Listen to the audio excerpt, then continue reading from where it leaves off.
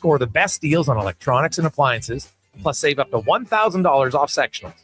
Buy more, save more. Up to 25% off bedroom and dining, and up to 40% off mattresses, and $500 off big screen TVs. Don't wait for the crowds. Shop the Bricks Boxing Week early access event. Some exclusions apply. Just think, Kevin Carius has been covering the Edmonton sports since before TikTok, Twitter, texting, and we may have made a check out Carius in the mornings on Sports 1440. Your games, your decision. Subaru is built for winter. Symmetrical all-wheel drive delivers power with incredible control, stability, and grip. Add 220 millimeters of grip and you're not getting stuck in snowbanks. You'll drive right through them. And inside, luxurious heated seats and a heated steering wheel. Plus, for 19 years in a row, Subaru vehicles have earned top safety pick status, giving you unmatched peace of mind. Subaru is engineered for Canadian winters, built for real-life confidence. Welcome to Uncommon Standards. Pasternak tried to search for him. And the rebound. Nugent Hopkins looking to spring McDavid. He does. That's a breakaway.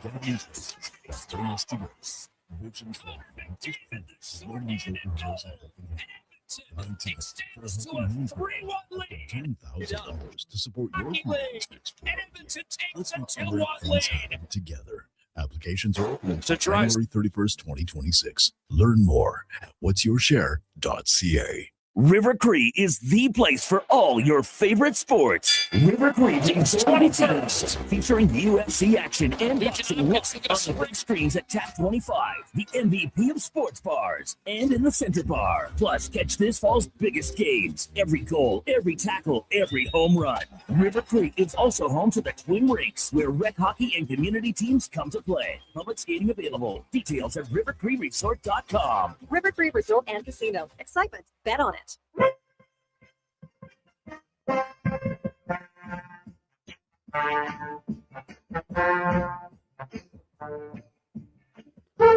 The Jason Gregor Show. David.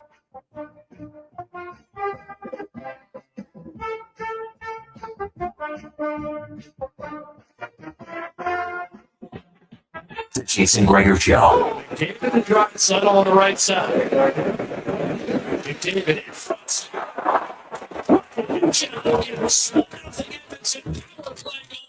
Nugent Hopkins On Sports 1440. to Drysdale. Sit in the mix. Jones free down. Shoots and a save. Rebounds. His first in the National Hockey League.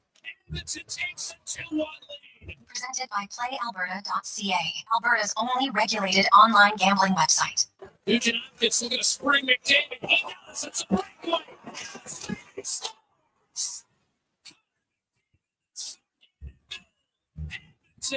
extends to a 3-1 lead on the Captain's 21st.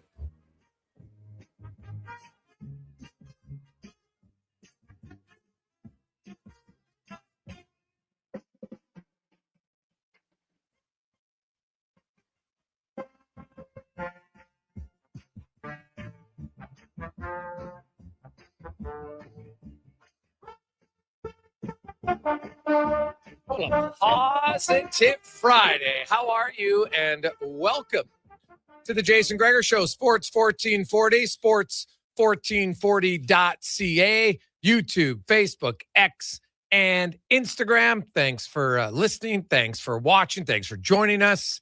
Hopefully you've taken a little extra time to get home today or wherever you're going. I know some schools are out at noon, so it's a little chaotic on the road. So serenity now. Give yourself a little extra time. And you know what? That maybe just means a little bit more time with us in your car or in your office. So, could be worse things for you. Could be worse things. Lots better things too, but could be worse things for sure. How are you? I'm Jason Gregor alongside Connor Halley, Declan Kruger running things at Oilers Nation, YouTube, Facebook, X, and Instagram, as well as Sports 1440. Be sure to hit the subscribe button. Say hello to the D-Man in the comments section. And away we go on a positive Friday. There's lots of things to be positive about. Oiler fans, you were a little like if we would rewind to November 19th, and you'd be like, you know what? I'm not loving where the Oilers are at. Right, a month ago, the Oilers were sitting in outside of a playoff spot, actually in 11th place, and now they are comfortably in a playoff spot, 2 points out of the division lead. Now Vegas does have 3 games in hand, so we got to take that for what it's worth. But the Oilers suddenly have this. Remember when the Oilers couldn't win a regulation game, save their life early on? Well, now they've got the same amount of regulation wins as Vegas and Anaheim. And only Vegas has more goals in the division than the Edmonton Oilers. Only Colorado and Anaheim have more goals on the season in the Western Conference than the Edmonton Oilers. Well, actually, really in the NHL, because the East doesn't have any of the top dogs when it comes to goals for. So Colorado, Anaheim, Dallas, Edmonton, the top 4 teams in goals for in the NHL this year. The Boston Bruins, who the Oilers limited to only 1 goal last night, are 5th. So the Oilers shut down a team. Now, I will say this. The Boston Bruins, that might have been the most passive neutral zone forecheck. They were just sitting back. Like Marco Sturm said, you know what? I remember when I played for the Kings. You know what? Let's just try to be. Guess what? It doesn't work. It doesn't work. You can beat the Oilers if you're aggressive and pressure them. You sit back and be passive. I think it actually plays in the Oilers' hands. Ask the LA Kings. Doesn't work. The Florida Panthers, aggressive. They never sat back. I am stunned when I see teams sit back. You're just like, you're going to play a game to think, well, you know what? We'll create an extra chance. Do you realize who's on the other team? 97. He doesn't need many opportunities. Look at last night. Shorthanded. Scores. Great play from him and Nugent Hopkins. And hey, what about Quinn Hudson? Goes to Boston University for a few years, plays his first game in Boston, scores his first NHL goal. And it was a nice goal. It's a big goal. It's a game winner. So thrilled for him and a much needed scoring depth for the Edmonton Oilers. Unfortunately, they lose Tristan Jarry. He is now he's back in Edmonton today. He flew home. He's going to get reevaluated. My understanding is, I know he was injured in Pittsburgh. My understanding is this is the opposite side. So I don't know if that's good or bad. Maybe we'll have to get Grant on the show. It looked like it was a strain. And I talked to a few of my doctor buddies, not Struddy. I know he's pre-med, but he doesn't have the expertise. A lot of them thought it was a strain, either oblique, core, or your groin, depending on it. But how he moved across, that's what they thought, and that's kind of what they specialize in. So I'll take their word for it. And unfortunately for Jarry, he's out. And the Oilers have recalled Connor Ingram. So he's going to make his Oilers debut either tomorrow or Sunday against Vegas, which could be a question. Which game would you start him in? Tomorrow or Sunday? So we'll see. Calvin Pickard, though, came in on relief, and he was perfect. Made all the saves he needed to make. Probably a good boost for him. And so we'll see how long it is, but it's going to be Pickard and Ingram for the time being for the Edmonton Oilers for at least the next 3 games before Christmas time. They play Saturday, Sunday, Tuesday. Then they don't play again until the following Saturday, the 27th, when they are in Calgary to take on the Flames. So there you have it. 833-401-1440 is our text line, 833-401-1440. It is our final pyramid of giving today. And today we're helping out Adopt a Teen. And I know this charity strikes a chord with lots of you who remember. I think when we're little, you don't remember it as much, but you definitely remember your teen years if it was tight in your family. You remember that. And like teenage years are hard, even if things are good. So I can understand those teens who went through a tough time, and you know what, now you've been able to come out the other side. And every year, man, we get some really heartfelt emails from people who want to donate because, man, I remember being there, and you remember it as a teenager, and it's hard enough to fit in as a teen when things are going well. Imagine if you're in a household where you just don't have a lot, and it's Christmas time. And what's so great about Adopt a Teen is a lot of these teens who because they get a gift card, a lot of them actually spend the money on their mom or their dad, just to say thank you, and not even for themselves. So it's really awesome what you can do. So today, the drill: $100, $200, $500, or $1,000. We're looking for 15 people at 100, 10 people at 200, 4 people at 500, and 2 at $1,000. And in fact, this is actually, I just realized Sean has donated $1,000 every pyramid giving. Had a text come in today. Greg, it's Positive Friday. $1,000, please, for Adopt a Teen. Before I even came on the air, came in around 159. So thank you very much, Sean. So we already got $1,000. I love it. So you want in for 100 or 200, 5 or 1,000 for Adopt a Teen, you can text in 833-401-1440. So very easy. We're helping them out. And Joyce and Deb and the team there, they'll be calling you. They're ready to go. So we'll have some fun with that. Also today, and, this happens, once every few years. I don't get too personal, but unfortunately, we had something in one of our packages that was bid on earlier, and somebody had to bow out, and it's understandable. You never fully know what someone's going through at the time, so we're not here to judge. So we're going to put it back on the market, shall we say? I'll tell everybody what it was for, and if somebody wants to match that right now, we can just do it and be done with it, or we'll start and go again because I don't want to take the money away from the charity. It's the suite to the Oilers game against Nashville. So you get 12 people in the suite. You get the parking pass and a $500 food and beverage credit. It was actually a steal. It went for $5,000. Now, anybody who's ever bought a suite knows that that's way cheaper than what it is. So that's actually going for the Christmas Bureau, right? We'd kind of allocate that money. So hopefully we can get that to maybe even a little bit more today. It's Positive Friday. You're in a good mood, Oilers fans. The Oilers win again. What are they on? 6 of their last 8, 6-1-1. So that's the package we'll bid on, and we'll do the pyramid of giving. Conrad is in for 200. Aaron and Allison are in each at 100. And Tony. So there we go. Got a good start here. The first 5 minutes. So 833-401-1440. 833-401-1440. 100, 200, 500, or 1,000. Or if you want to, you can bid on the suite. And we got an opening bid of $1,200 on that. So there we go from Dean. Thank you very much. We are off and running on a Positive Friday. There's lots to get to today on the show. Joe O'Donnell will join us. The Wild. Hey, the Oilers are going to have a new guy. Well, they would have had Jarry, but they don't. But Quinn Hughes is now on Minnesota. They've won 6 in a row. They're rolling. This will be a tough test tomorrow afternoon. Remember, it's an afternoon game. So we will have the pregame show right here, right after Paul Sir. So we got we got Hoop City right into the pregame show. And then boom, the Oilers take on the Minnesota Wild tomorrow afternoon. And then they are home to Vegas on Sunday night. And then Calgary on Tuesday. But three games in 4 days to end the season for the Edmonton Oilers. And not the season, I guess the bordering on the first half of the season. Not officially the first half, as the Oilers will have played by then 38 games. Pretty close, but it will be the first half of the season by the time we get to New Year's for the Edmonton Oilers. Now, here's the other good news, Oilers fans. The Edmonton Oilers are done going to the Eastern time zone. They've already played half of their road schedule. They've played 21 road games. They've only played 14 games at home. So tomorrow will be game 22 on the road. And you know what? They're basically 500. They're 9-9-3 points percentage. And you know what? They'd like to be a little bit better. I think that, they had a 7-game, or this is their second 5-game road trip. It has been tough travel, but they've won 3 out of 4. They could this is already a successful trip, but if they can at least get a point, to be a great trip. And if they can somehow win in Minnesota, that'll be a phenomenal road trip for the Oilers. And we'll see how they do from there. McDavid, 2 more points last night when Quinn Hudson gets his first goal. Thought Pickard was solid. Nugent Hopkins, a goal and an assist. And it was a big win for Edmonton. They didn't give up much. Now, Boston didn't attack a ton. Right? Probably the best defensive play was Nurse. Did you see Nurse gain the ground on Pasternak on that play?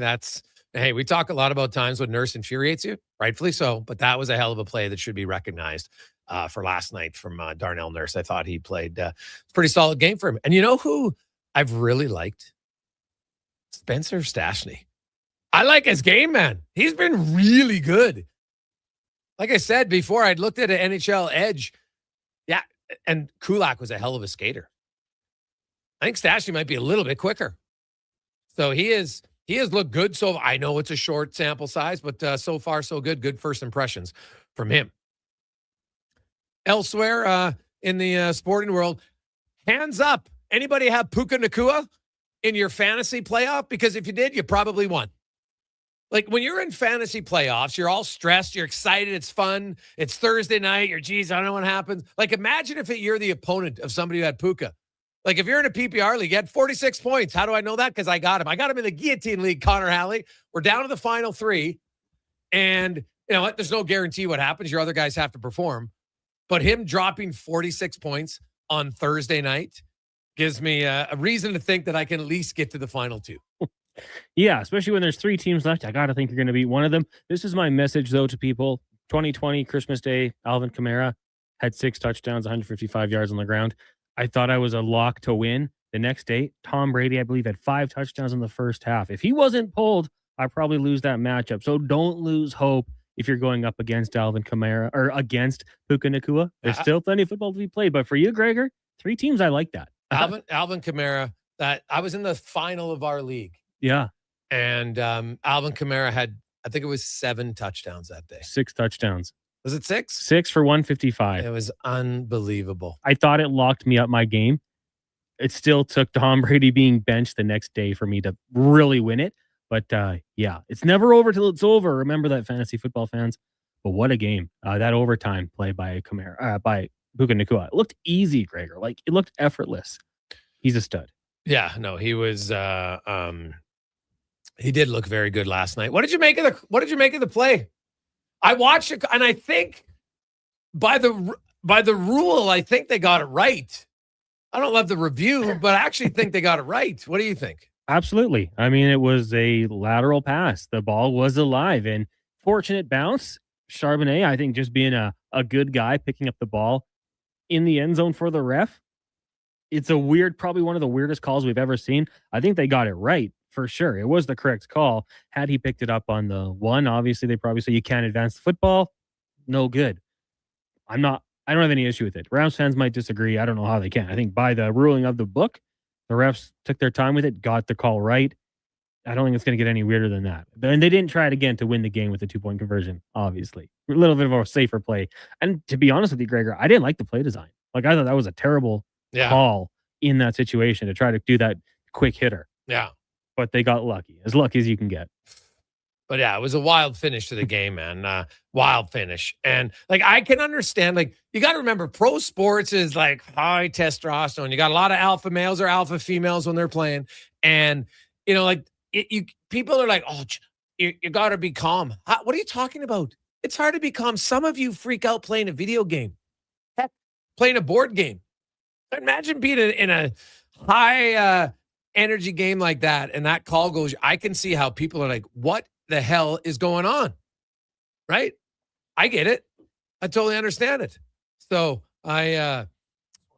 it was pretty wild to see that play go down last night, and I can understand if the Rams were frustrated. I actually thought their coach handled the press conference. I thought he conferred it pretty well. Hey, Gregor, what game do you think Ingram will play? Honestly, I don't know. I'm kind of leaning to Vegas on Sunday, right? That's kind of how I view it. So, I don't know though. Like, I thought Pickard played really well. Pickard's kind of he's obviously the veteran guy of the team.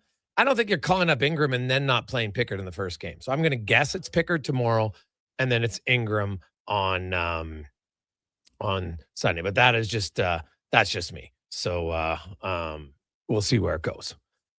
833-401-1440, 833-401-1440. Chris and Tesla, are in at another $100 for the Adopt a Teen program. Very thankful for that. Awesome. Other news in the NHL. Did you see the Celebrini game last night? Oh my God, this kid is 19.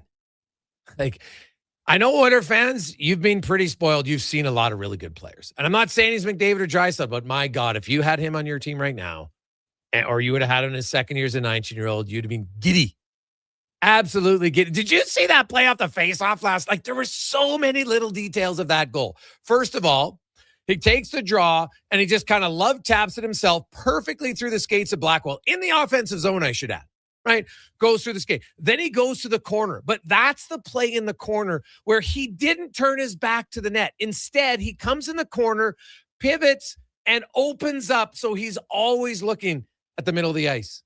And that allows him to get it across to Graf, who then bangs it home and scores. That play, if you're a coach of young kids, like I have a practice tonight, I'm showing him that video because I've been trying to get him to open up with the puck when you have possession of it. Open up. You can ski the ice so much better. right? Lots of times we were always taught, protect the puck. Yeah.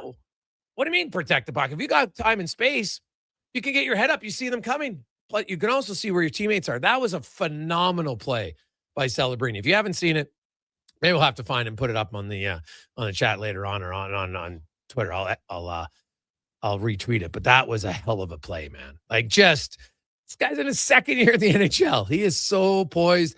To me, he is a lock, absolute lock to make Team Canada. I wouldn't be, at the rate he's playing right now, I wouldn't be stunned if he gets a look with Connor McDavid. Like, honestly, man, his IQ is off the charts. Off the charts. Hey, Greg's, you called it right after the trade for Jarry. You mentioned his health. Well, I did mention what I said was Stuart Skinner. I'm pointing out things. Do I think Jarry's a better goalie at the top of his game? Yeah. But the one thing you can't underestimate is the fact that Stu Skinner always was healthy.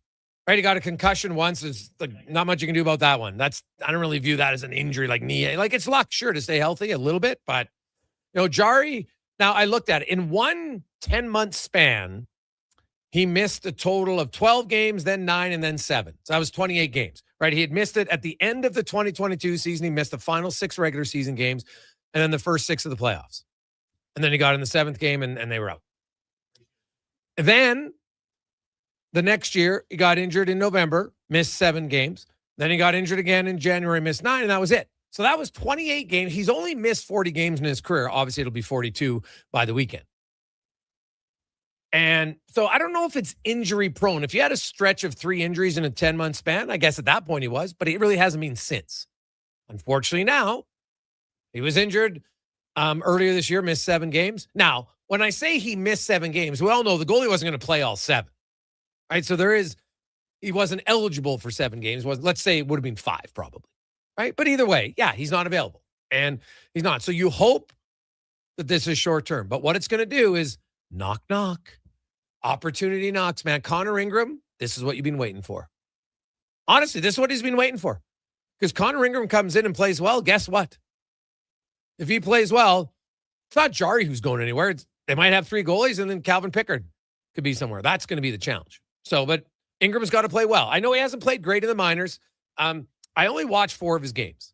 But the last game where he allowed 7 goals, I watched it, and you go back to that game, there was 5 for sure that I don't blame the goalie on. Maybe 6. Like, it was a sloppy game. It was 8-7. It was pond hockey.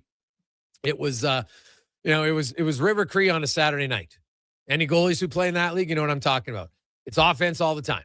And that's okay. That's what men's league should be. So we'll see where it goes. 833-401-1440, 833-401-1440. Man, we got a lot of bids in here. We got to catch up. So we'll take a break. We got the pyramid of giving for adopted teen, $100, $200, $500, or $1,000. We also got the suite for the Oilers, taking on the Preds, January 6th. And we'll get to that and more. It's the Gregor Show, presented by PlayAlberta.ca. The job won't wait. Why should you? At AWS Welding Supplies and Repairs, conveniently located in Nisku, we've got everything you need to get it done. From product sales to servicing and calibrating machines, we're your one-stop shop. We're a proud, locally owned and operated business, committed to serving our community with a proven track record of customer service. Don't let a broken tool slow you down. We offer fast repairs and free same-day delivery of in-stock items to Leduc, Nisku, and South Edmonton. AWS Welding. We make it happen. Picture this. You're sleeping and you're awake. But it's a good day because you're about to make your way to McDonald's to pick up some breakfast. Fast forward, you're there. But what's this? You can now get all those breakfast classics penny style with rich, creamy hollandaise-style sauce. A happy little tear rolls down your cheek. You grab your small McCafe premium roast coffee. Still just $1 plus tax every day. And see. Get up and at 'em with the Egg McMuffin. At participating McDonald's restaurants in Canada. Prices exclude delivery.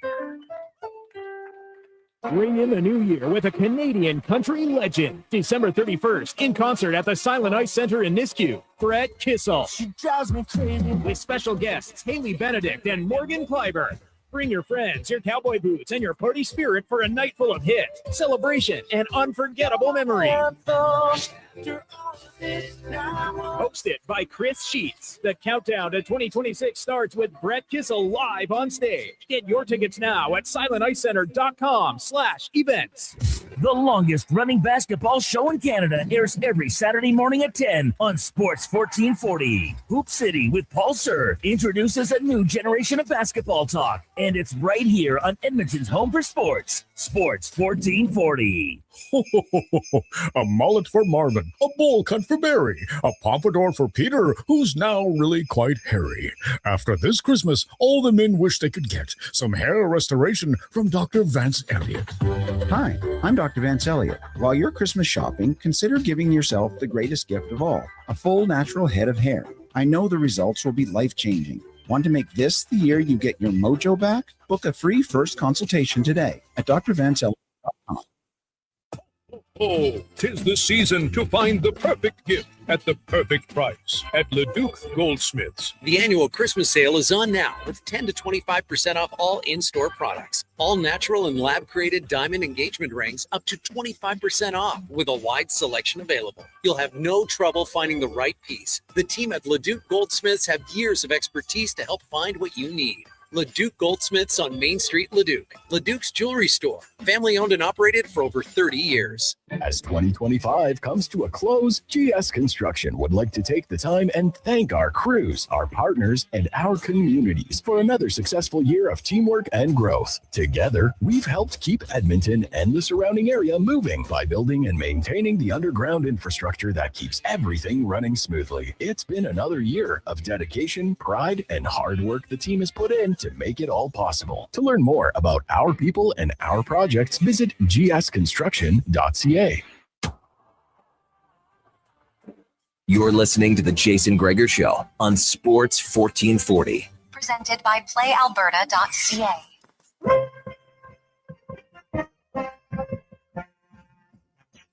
First of this hour brought to you by Northwest Crane, available for all your lifting and equipment needs, specializing in selling and servicing cranes. Get lifting at northwestcrane.com. The Jason Gregor Show, the best of Edmonton sports talk and beyond. This is Sports 1440. Presented by PlayAlberta.ca, Alberta's only regulated online gambling website.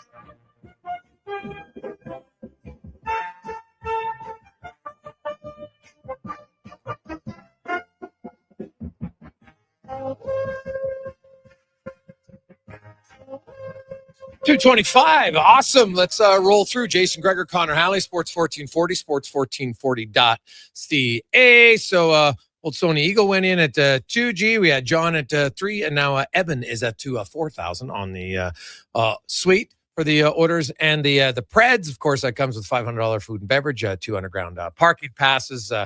It'll be a great night. So we got that. Also, month of giving continues on the pyramid of giving today, and we had a good start. $100, $200, $500, $1,000 donation. So if you do the math, because we need 15, 100, 10 at 200, 4. We only need 31 listeners, and we've already got 6. So that's a good start. We need 11 more 100s, 9, 200, 4, 500s, and we already got one of the big ones from Sean at 1,000. So thanks, Sean, Allison, Aaron, Conrad, Chris Teslin, and there we go. Should be, and Tony. Thanks for the team, man. Awesome. So if you want anyone to help us out, it's Adopt a Teen today, and it makes everything a lot better for those teens just to have something at Christmas time. And a lot of cases just to be able to maybe buy their mom or dad a small little gift of thanks. I know over the years we've had lots of people who said they were in that situation before. Man, it can make a big difference just mentally and emotionally. So if you got a spare 100 or 200 or 5 or 1,000, we'll definitely take it. 833-401-1440. Let's go around the NHL, brought to you by McDonald's. And I have to say, you know what? I like it just for the read. He's built a worse box with odd socks as a prize and even left behind a Who Hash surprise. Looking to see the Grinchiest's big reveal? It's only at McDonald's, his Grinchiest meal. Check it out. It's actually quite tasty. Because you all know the Grinch kind of at the end. You know, he's got a little soft heart, right? It's kind of like Connor Halley. You know, tough guy, beard, kind of a softie. Joe O'Donnell joins us, the voice of the Minnesota Wild. And Joe, big news in Minnesota, of course. It was basically just a week ago on Friday when they acquired Quinn Hughes. And they gave up some good pieces for sure, but Quinn Hughes is an elite offensive defenseman, something the Wild really haven't had in their organization ever. And, so far, so good returns on Quinn Hughes. It's been awesome, and appreciate you having me on. But the way this team has been playing with all these call-ups and injuries has been remarkable. And I think they got a jolt. The vibes are high, and in large part because you go out and make a move like this, you prove to the team, the organization says to the players, like, hey, we're taking the next step potentially. So I think it's kind of twofold. Team was playing well to begin with, but you get an injection of talent and skill and just elite compete like Hughes brings to the table. I think it goes a long way. Now they got some injuries too on the back end, and Brodeen and Middleton, so it's perfect timing for him. But it also allows some of the young guys, to get their feet wet a little bit. Where's Jurasek at? Well, that's a good question. He's kind of been still part of the development plan, still a little bit of a project. He played opening night for Minnesota, and then sat, kind of thereafter a little bit back and forth. Brodeen was sort of coming back from an off-season injury or procedure, whatever you want to call it. So Juracek kind of in and out. Then he eventually went down to Iowa, got a bunch of games there. And then, as you mentioned, the blue line kind of ravaged again. Middleton gets hurt, Bogosian gets hurt, Brodeen's hurt. Now Damon Hunt's out. So the other night against Columbus, last night, I got my days in a little blender here, but last night against Columbus, they had Carson Lambos making his NHL debut. They had Matt Kierstead playing with Jared Spurgeon, hence why Faber and Hughes had to play darn near half the game. So for Juracek, I think it continues to be a work in progress. He's still, recently turned 22 years of age. He's a big right shot D. He's got all the tools. I think his skating was not an issue like Columbus made it out to be. I don't think that's something the Wild are concerned about. He's got a big shot. It's just whether or not he can dial it all in, the details of the game, not turning pucks over, not going rogue and trying to maybe beat a guy one-on-one. Just stay within the structure, play simple, use his size and his ability, and I think he'll get there. Certainly right now, you're probably a little underwhelmed if you're a Wild fan looking at what they gave up to get him. But again, he's just 22. I think there by no means is this a player that's written off, and he's still very much in development phase. The Wild, I look at their team, it's obviously very strong in goal, on the back end. I really like their forward group. They would love another, top six center for sure. Joel Eriksson is an excellent number 2 center, and probably, maybe a low number 1 type of center. Now, number 1 centers don't grow on trees, so it's going to be hard. But Bill Guerin is never afraid to take a swing. But do you think, I've seen a lot of people say, no, Nazem Kadri, and I'm like, yeah, okay, I get it on one hand, but it's the term of Kadri that's more of the concern for me. Yeah, I haven't really heard that name, Jason, but you're right. They, even before the Marco Rossi before Rossi was part of the Hughes deal, you could argue that the Wild still need another top 6 forward. Hughes obviously brings some offense that isn't necessarily from a forward, but he drives the play. His stretch passes are, darn near the best in the league. He carries the puck out of it. He's a one-man breakout. I mean, all those things, the power play won't prove, but they definitely need something else up front, whether that's experience and the ability to, pot 15 or 20 goals in the regular season, or if that's a higher-end player than that, that might still be younger. I think that remains to be seen, but the issue is going to be obviously the term portion of it. Going into next year, Kaprizov's going to get a hefty raise. Hughes would be then in the last year of his deal. You still have Boldy at a very manageable number. Eriksson X locked up long-term. Faber's locked up long-term. But you have to start to look at, yes, the cap is jumping, but you got some guys that are coming up either pretty soon, end of term for their deals, or guys that are getting big raises as their new contracts kick in. So I'd be surprised if the Wild get a player that's a high salary guy with term. I just don't know they can make that work. But maybe it's a veteran guy that has won a Stanley Cup that's looking for a change of scenery. Maybe it's a guy whose contract is expiring sooner rather than later. Those are the types of guys I think they'll be looking at right now.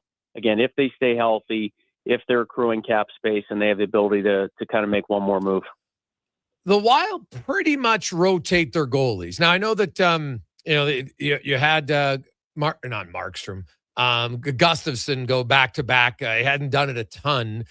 The longer the season goes, do you think would the Wild stick with that? It's probably too early to know, but I just remember Boston not sticking with it after their almost perfect season, and then they lost in the first round, right? And they went to one goalie who hadn't played 6 games in a row all year long, and then suddenly they did it at that time.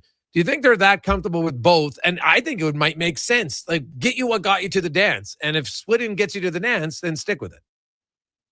Yeah, and if you had looked at it in October, it wasn't going to be that case. I mean, Jesper Wallstedt, for as good as he's been, wasn't excellent his first 2 or 3 starts. The whole team really had a pretty clunky month of October, going 3-6-3. They've been one of the best teams in the league since, but even Gustafsson started a little slow. So at the start of the year, I think everybody thought Gustafsson's going to be 55 to 60 starts. Wallstedt will clean up the rest.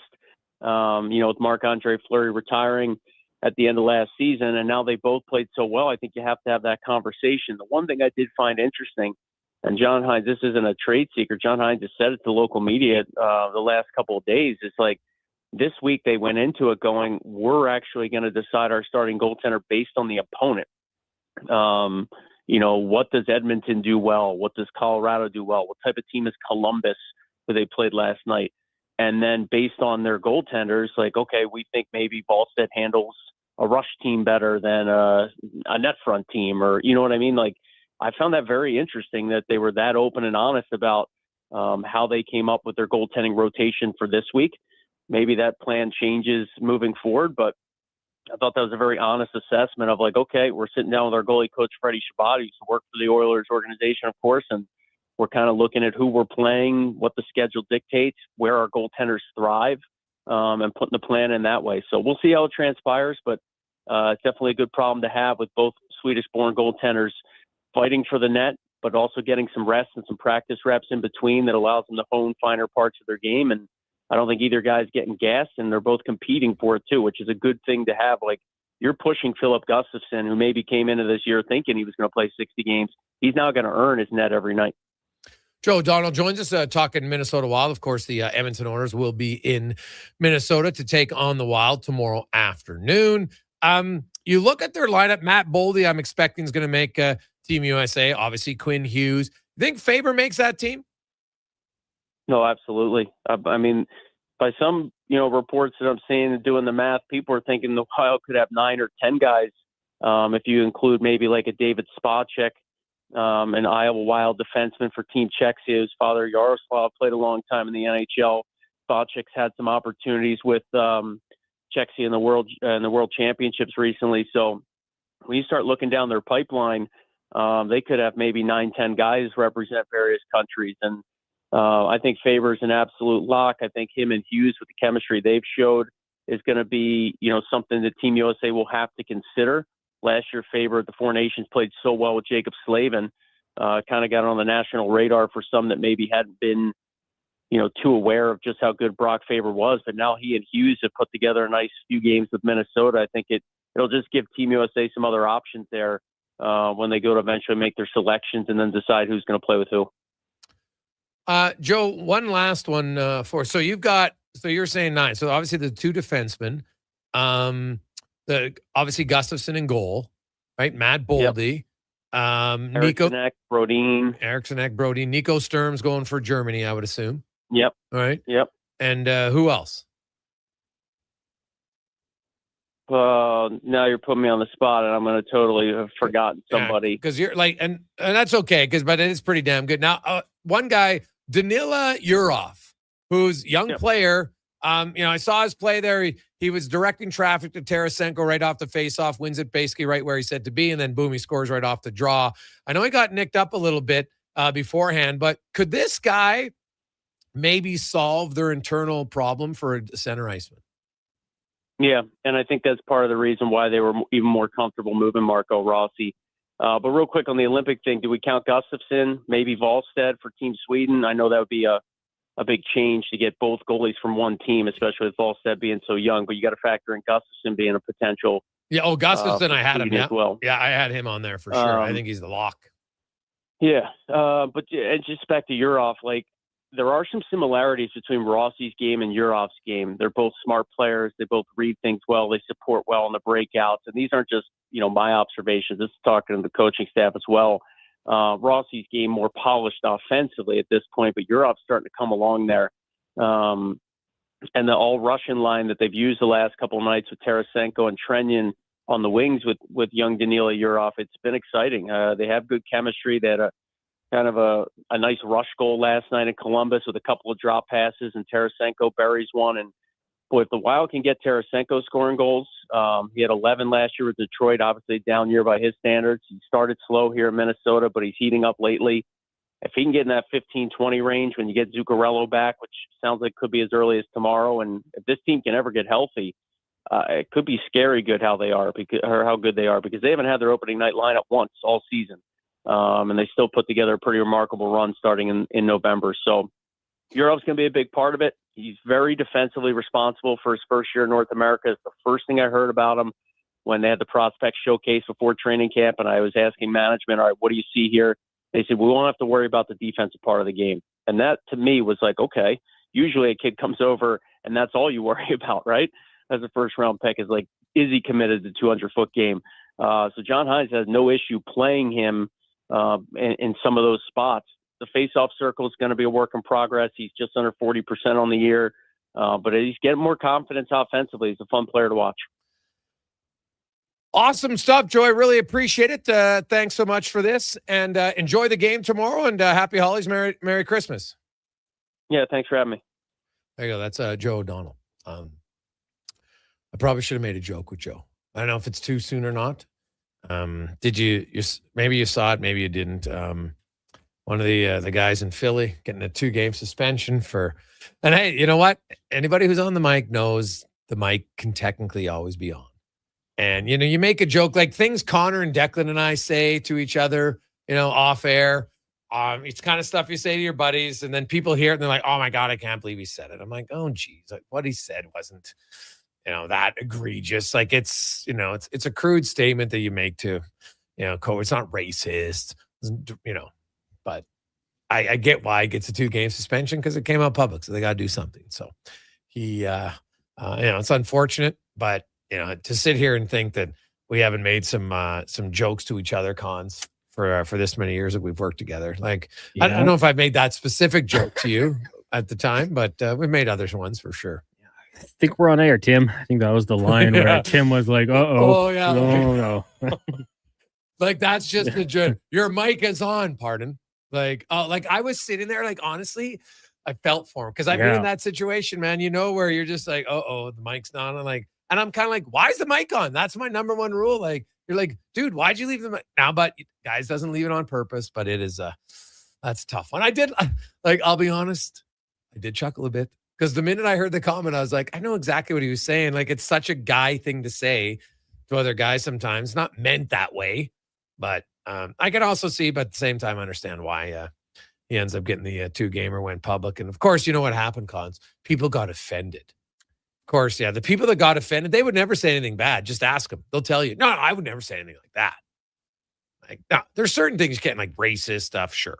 But come on, it's unfortunate. We've definitely had it where we were left on YouTube in the early start of going on TV for the first time, and the chat just lights up. Live mic. Yeah. But even then, literally, you don't say much. Oh, right? No. It's more so some of the funnier stories that we talk about. We're very rarely to say anything offside, but sometimes it's just more fun. So always remember that, kids, boys and girls. For many of you who are podcasting now, it's always on. Even sometimes you think it's not. It might be. Take a break. Munzer will be by. We got Yaremchuk, Wanye Gretz, Cam Tate, the 2-minute warning. I just saw Cam, he got some extra Red Bull in it? He just wheeled literally right over the tree down the hallway. Had to move the tree. Jeez, it's just chaos for Tater. It's like he's on the white mud right now, just sliding away. I didn't know the wheelchair in the hallway was that slick. So got to check on Tater here.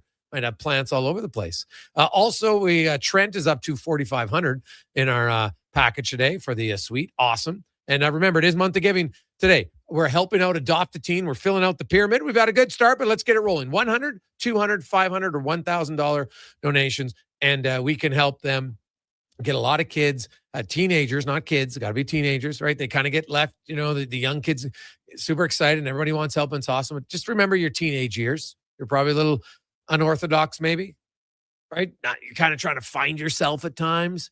And any parent of a teenager knows, test your patience at times as a parent. But you remember how it is, right? The frontal lobe's not developed. You're making decisions. You're like, they're not always the best decision. Some guys, you're wondering about our decisions. We make it 30 and 40 and 50, but still. So if you want to help out, you can really change someone's life at Christmas time with $100, $200, $500, $1,000 donation for Adopt a Teen. We would very much appreciate it. 833-401-1440. Hi, I'm Colin Livingston, president of Cantork. We've been tightening bolts and redefining our industry for 25 years. Yes, a quarter century, and we're just getting started. Check us out at cantork.com. Our tools age better than I do. Across the province, Albertans are taking their shot on Play Alberta. With casino winners every hour, jackpots worth millions, and revenue that stays in the province, there's never been a better time to sign up. Right now, our listeners can score a $50 free bet when they make a minimum $50 deposit with code Gregor50. That's code Gregor50 for a $50 free bet. Start playing with your game sense today to find out if you're Alberta's next winner. At Papa John's, our butter chicken pizza is a Canadian favorite, and we think we know why. We start with a velvety, tangy, and subtly sweet sauce. Then it's our better ingredients: fresh, never frozen original dough, juicy grilled chicken, and crunchy green peppers and onions. Sounds delicious, right? Well, wait till you try it. It's butter chicken made better. Order your large butter chicken pizza today for only $19.99. Better ingredients, better pizza, Papa John's. Proudly locally owned and operated. Every lunchtime, hang with Low Tide. Weekdays from noon to 2 on Sports 1440.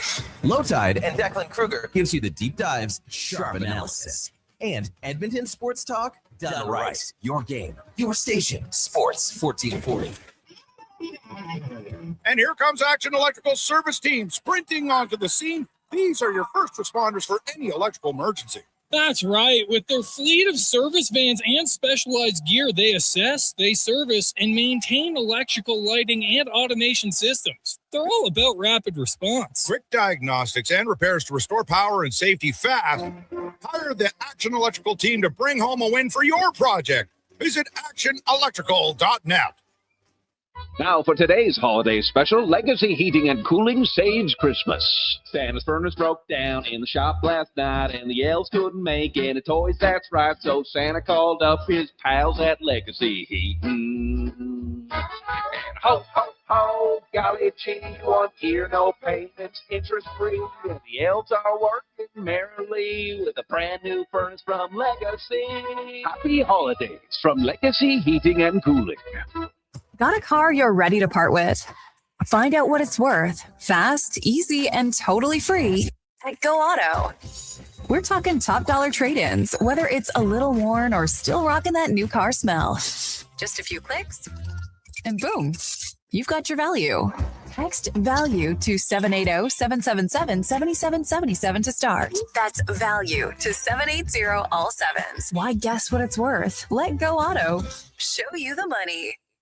The longest running basketball show in Canada airs every Saturday morning at 10 on Sports 1440. Hoop City with Paul Sir introduces a new generation of basketball talk, and it's right here on Edmonton's home for sports, Sports 1440. Portions of this hour brought to you by On the Rocks. The Oilers are back in action, and OTR is ready to be your hockey headquarters. $5.75 Molson Canadian, 69-cent wings, and play score and win every game. See more at ontherocksyeg.com. This is Sports 1440, where Edmonton talks sports. On YouTube, Facebook, and X. Here's Jason Gregor. Brought to you by playalberta.ca.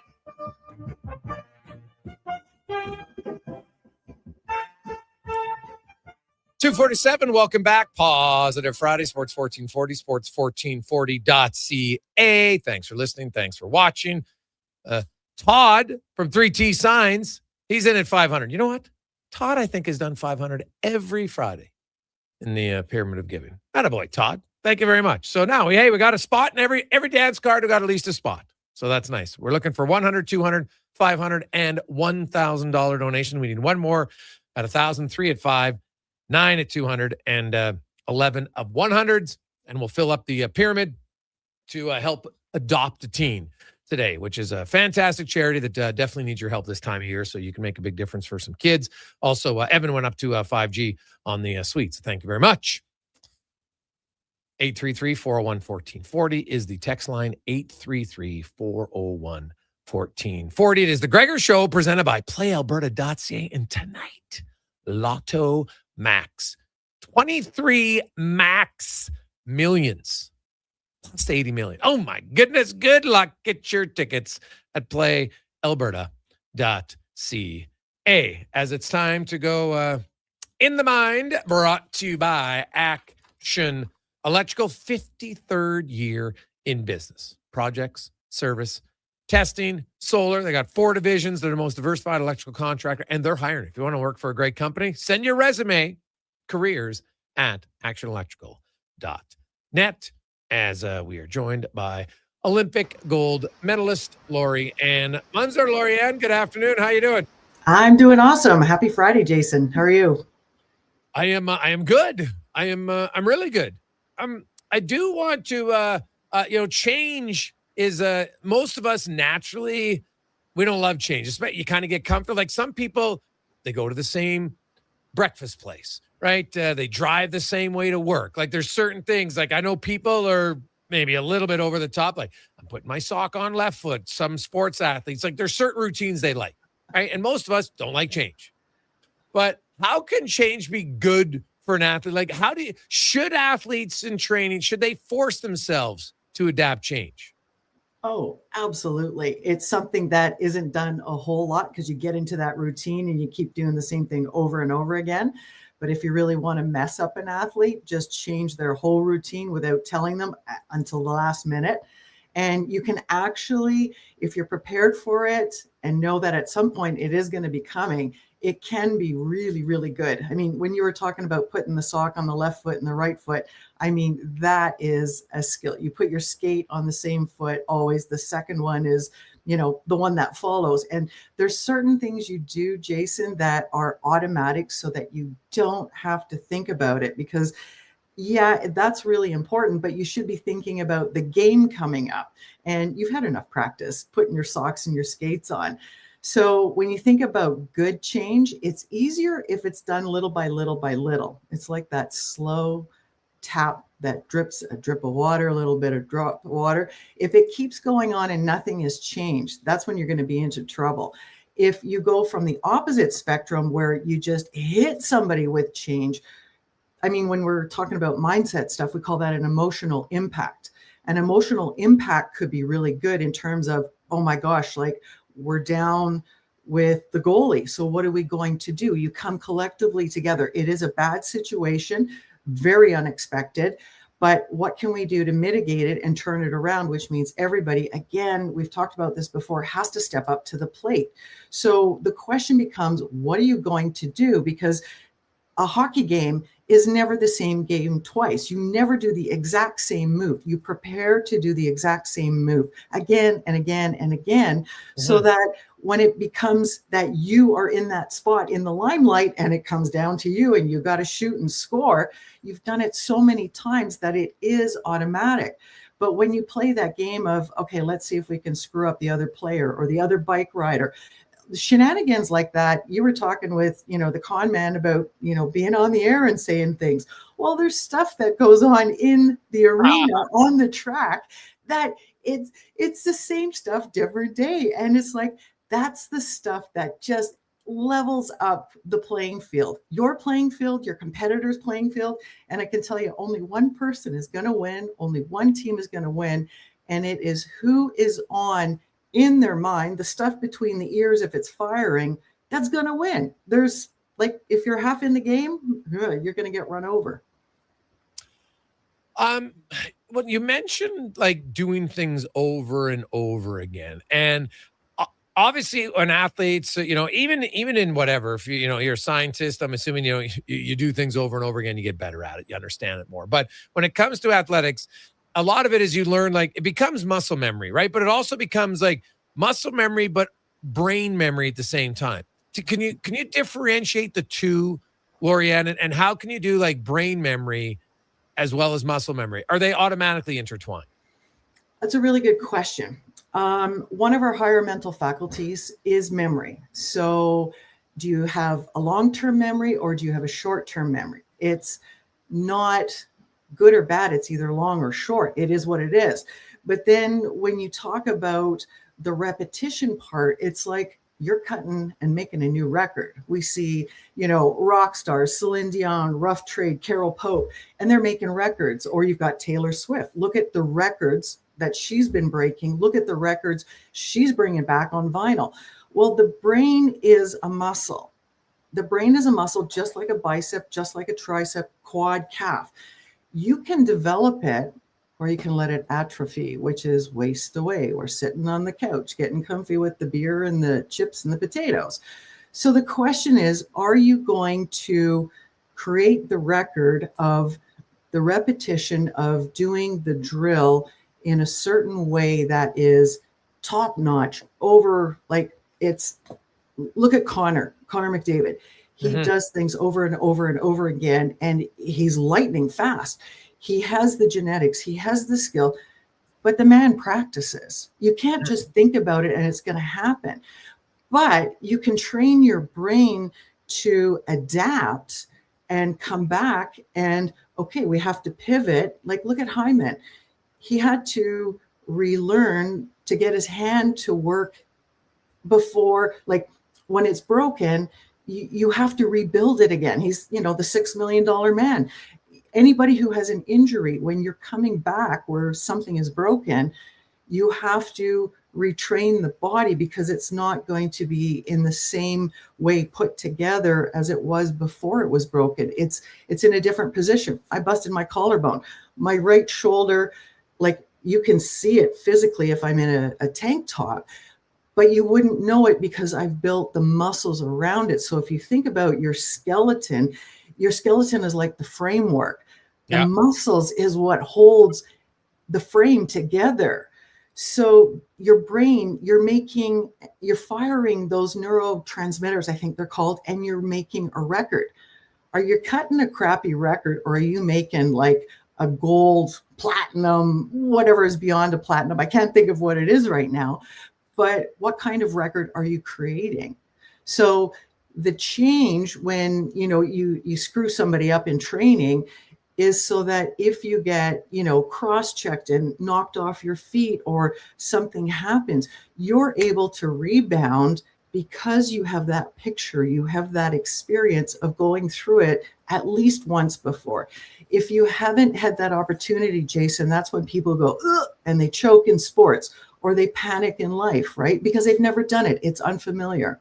Yeah, well, preparation is the key in anything you do. It goes back to, when you first had to do your first public speaking event in junior high or something like that. And, you could see that the kids who practiced theirs to the kids who didn't, it was easily noticeable, right? Oh, absolutely. My mom used to say, luck is where preparation meets opportunity. And I used to think that was it.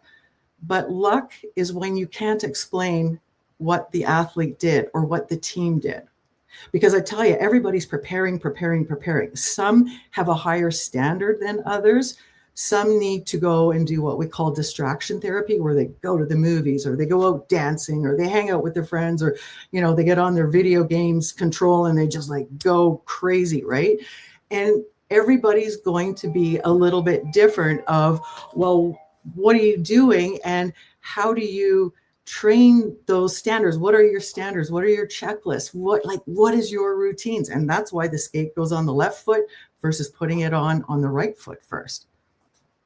Yeah, well, no, that makes total sense. And it is like preparation. So we got some text coming in for young players. Because obviously, young players, their focus is going to be different and, may not be as long, but for like 10, 11, 12-year-olds, even for 30 seconds, Lorianne, or 50 seconds or a minute, what are some things can do to help young kids learn to kind of focus in at a time?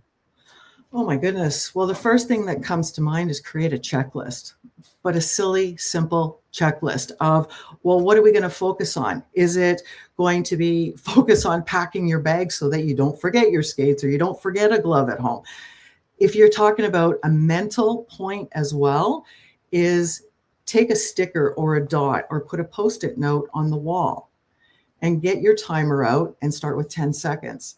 And the question is, can you keep your eyes on the Post-it note for that 10 seconds or whatever the duration is? Start small, because then you build confidence and you build success by starting with the small amounts. I know so many coaches that they go, well, we should be able to do 5 minutes. So you set the timer for 5 minutes. You can't even do 10 seconds.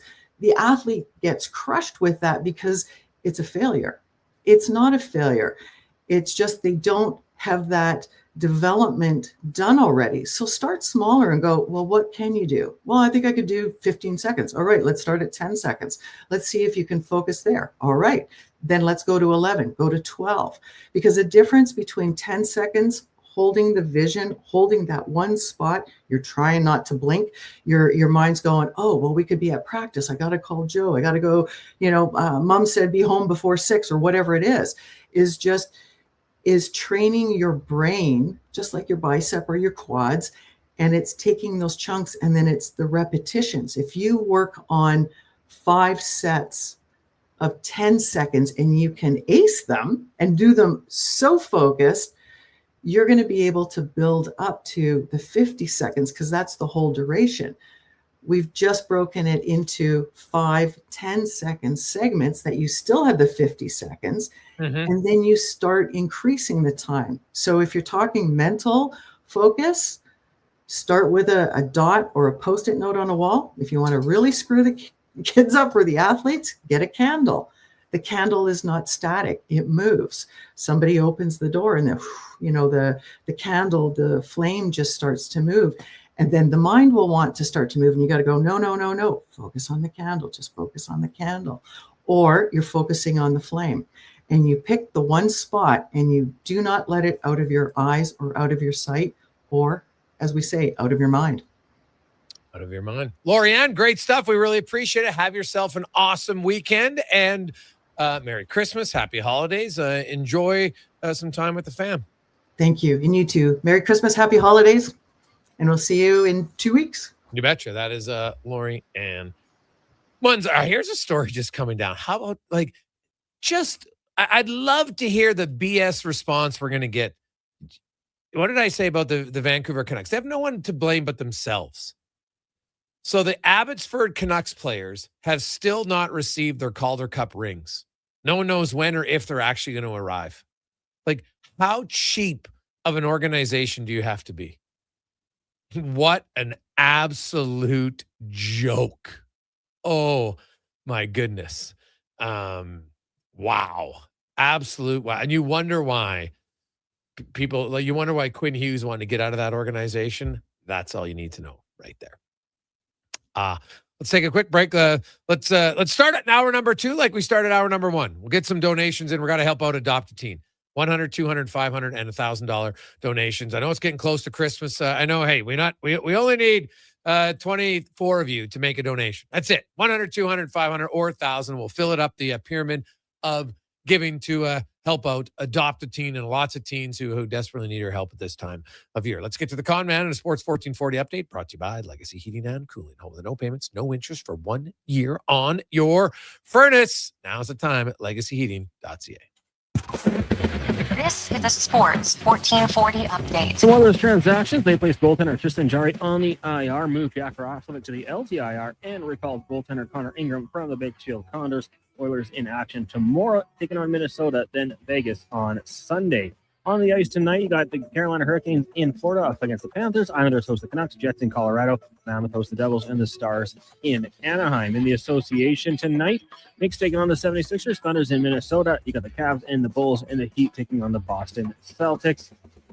BCHL Spruce Grove on the road in Brooks taking on the Bandits. That'll get going just after 7. And in the AJ5 games tonight, including the Kodiaks in Calgary, Wolverines meet the Bobcats in Drayton Valley heading to Bonnyville. College football playoffs round 1 tonight as Oklahoma taking on Alabama from Norman. Kicked off at 6. Right now, the Gasparilla Bowl has the NC State Wolfpack leading Memphis 31-7 in the third quarter. Coming up in hour 2 of the Jason Gregor Show, we'll be joined by Wanye Gretz from Oilers Nation, also from Oilers Nation, Tyler Uremchuk. I'm Connor Halley, and this has been a Sports 1440 update. It's Sports 1440, a Stingray radio station broadcasting on Treaty 6 territory. Download the free iHeartRadio app and listen to CKJR wherever you go. Well, get ready for a silly hockey fans. Your partner in power just skated onto the ice. EWEL.ca, the new e-commerce website for electrical wholesalers Edmonton, is ready for the power play 24/7, 365. UL skates to where the puck will be in 5 years. Now that's forward thinking. Killer selection, slamming products from the best brands, and legendary service. Don't sit on the bench. Get your account today at EWEL.ca and win that project. Plug into your partner in power. Get an EWEL.ca account today. At Papa John's, our butter chicken pizza is a Canadian favorite, and we think we know why. We start with a velvety, tangy, and subtly sweet sauce. Then it's our better ingredients: fresh, never frozen original dough, juicy grilled chicken, and crunchy green peppers and onions. Sounds delicious, right? Well, wait till you try it. It's butter chicken made better. Order your large butter chicken pizza today for only $19.99. Better ingredients, better pizza, Papa John's. Proudly locally owned and operated. Vinny and Don in Hockey are dedicated to skill development for all hockey players. If you know a student athlete interested in growing as a person and a player, register for a free shadow day. Beginner or experienced, this program develops a student athlete skill in a supportive environment. It's a great opportunity for prospective student athletes entering grades 3 through 12 to see what Vinny and Donnan have to offer. Visit vinnyridge.epsb.ca or donnan.epsb.ca for more info and to sign up. At Fountain Tire, success is a team effort. They're committed to their team members and their customers. And that means treating your vehicle like it's their own and finding solutions that suit your needs. Because whatever the road brings ahead, they're on it with you. Visit fountaintire.com today. Across rural Alberta, volunteers and community groups work hard to make life better for their neighbors, creating new playgrounds, better rinks, and gathering places that bring us together. Vision Credit Union is proud to lend these local heroes a helping hand. Apply today for a Helping Hand grant up to $10,000 to support your community's next big idea. Let's make great things happen together. Applications are open until January 31st, 2026. Learn more at whatsyourshare.ca. And what can I get for you this year, little fella? I want a new Ford F-150 with the FX4 package. Adults need toys to play with on Christmas morning, too. And Nisku Ford has the best toys in town. If you decide to wrap one up, you can get rebates as high as $10,000 or choose interest rates as low as 0%. This Christmas, get the toy you really want.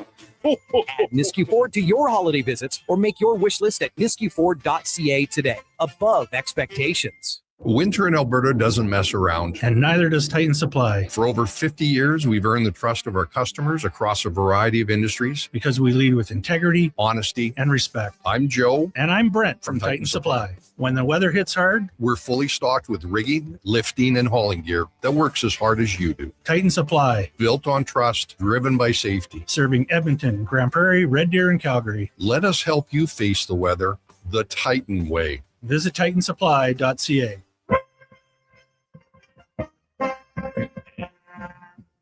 See you in 2 weeks.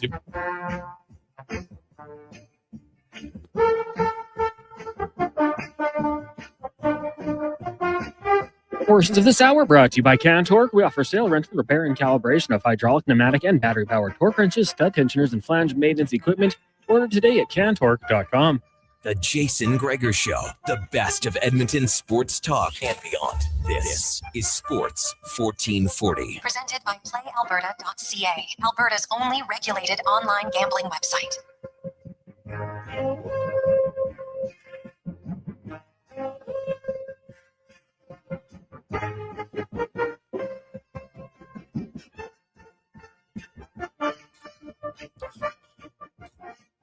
.307 on a positive Friday. How are you, Jason Gregor?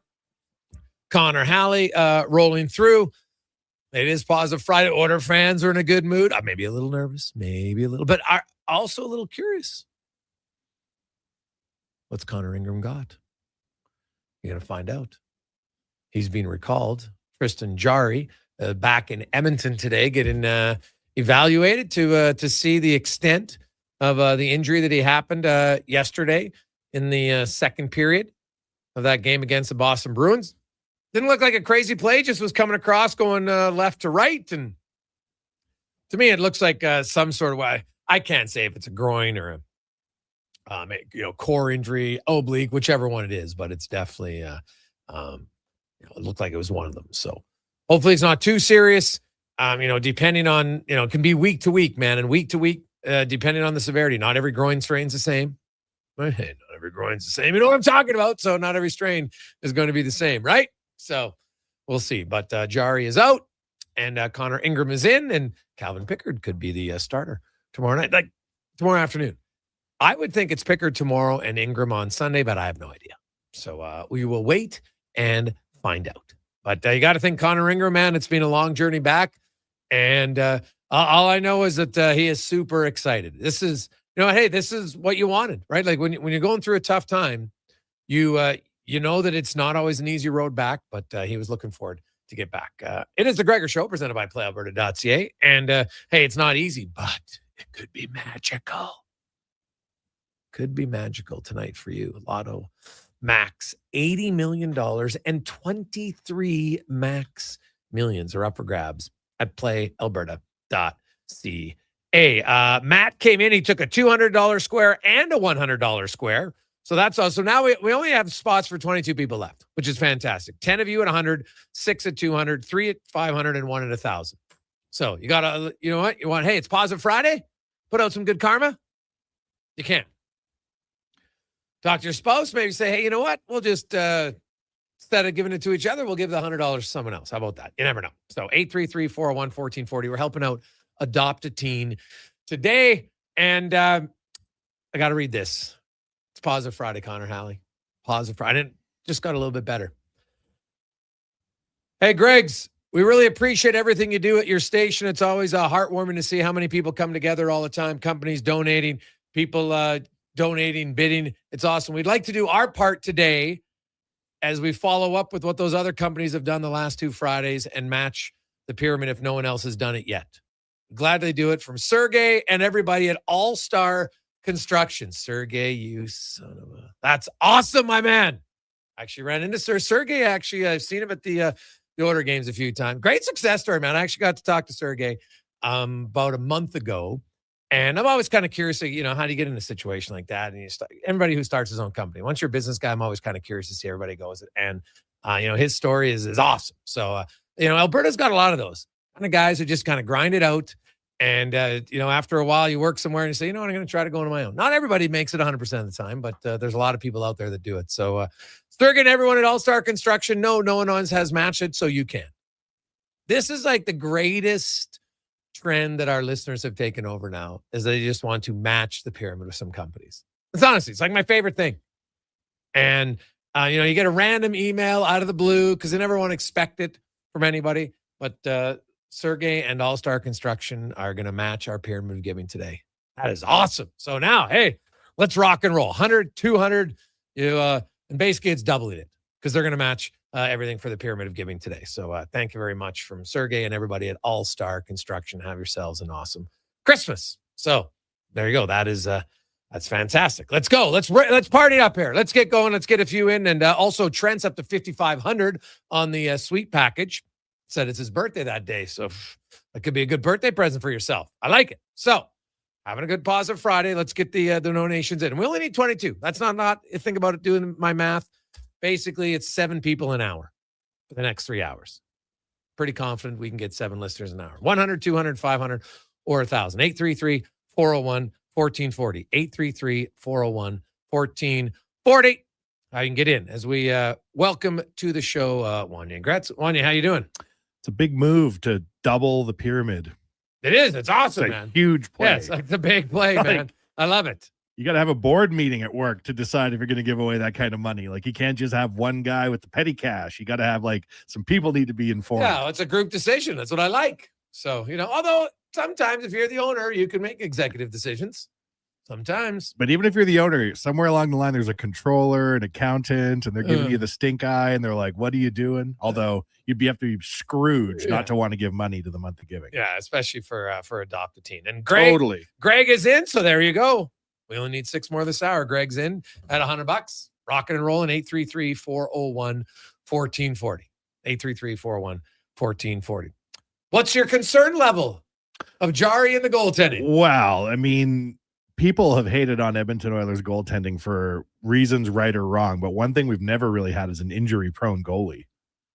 And there were people from the Pens Twitter sphere tweeting at Oilers Nation last night, that's what you get.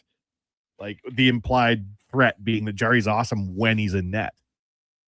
Well, hey, the best ability is availability. There's no question about it. And so he's never had like a long, the most games he's ever missed in a row was 12. Now, keep in mind, he's a goalie. He wasn't going to play all 12, but his availability for 12, he said 12, 9, 7.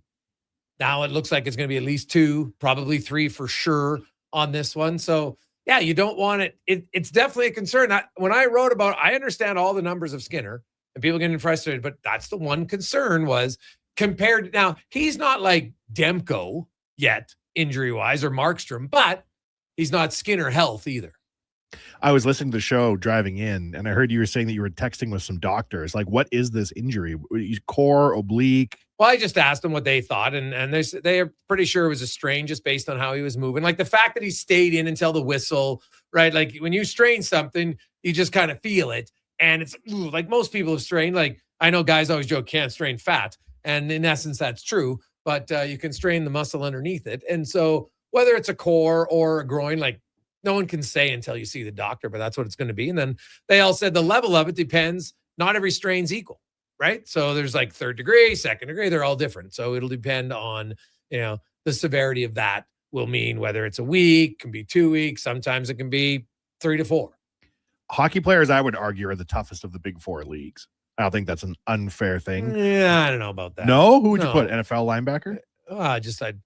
NFL is like the physical pounding in an NFL game on your body is pretty significant. There's all sorts of different injuries. Like you look at basketball players and you're running all the time, like the pounding you're taking on your knees. I think they're all tough for different reasons. Like I know that some injuries you mock, like in basketball, the guy's got, he's got a blister, like a picture. I'm like, yeah, well, you can't throw a ball with a blister, you dummy.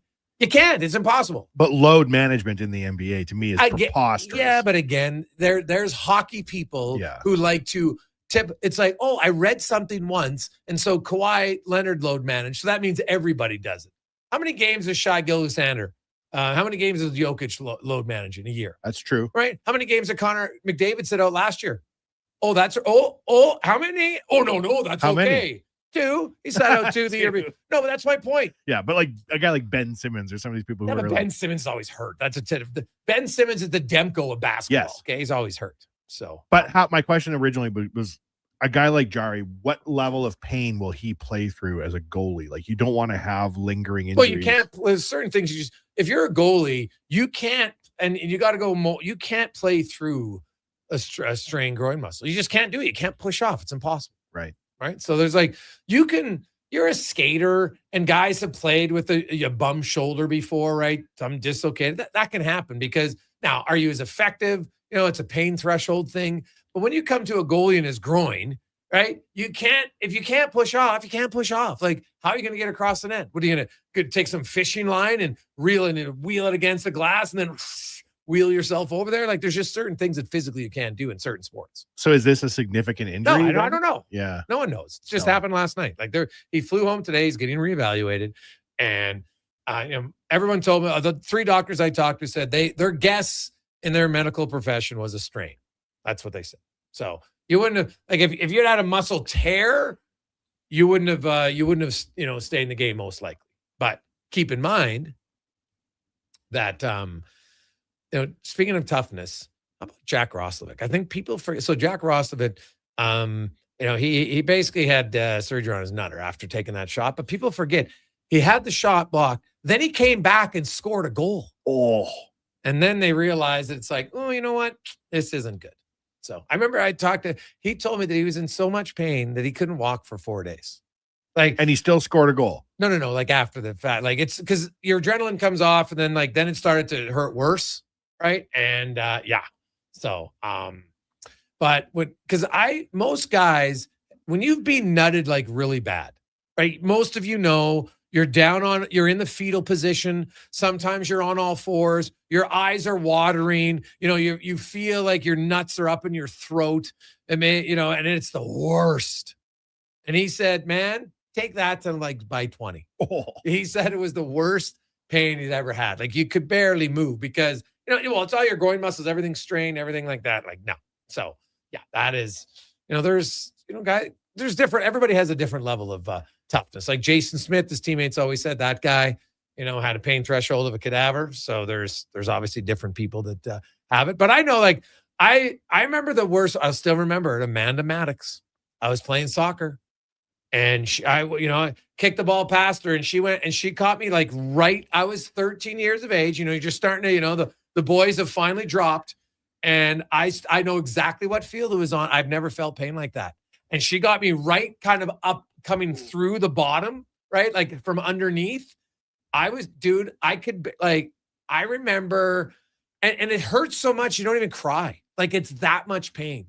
And oh man, like the boys were black and blue. Like it was the worst. And I just remember thinking like, how could you do that? It's like, I get that you weren't trying to hit me there, but like, she was so late on the ball. I was just, God, still to this day, like, oh man, I get the shivers. That was the worst nutter I've ever taken. Thinking that there are players in the NHL today who do not wear cups. I don't think there's many. I can't remember who we talked to at the Nation who said he thinks there's like 3 to 4 guys in the NHL not wearing cups. Come on. And he said there's more people smoking at intermission too than there is not wearing cups, but there's definitely people who do not wear cups. Really? That is, you are the toughest person in the universe if you feel you can play an NHL game. Tough and stupid are a fine line sometimes. Like, is that like you're playing without a cup? Like, why? Well, is it like I didn't like how it feels? You know what you won't like? Yeah, dude. Slapper to the uncupped cup. Yeah, there is no chance. Like, no. Like, I even look at baseball, man. Like, I could see maybe an outfielder doesn't need to wear one. Okay, whatever. Like, you're probably not taking a screaming liner. It's like you have time to react. Infielders, pitchers, like back catcher for sure. Even the umps nowadays, like the foul tips, you see the ump, like see that ump was it in the playoffs when it bounced down and up and oof, you could just see it. He was just like, it's not. But the funny part is about it, when one of your buddies gets nutted, it's almost impossible not to laugh. It's just one of those, it's like it's a natural instinct to laugh when you see someone get nutted, even though you know it hurts.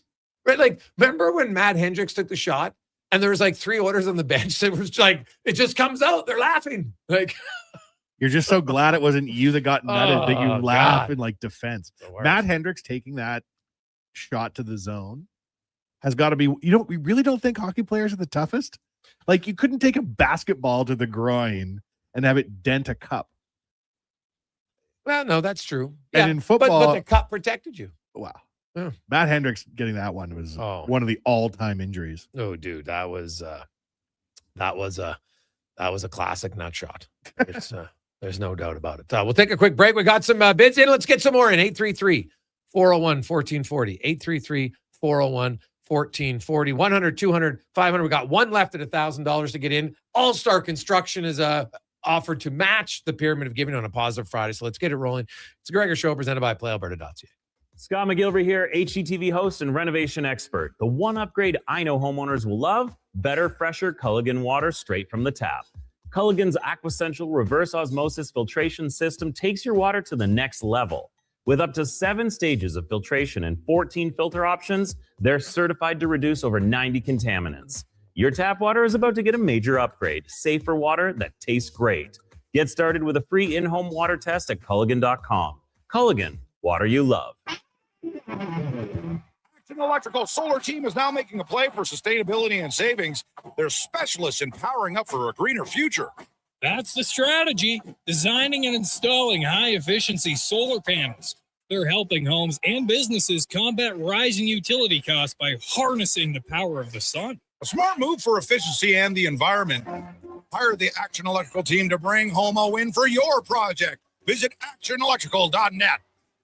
Hey, sports fans, we've got a clear choice for you. At Crystal Glass, we provide customers with the perfect glass for any job. From home to auto and even commercial, installation or repairs, we're your team. Call 310 Glass or visit crystalglass.ca. Crystal Glass. Picture this. You're sleeping and you're awake. But it's a good day because you're about to make your way to McDonald's to pick up some breakfast. Fast forward, you're there. But what's this? You can now get all those breakfast classics penny style with rich, creamy hollandaise-style sauce. A happy little tear rolls down your cheek. You grab your small McCafe premium roast coffee, still just $1 plus tax every day.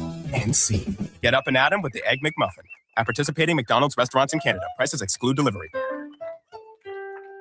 Jason Gregor isn't just a sports guy. He's a community builder. With over $2 million raised for local charities and his Gregor Foundation, he's making a difference on and off the air. Check out Gregor weekday afternoons on Sports 1440. River Cree is the place for all your favorite sports. River Cree Resort and Casino, featuring UFC action and boxing live on the big screens at Tap 25, the MVP of sports bars, and in the Center Bar. Plus, catch this fall's biggest games. Every goal, every tackle, every home run. River Cree is also home to the Twin Rinks, where rec hockey and community teams come to play. Public skating available. Details at rivercreeresort.com. River Cree Resort and Casino. Excitement. Bet on it. Measles outbreaks are occurring in Canada, including Alberta. These outbreaks are highly preventable. Measles is an extremely contagious disease that is spread easily through the air. The best way to protect yourself, your family, and your community is to ensure you are up to date with your immunizations. Don't get measles. Get immunized. Visit alberta.ca/measles to find out if you're up to date and what to do if you're not. A message from the Government of Alberta. Portions of this hour brought to you by Jaffa Machinery. Jaffa is digging deep on their 50-year history of supporting Alberta's construction industry with their line of special edition blackout excavators. Visit jaffamachinery.com for all the details. The Jason Gregor Show, the best of Edmonton sports talk and beyond. This is Sports 1440. Presented by PlayAlberta.ca, Alberta's only regulated online gambling website.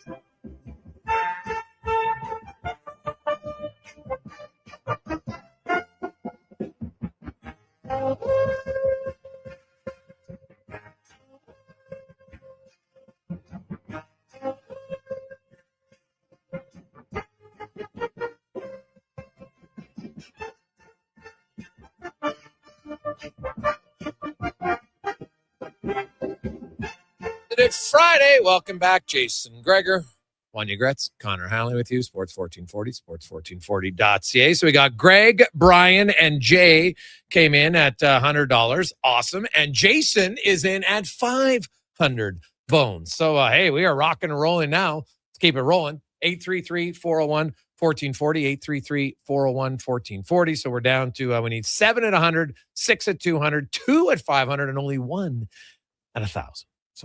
You want in on a positive Friday to help out adopted teens, great charity. They could really use some extra funds right now for those teenagers that at times get left behind a little bit. So thanks for everybody. Can afford 100, 200, 500,000, whatever. Hey, you can be like Matt. He did 300, did 100, and 200. So we'll make it work. You do the math, whatever you like.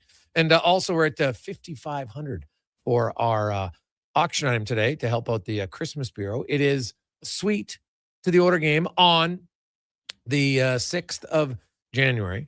You get, of course, 2 parking passes. You'll get 12 seats in the suite and a $500 food and credit beverage. So there you go. Maybe you want to give yourself a little Christmas present. Get in there. 833-401-1440, 833-401-1440. Lance is also in now at a hundo. Attaboy, Lance. Now, it is a lovely Friday. Let's get to the oil report brought to you by Go Auto. They got a lot of vehicles, but they got a bigger heart. $24 million that they have donated in the community where they work with their over 69 locations. GoAuto.ca. Wishing all of you a very Merry Christmas and happy holidays as Tyler Yaremchuk from Motors Nation and Daily Faceoff joins us. Ty, the Oilers, pretty solid victory last night. Obviously, it kind of got overlooked a little bit to the injury to Tristan Jarry. What's your expectation, and do you think it's Pickard tomorrow and then Ingram Sunday, or vice versa?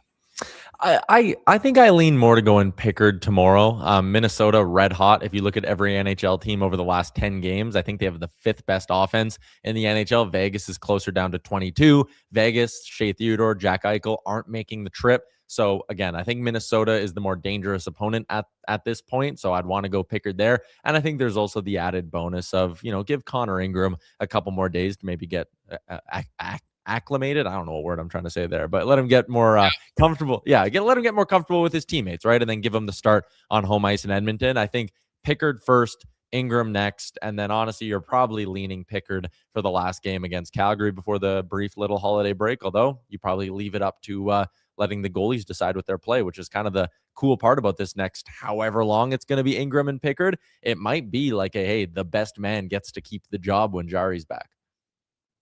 When Jarry pulled himself from the game last night, Tyler, what level of face-rubbing stress were you experiencing? I don't know. Like, I get that there's this weird narrative out there that Tristan Jarry is injury prone, but I never bought into that. I love that you kind of got the numbers behind it, Greg's, and squashed that. In 3 of the last 4 seasons, he's played in north of 45 games. For a goalie, if you play in north of 45 games, that is considered being healthy by my books. Like, I don't know. I think people point to injuries. He's been in the NHL for like a decade. Like, he's obviously going to have some injuries at some point, especially at that position. So I'm not overly stressed about it. The fact it was one of those injuries where he could skate off the bench on his own power, or skate to the bench on his own power. Like, I'm not all that stressed about it. This is also a long-term acquisition for the Oilers. Like, they have Tristan Jarry for 2 more years after this one. He's not brought in to be some stopgap answer to help them win 10 in a row and save their season in December or whatever. Like, this is a guy who they brought in with the long-term vision in mind. So one injury right now, it's just not going to cause me to hit the fire Bowman button or whatever. Oh no, definitely not. Now they moved Roslovic to LTIR just to give them a few extra days. I did do an injury update for any of the Order fans. If you're curious, I can kind of give you the full injury report because I took some time to dig into it. And here's basically what it is. So Jarry flew home today. He's getting evaluated. It's probably going to be out a week or 2 at least. Jake Wallman originally was deemed a bone bruise. The swelling went down, and then they found a slight fracture on the bone. So it's basically a 5 to 6 week injury. He's at week 4. So, 1 to 2 more weeks, which puts him probably in the new year. Roslovic is healing. He's now skating. Tuesday is a legit option for him. If it's not Tuesday, he'll play next Saturday against Calgary. Kapanen, everybody saw it. Well, we saw it. People saw the video. He re-injured himself in practice, just on a freak fluke play. He'll be in the new year. Klattenberg couldn't do anything for 2 weeks because of the swelling around his eye, the vision. So the doc's like, you can't get your blood right up anything, but now he's good. Everything's clear. He's fine. He's just because he couldn't do anything for 2 weeks. He just kind of got to get back in shape, but he will be very close. And then Philp, there was no concrete timeline. It's progressing, but probably not until maybe not until the new year for him. So that's the latest on those. I will say the one biggest positive I've seen the last week that I didn't expect, I really like the play of this Spencer Stastny kid so far.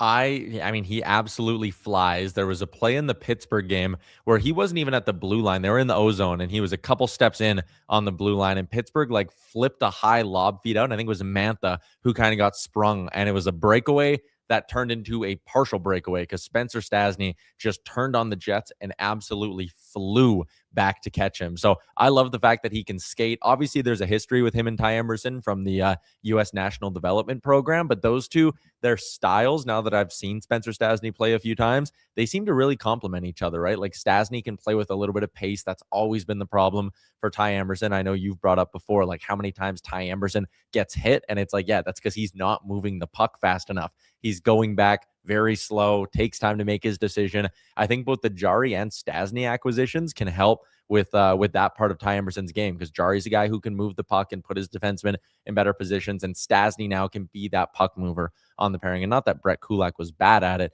at all, but you had to move on from Kulak to make the Jarry deal. I can understand that there's some hesitation going to Spencer Stastny because he's not as proven as a guy like Brett Kulak, but so far so good. Maybe you have a guy now that can actually be a player for you for the next however many years. Oh, everything about him, like, to me, he looks like a younger Brett Kulak, just with a little bit more polish on his puck skills. That's kind of what I see there. Now, I'd have to see him in the playoffs, because Brett Kulak in the playoffs is one of those guys who massively elevates his game. Rarely did Kulak make any sort of big mistake, showed up. He's sneaky tough when need be. We've seen him drop the mitts a few times, so it's good. But I like that. I like that acquisition. Last night, Quinn Hudson scores his first NHL goal in Boston. And you know what? Like, he did exactly the scouting report we got from Keith Gretzky was basically bang on in that play. Really strong on a stick. You go, but first of all, him and Jones, like, I know Draisaitl was on the ice, but this is a fourth line goal. Those two guys created the goal. They win the battle in the corner. Jones comes out of the corner, and Hudson goes right to the net. Jones takes the shot, rebound, beats his guy to the puck, strong on it, bangs it home. Like, it solidified everything Gretzky said that Hudson has figured out, go to the net. And that's what you watch that replay, watch him basically sprint out of the corner to get to the net. Yeah, and I know his skating's been something that's kind of been questioned coming up to the NHL, but for me, you can talk about speed in a whole bunch of different ways. Like, if a guy's not going to be the fleetest of foot, like a Stastny, who he can fly when he's in a straight line, I at least like when they have the ability, like a Quinn Hudson, to, in these short little bursts, just make a play, and whether it's edge work, whether it's just pure strength, like, they can get to a spot quickly, make a decision quickly. And that's what I saw from Quinn Hudson last night. You mentioned that play. There was another one. It was in the first period, because we're going that way on the broadcast. But in the first period, he got the puck in the neutral zone. And again, not necessarily straight line speed, but he took a couple of really, really hard strides that kind of threw off the defenseman. Then he made a nifty move around the guy, and boom, all of a sudden he had space to make a decision. I was really impressed with his game last night. And listen, when everyone's healthy, there's a logjam on this forward group. And I should say, if everyone gets healthy, because that's obviously never a guarantee in pro sports. But if everyone's healthy, there's a logjam. But man, if he can do what he showed last night, create space, create offense in the bottom six, I think he's a little scrappy as well, which you always want that from a guy who's going to be lower in your lineup. I think there's a chance he's going to get a handful more games here. Maybe he makes the decision for the Oilers really, really tough come January, when, a few guys are going to have to go back down to Bakersfield. What are your thoughts, Tyler, on Matt Savoie with 7 goals, 35 games this season? What's a realistic? Can he keep this pace up? Is he going to be a 20-goal man, you think, in the NHL this year? Yeah, I think it's funny when people, last night, obviously Trent Frederick got a lot of time up on that second line with Podkolzin and Draisaitl. Those were actually Trent Frederick's 2 most common line mates in the game against Boston. And Savoie was down, I think, close 13:30 might have been his time on ice for the whole game. So, when people think about a 20-goal scorer in the NHL, I think they always kind of go, hey, he's going to score a goal once every 4 games. And it's like, no, that's not how 20-goal scorers work. They're going to go on stretches of 10 games where maybe they have 5 or 6 goals. Then, yeah, they're going to go 10 games without a goal. Like, not everyone in the league, very few players in the league who don't get power play time, which Savoie falls into that conversation like most other players do on the Oilers.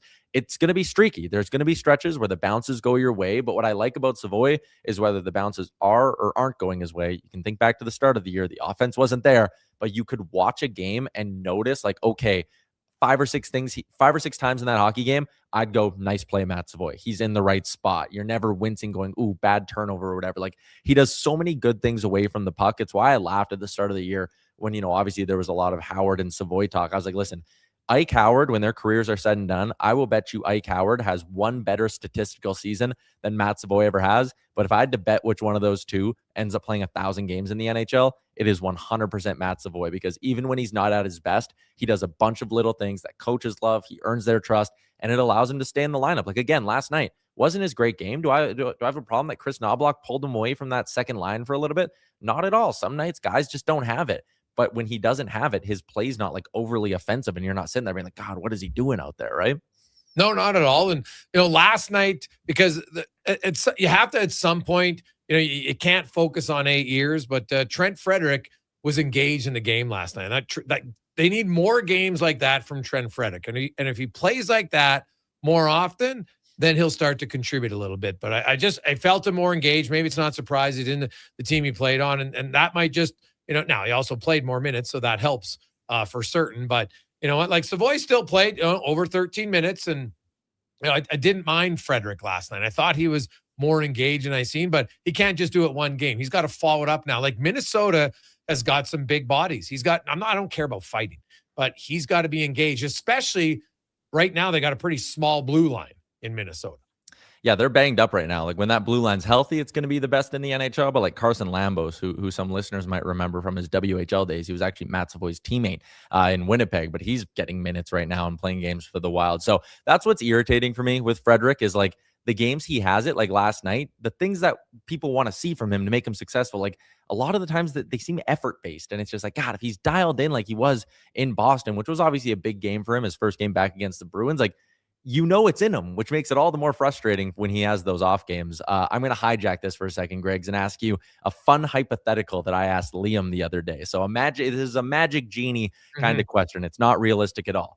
If Stan Bowman was given a wish from a magic genie and they said, you can either double the length of Vasily Podkolzin's extension, so turn it from a 3-year to a 6-year at its current number, or cut Trent Frederick's deal in half, which one do you think Stan Bowman would pick? Oh, you're doubling Podkolzin all day long. Really? You think? Podkolzin is 2.95. Podkolzin right now, there's only 20 players in the NHL with more 5-on-5 goals than Podkolzin. Wow. He is just starting to scratch the surface offensively for him. Like that guy's doggedness is noticeable every game. He wins battles. And Podkolzin, he's out in practice early. Like some nights, some days if you have a meeting downtown, I get to it's not there all the time, but he's the one guy who's on the ice early. He works with Connor Halley. Then after practice, like Draisaitl was just like, this guy, he has so much respect of his teammates because he's just and he doesn't do it to say, hey, everybody notice me.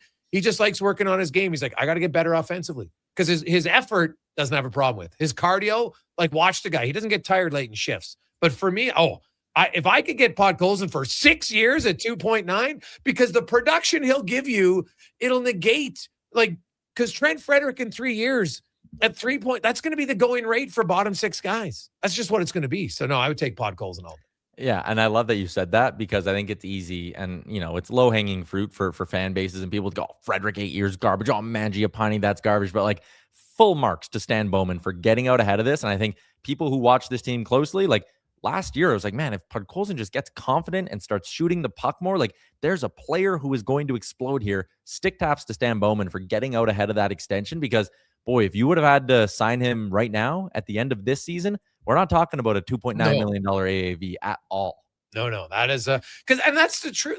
You can't only ever look at the contract. Draisaitl's contract was unreal. You're always going to every team. I can go on teams that have a Trent Frederick that you don't like, and then you got a Podkolzin. Podkolzin's $1 million this year, and he's already got 9 goals. And they're not even at the 40 game mark, right? And all his goals are 5-on-5.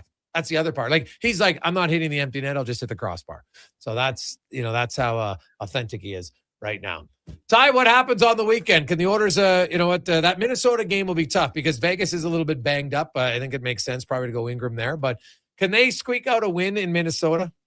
Yeah, 3-3 in their last 6 against the Minnesota Wild, I believe, are the Oilers. I remember a game last season, and it was right around this time in Edmonton. I don't think they were still playing well. They were rolling into Minnesota. That building used to be called the XL Energy or XL Ice Center, whatever it was. It was a house of horrors for a long time for the Edmonton Oilers. And I remember wincing they're going to get smoked 7-1 tonight. And they did the reverse. They somehow just stunned us and brought it to Minnesota, and they blew them out.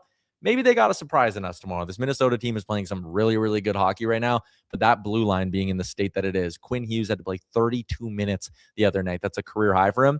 They're hot, but I think there's some areas the Oilers can expose. I'm going to give you the lame fence sitting prediction and just say it's going to be a 1-goal game either way. All right. Ty, have a good weekend, buddy. Yeah, you too. Thanks, Greg. There you go. That's Tyler Imchuk from Oilers Nation. We'll take a quick break. We got some updated numbers to get to on the Gregor Show presented by PlayAlberta.ca. Mr. Rooter decorates a gingerbread house. Wow. What did you do here, Mr. Rooter? Well, we've got a Jube Jube toilet, complete with an icing-based wax seal. The main water line is licorice, red for hot, black for cold. You got your standard marshmallow hot water tank and a candy cane sewer line. And on the outside, Candy cone hose pips. Disgusting, but they get the job done. To have your Yule clogs fixed, trust one plumber, Mr. Rooter. When you have lifting and material handling needs, Northwest Crane delivers. Western Canada's Sandy dealer, backed by the industry's toughest one. 3 years, 3,000 hours, no compromises. They service all crane makes and models with skilled technicians and deep industry expertise. Alberta owned with locations in Leduc and Grand Prairie and fully equipped service trucks. Northwest Crane keeps your operation lifting. For more information on sales or service, visit northwestcrane.com or call today. He's a winner. Sweet. She's a winner too. Right. Everyone's a winner during Wish and Win at Wolf GMC Buick. Every single customer is guaranteed at least a $500 bonus with a chance to save up to $25,000 towards a new GMC or Buick. At Wolf GMC Buick, we also have 0% financing up to 84 months on most of our popular SUVs and trucks. And we're clearing out remaining 25s, including cash discounts up to $10,000 on a great selection of Sierra HDs. 90 seconds east of the Henday. Wolf GMC Buick, where everyone wins. I'm making my list, checking it twice. And guess what? I'm giving Wilhock beef jerky to everyone, naughty and nice. Because honestly, everyone deserves a taste of Alberta's finest, no matter if they've been bad or good. So this holiday season, skip the chocolates and pass on the turkey. Make sure you're Wilhocking around the Christmas tree with Alberta's best beef jerky. Ho, ho, ho! Available at Wilhock Beef Jerky in Leduc. The longest running basketball show in Canada airs every Saturday morning at 10 on Sports 1440. Hoop City with Paul Sir introduces a new generation of basketball talk, and it's right here on Edmonton's home for sports, Sports 1440. I'm Grant Fedork from Leading Edge Physiotherapy, and sadly some people think orthotics are just glorified shoe cushions. But I've seen a runner drop 8 minutes off her marathon, a grandmother ditch her painkillers, and a 12-year-old nail her long jump, all thanks to custom foot orthotics. So if your feet are screaming for help, flat, high, or funky, that pain's heading to your knees, hips, even your lower back, our professionals will assess you and, if indicated, custom fabricate a pair of orthotics made just for you. Happy feet make a happy person. Feet shouldn't hurt. LeadingEdgePhysio.com. Whether you're a craft beer connoisseur or more of a wine aficionado, there's always something new to discover at Sherbrooke Liquor, a unique, family-owned, independent liquor store. The selection, incredible. The non-alcohol section is also very impressive.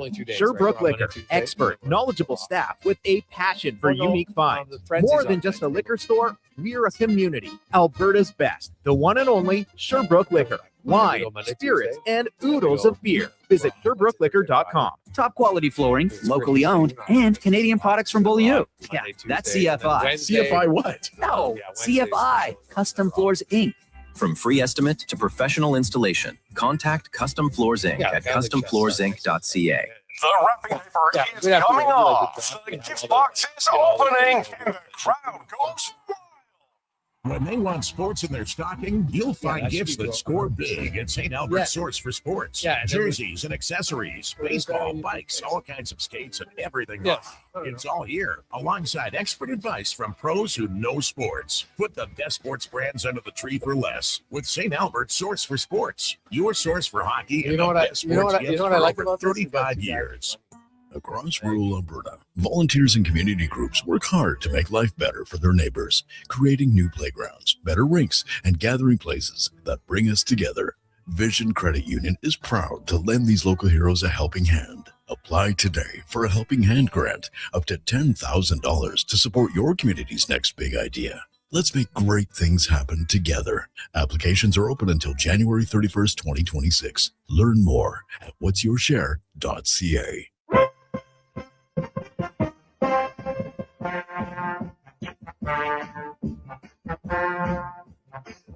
Portions of this hour brought to you by Papa John's. Enjoy a taste of Hawaii with the Papa John's Aloha Trio. Try the classic Hawaiian, Super Hawaiian, or Hawaiian barbecue chicken pizzas for only $19.99 each at papajohns.ca or on the Papa John's app.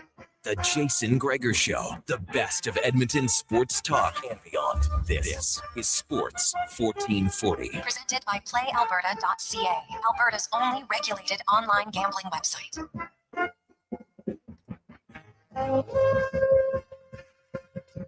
$3:46. We are having a lovely, positive Friday. How are you, man? We recapture everything. So we are the pyramid of giving today is filling up nicely. So we are down to, we have 5 spots left at $100, 6 spots at 200, only 2 at 500, and 1 at 1,000. All right.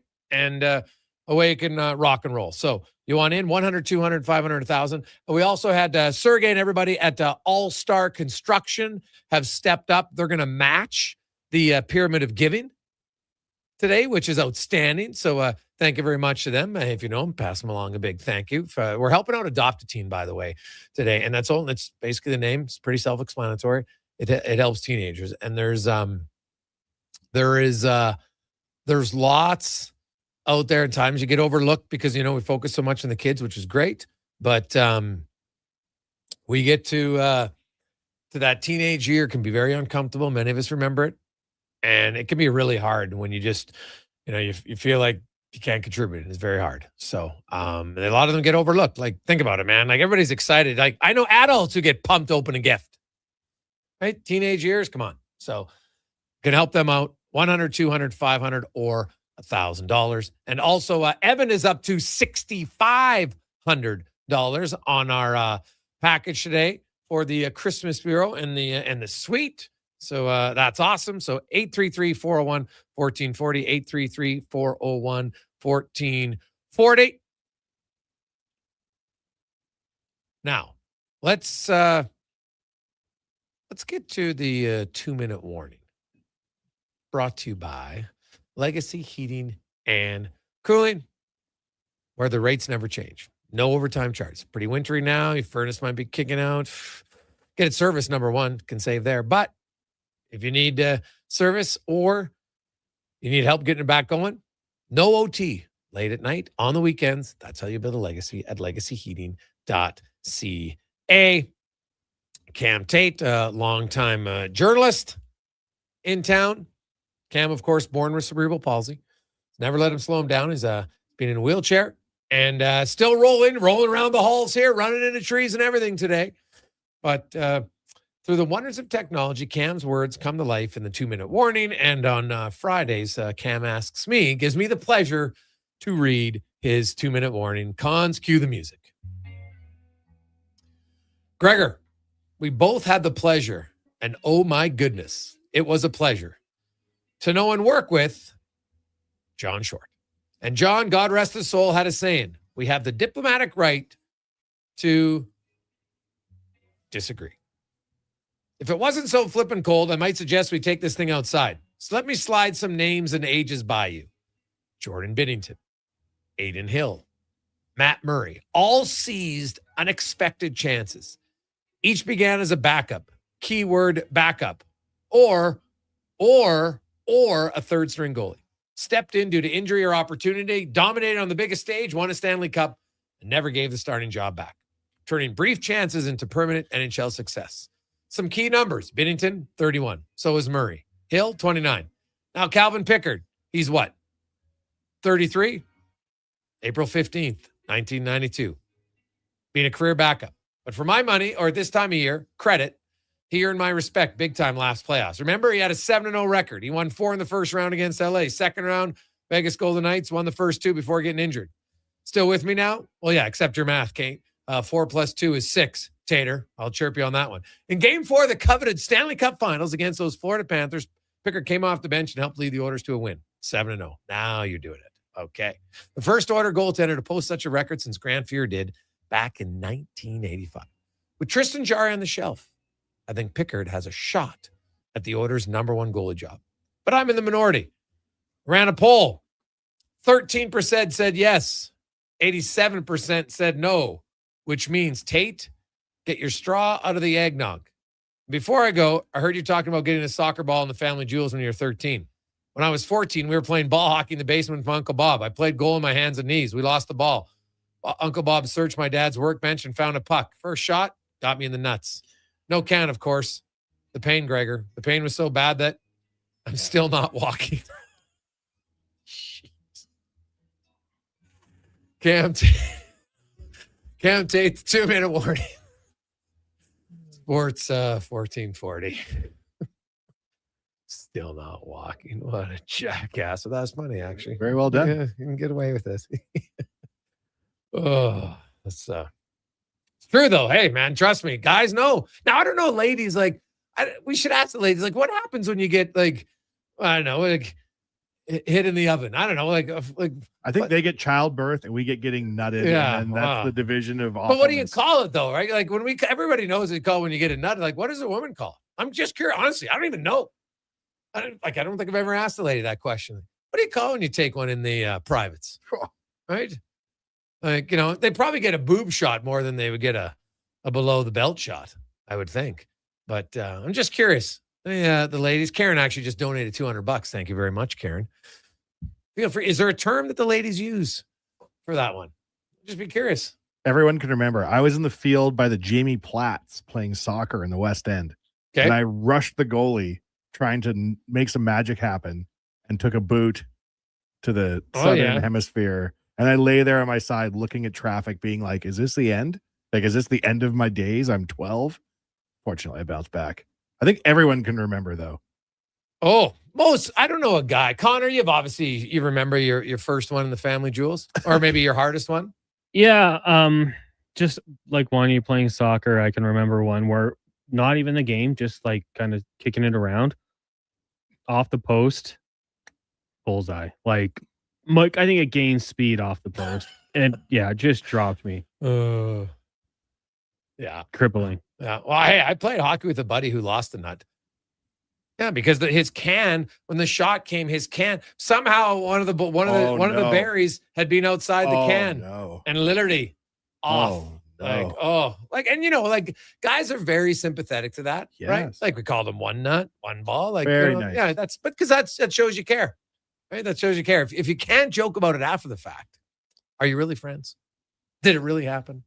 I don't know. That's got to have been horrific to witness and worse to go through. Well, just the pain, right? Like, because literally you didn't know at the time because you got all your hockey pants on. It's not like, so it's like it hurts, but you don't know how bad it was. Like, thankfully, like when he went off the ice into the room, I wasn't there because that's, just the thought of it right now, like it gives you the shivers, man. At the risk of ruining Positive Friday, hit us with some stories because everyone's got one horror story. Oh, for sure. I like it. All the guys are texting and like they know the term for a girl getting hit there. Not one girl's texting. You guys you just making up terms. This isn't what you call it, right? Not what you call it. Just curious. I might have to text my wife. She might give me the answer. So go on, text your wife. Let her know. See, I'm being curious. Maybe the ladies don't even have a name for it. Right? They're maybe a little bit more refined. I don't know. Like I have a lot. I think I would call it. I just don't know if that's the right one or not. So. The boys almost drove off the road. Cam's comments about still not walking. Great stuff from Jarry. Try reading it. True. It's good times, man. My wife says they call getting canned. All right. Guys, female soccer coach, it's called getting boxed. That's kind of what I thought maybe, but I wasn't 100% sure. So. That's a coach, though. That's an authority. Well, that's coach. Her name's Michelle, so I'm gonna believe Michelle. Yeah. On this one. I'm not putting that wasn't my term, just for anybody out there. That was Michelle's term. So trust the soccer coach, Michelle, because it's probably where it's happened a few times. I'm guessing though, like it's just not going to be the same pain, right? It's just a different pain. Sure, it's uncomfortable, but it's not the same. It's weird evolutionarily that we're that exposed to something who can hurt us that much. Don't you think? Well, I guess. Like as a wild animal where you like look at the fish in the ocean, they develop a lightning ball in front of their fish head. I can tell you, I've seen a dog take one. I've seen a bull take him. Like, trust me. Like when you remember, there's the video of the bear, right? That was at that park and swung it into his own nutters. What? Oh, yeah, I was playing. Oh, of course, man. It doesn't matter who you are. You take one in the junk. It doesn't matter what animal you are. The other bear laughing at him. Oh, probably. It's pretty hilarious if you're a bear. Oh, it's always funny as long as it's not you. Like that's what's like. I remember the first time playing mini sticks with my son, and like I was like the greatest and worst dad at the exact same moment, right? Because I introduced him to that because he was just like he took the shot and I could just see it. It was like a delayed reaction. Like, what is this pain? Oh my God. You should. Oh, I see. Oh, it's funny. At least you're playing mini sticks. Oh yeah, like nowadays, like like he got me the other day, but the ball doesn't hurt. Like it's just like one of those. Oof, but you're not like it's not a down on knees, gasping for air, sucking it back. Like, how guys know the difference. Like, there's difference. So, yeah, we got a lot of confirmation. Many other ladies now. It was like they just needed someone to say it for them. And now Karen, Allie, Jen all agree that it is they call it the box. So there we go. Thank you, ladies. Now we know. Now we know the official term because it's important. Now we've learned. Hey, if we're not educating you, what are we doing? Right? We're educating you on the real things that matter in life, just like that. So let's take a quick break. We'll get back on track. We'll talk some hockey. The Oilers fans, it's kind of a mixture. You're excited. The Oilers team's playing well, 6-1-1 in their last 8, but now Tristan Jarry is down. We don't know for how long. Came back to Edmonton. Is going to get reevaluated today to see the extent of it. But Connor Ingram has been recalled. Jack Roslovic has moved to LTIR. Now he's eligible because he's already missed 10 games in 24 days. And I don't think he's going to play. Well, he's not playing tomorrow. I don't expect him to play Sunday, but there's a real chance he could play on Tuesday. I remember talking to him before he left on the road trip, and that was his goal. That was his shooting for. He wanted to try to get there. He's feeling a lot better once he could walk again. So, obviously he's a little tougher than Tater. Tater's still not walking, but he is. Let's get to the Con Man and a Sports 1440 update brought to you by Fountain Tire. From tires and wheels to oil changes, vehicle repairs, they have you covered. Visit fountaintire.com and book your appointment today. This is the Sports 1440 update. Some news and notes for the Oilers. They've placed Tristan Jarry on the IR, also moving Jack Roslovic to the LTIR, recalling Connor Ingram from Bakersfield. Oilers in action tomorrow, taking on Minnesota. Then the Golden Knights on Sunday. In the NHL on the ice, you got the Canes and Panthers. Canucks travel to New York, taking on the Islanders. Avs host the Jets. Devils in Utah, and the Ducks up against the Stars in the association. Heat travel to Boston. Knicks taking on the Sixers. Spurs and Hawks. Cavs host the Bulls and the Thunder in Minnesota. BCHL, Spruce Grove in Brooks tonight, taking on the Bandits. That'll get going just after 7 in the AJ. You've got 5 games, including the Kodiaks in Calgary. Wolverines meet the Bobcats in Drayton Valley, heading to Bonnyville. And college football playoffs get going tonight. Number 8, Oklahoma hosting number 9, Alabama. 6 o'clock kickoff right now in the Gasparilla Bowl. NC State on top of Memphis, 31-7.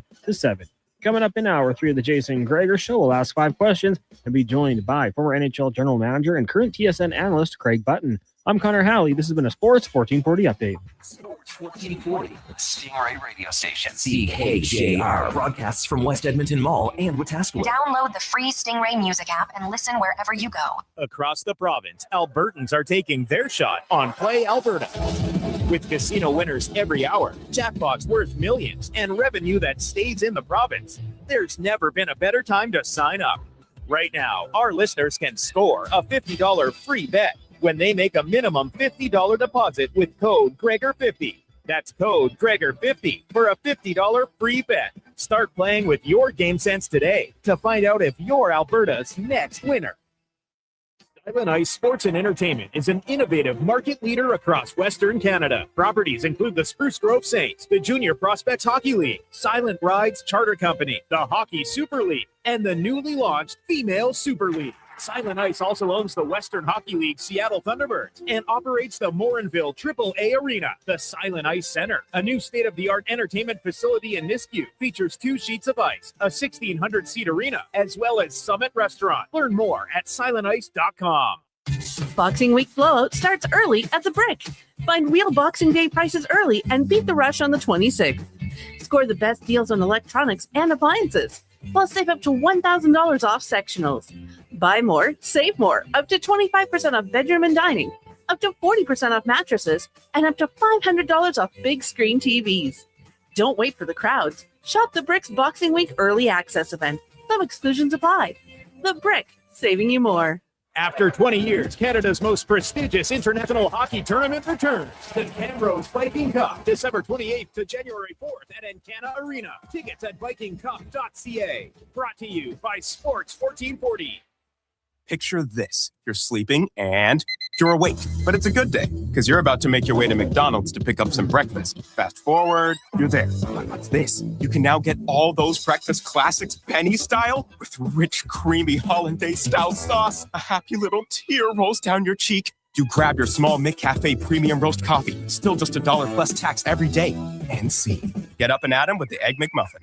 At participating McDonald's restaurants in Canada. Prices exclude delivery. At Fountain Tire, success is a team effort. They're committed to their team members and their customers. And that means treating your vehicle like it's their own and finding solutions that suit your needs. Because whatever the road brings ahead, they're on it with you. Visit fountaintire.com today.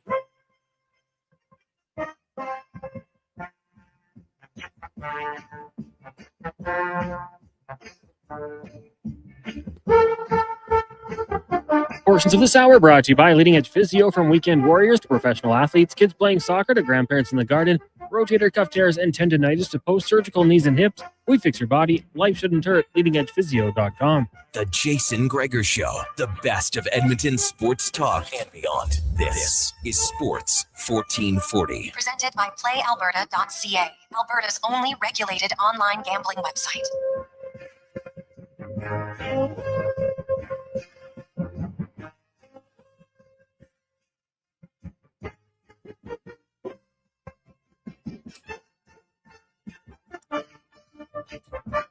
Just after 4 o'clock on a lovely, positive Friday.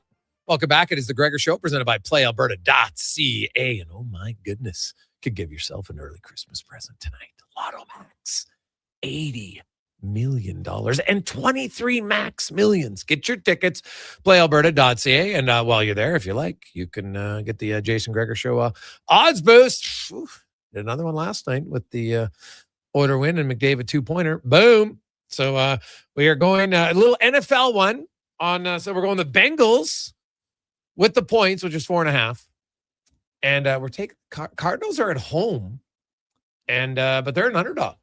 So we're gonna go with the. We're gonna ride the Cards there a little bit, and then you know what? We went rarity for this one. I went Oilers to win, but under 6.5. Oilers and Wild. Little combo there. If you're thinking maybe a defensive battle. The order is probably going to be a little bit more aware defensively, and Minnesota doesn't give up a lot. Like that could be a 2-1, 3-1 game all day long tomorrow. So if you're feeling it, check it out, PlayAlberta.ca. Also, we got Karen and Elvis each coming in at $200. Thank you very much. Jason and Larry are in at $100. So we're in the single digits, boys and girls.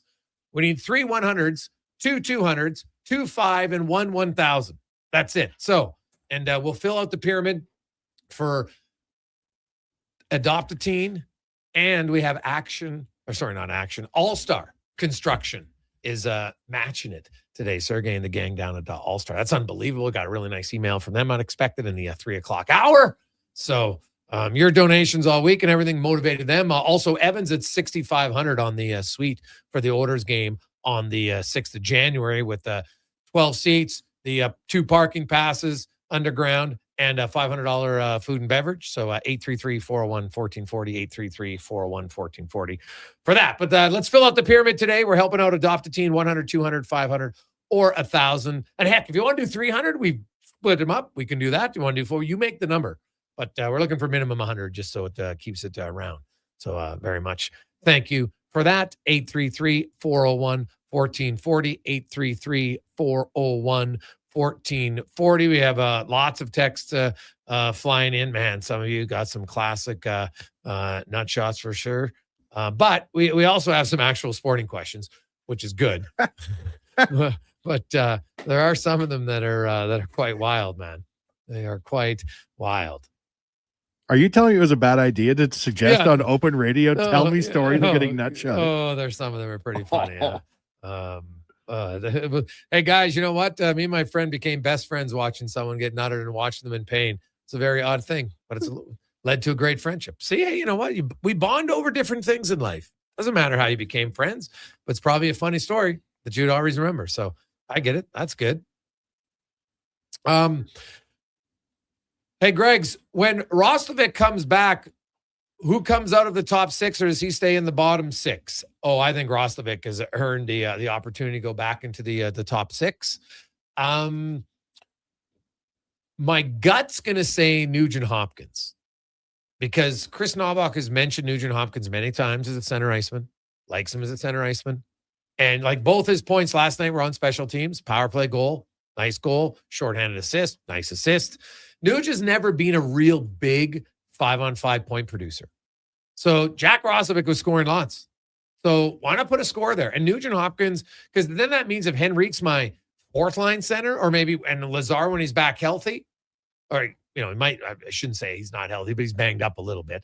Not on the IR or anything like that, but, there's a lefty-righty combination. I actually liked how Lazar's played so far this season. So that just strengthens your team, right? You have Kapanen and Nugent Hopkins on your third line. And, maybe Frederick gets going, because ideally that's where he would be playing. You would like it there. So, and, they can move guys around. Matt Savoy might go up or down. I don't think, as you know, it's not like the Oilers are going to get 3 lines and just stick with them the rest of the way. Nobody does that, right? You're moving guys around. Somebody's in a funk. Okay, we'll move them up. And in the course of a game, the lines switch anyway. But I like the flexibility. When you look around the league, what's Minnesota need? Center iceman. What's Colorado want? Center iceman. Right? Everybody wants center iceman. The Oilers got a lot of them. And they got 2 elite ones. And then they got some other good ones. So for me, if it makes my team better, my third line stronger, and I can find top 6 scoring wingers, that's what I'm doing. I'm putting Roslovic in the top 6 for me. So that's to me, it makes the most sense. And it gives you some flexibility. It doesn't mean that he being Nugent Hopkins is never going to play the wing again. And he might at certain times, late in games, he's a pretty responsible player. So I understand all those reasons. But man, I really liked how Roslovic was playing. And the fact that after taking that nut shot, he came back in the game and scored a goal. That's pretty damn impressive for me. So I would have him. I think he's earned the right to not lose a spot in the top 6 due to an injury. That's how I would say it. It's interesting how new underdog role players exist. Like Roslovic was not a player I was familiar with. Podkolzin wasn't that familiar with him until they arrived. But there are players that can come in and kind of immediately give you a boost with their work ethic and their energy. And there's seemingly an inexhaustible supply of them if you know where to look. Well, the energy guys are like, I look at Podkolzin's a great example of how one person, him and Rick Tocchet didn't get along. And at the time, so the organization says, well, okay, we're not getting rid of our coach, so we're going to move Podkolzin. And the fact that they moved him in the division is a little surprising to me. But at that point, they were just like, meh, because Podkolzin came in his rookie year at 20 years of age, scored 14 goals. Then the next 2 years, he was half in the American League, half in the NHL, and I think had like a total of 3 goals. And wasn't, they thought he had regressed. And it's a great example of nobody's development is just always on the escalator going up. It isn't. Some guys will go down a bit. They might go down a few rungs and then kind of come back up. And I know that Podkolzin was not a fan of Tocchet. They just didn't see eye to eye. And some coaches, someone has coached you and you think he's a great coach, and one of your own teammates is like, I can't stand that guy. It happens, right? It's going to depend on every relationship's different. And, there's very few coaches that everybody loves it all the time. It's hard to do, right? Because I think if all your players love you as a coach sometimes, now I'm talking at the higher levels, like at the young kids level, they should all think coach is fun and exciting. That's great, right? But, you get a little bit older, I'm talking, you're going to have coach, because sometimes you got to push a guy. And at the time, I remember like Paul Coffey's told the story many times. At the time, he hated Sather. Then he realized he made me a way better player and how he worked. And, he really respected it, kind of when you took a step back. But in the moment, not necessarily the biggest fan. So there's a lot of professional athletes, the carrot and the stick. They need or / want the stick. They need to have the enemy in the room. Yeah, for sure. Hey, Greg's probably talked about it, but what's your gut feeling on the length of time Jarry's out? Doug. Honestly, Doug, I would be making kind of an uneducated guess, but I'm just going to go off of the doctors that I talked to who think it's a strain. But they did say oblique strain, groin strain, core muscles, they're different. So which one is it? I don't know.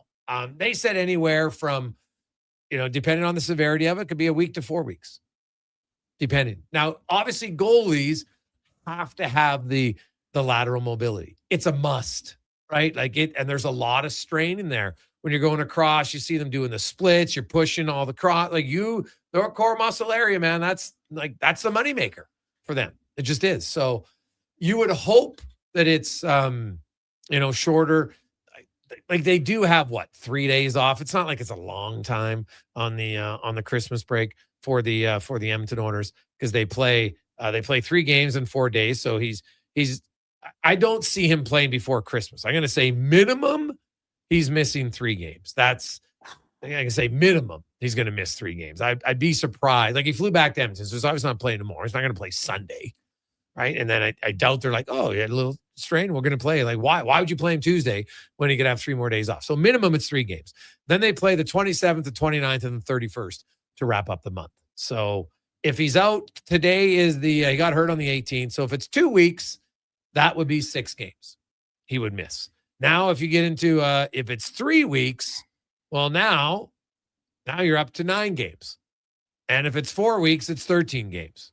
So that's kind of where you're at on. But I can't say with any sort of certainty. It would just be a guess at this point. Hey, Greggs, would you put Regula back in the lineup? I thought Stillman played pretty well.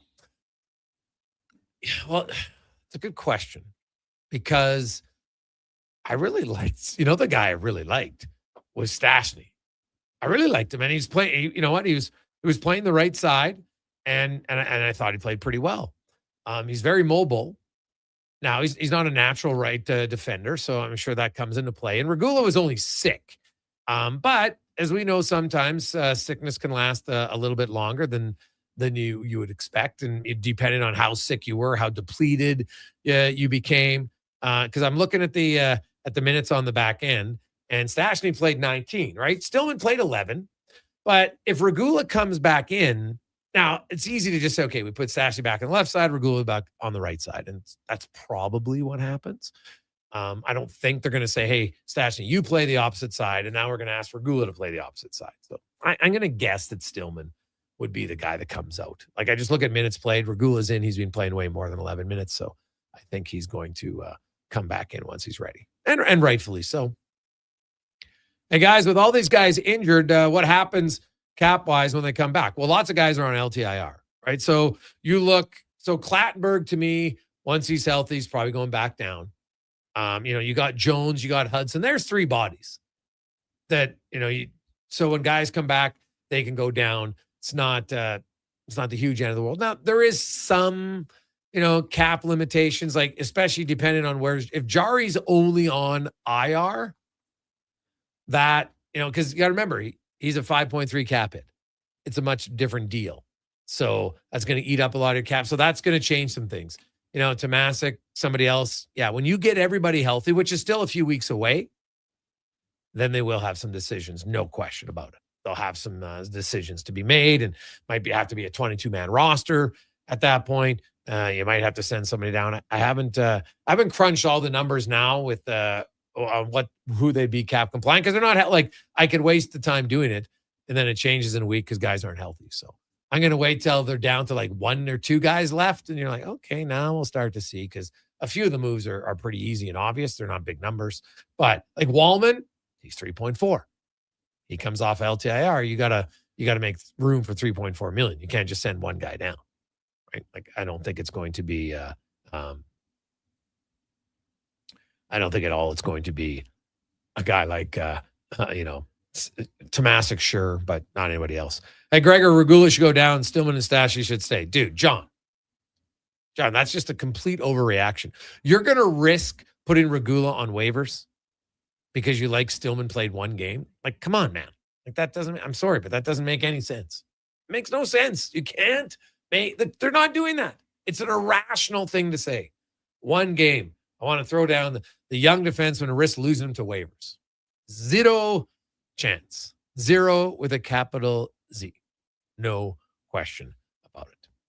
833-401-1440. 833-401-1440. So, how about this? We just got one of the big ones knocked off. I love it. Pearl is in at $1,000. Got the note? That is my lovely mother, who is in for 1,000. So good for Mama G. Thank you very much, Mom. So that means now we have 2 500s, 2 200s, and 3 100s. So let's fill that up here. 401-1440. It's for the teens. It's Adopt a Teen. It's a positive Friday. Your hockey team's winning. Maybe you had a good week. Maybe you got a good date. Who knows? Maybe you had a good divorce. It all depends on what makes you happy. Whatever it is, maybe you can find something $100, $200, and 2 at $500. And let's fill out the pyramid of giving today for Adopt a Teen, and we will help out. Well, actually, they will help out with All-Star Construction. They're going to match it, so we'll get to 75 or 1,500. 833-401-1440. 833-401-1440. So that's only 7 people. 2 500s, 2 200s, and 3 at 100. So let's get that rocking and rolling right now here on the Gregor Show, presented by PlayAlberta.ca. At Papa John's, our butter chicken pizza is a Canadian favorite, and we think we know why. We start with a velvety, tangy, and subtly sweet sauce. Then it's our better ingredients: fresh, never frozen original dough, juicy grilled chicken, and crunchy green peppers and onions. Sounds delicious, right? Well, wait till you try it. It's butter chicken made better. Order your large butter chicken pizza today for only $19.99. Better ingredients, better pizza, Papa John's. Proudly locally owned and operated. And now Action Electrical's testing team is on defense duty. They're the guardians of safety and compliance, a critical part of any lineup. Precisely. They perform rigorous safety and code compliance testing for commercial operations. Think of them as the referees, ensuring everything is up to standard before disaster strikes. Their preventative plays are legendary, spotting faults early. Hire the Action Electrical team to bring home a win for your project. Visit actionelectrical.net. It's like a locker room, minus the smell. Ew. Kevin Carius brings the banter, the buzz, and the bold sports talk. Weekday mornings from 7 to 11 on Sports 1440, Edmonton's home for sports. Get ready, Edmonton. Glow Christmas Festival returns to light up the Edmonton Expo Center from December 4th to 31st with dazzling activities for the entire family. Wander the glowing trails, meet Santa in his sleigh, and shop from over 30 local artisans and vendors with handcrafted gifts and holiday treasures, perfect for everyone on your list. Get your tickets and learn more about what's on this season by visiting the calendar of events at edmontonexpocenter.com today. You matter. Your mental health matters, and you're braver than you think. Not Alone is an organization focused on creating a space of acceptance and support through tough, meaningful conversation. My name is Tyler Smith, and you are never alone. NotAloneCo.com. It's okay to not be okay. Boxing Week blowout starts early at the Brick. Find real Boxing Day prices early and beat the rush on the 26th. Score the best deals on electronics and appliances, plus save up to $1,000 off sectionals. Buy more, save more. Up to 25% off bedroom and dining, and up to 40% off mattresses, and $500 off big screen TV. Don't wait for the crowds. Shop the Brick's Boxing Week early access event. Some exclusions apply. The Brick, saving you more. Reason number 59 why Nissan is built for our winter. Because when winter storms make on-road feel like off-road, we've got you. Rogue comes standard with intelligent all-wheel drive and remote engine start to conquer even the harshest winter conditions. Now, lease a 2026 Rogue S for 0.9% for 36 months, or get $4,000 cash purchase bonus on remaining 2025 models. Visit your local Nissan dealer today or nissan.ca for more details. Conditions apply. Visit your local Edmonton and area Nissan dealer for more information. Across the province, Albertans are taking their shot on Play Alberta. With casino winners every hour, jackpots worth millions, and revenue that stays in the province, there's never been a better time to sign up. Right now, our listeners can score a $50 free bet when they make a minimum $50 deposit with code Gregor50. That's code Gregor50 for a $50 free bet. Start playing with your game sense today to find out if you're Alberta's next winner. Wondering what you can afford? Let Go Auto do the math with our free car loan calculator. No pressure, no awkward convos, just quick answers on your budget and payments. Bad credit? No credit? We got you. Text CHECK to 780-777-7777. That's CHECK to 780-all-7. Find out what you qualify for and start shopping with confidence. Go Auto. Drive what you love with payments that make sense. I'm Saxon, and this is my little sister Goldie. I'm Goldie, and this is my little sister Saxon. Wait a minute. I'm the big sister around here. And I'm Rick Showers from No Bull RV, and these are my granddaughters. They like to help with the holiday commercials. It's sort of a tradition in our family. And since they moved from Australia to Nashville, we get to see them more than ever. It's nice to live in the same hemisphere with Grandma and Papa. That's right, Saxon. And at No Bull, the holidays are all about family. And really, that's what camping is all about, too. Maybe I should come work for you at your store, Papa. I can make the Goldie cakes. Maybe in a few years. Papa says used RVs are way better than new RVs. That's right, Saxon. You learn quickly. So what do you have to say to all the people listening on the radio? Happy Christmas to everyone in Canada. And that's No Bull. NoBullRV.ca. Portions of this hour brought to you by Cantork. What's the best way to beat the tariffs? Buy Canadian. Cantork's products are not only made in Canada, but right here in Edmonton. Save money, support Canada at cantork.com. The Jason Gregor Show, the best of Edmonton sports talk and beyond. This is Sports 1440. Presented by PlayAlberta.ca, Alberta's only regulated online gambling website.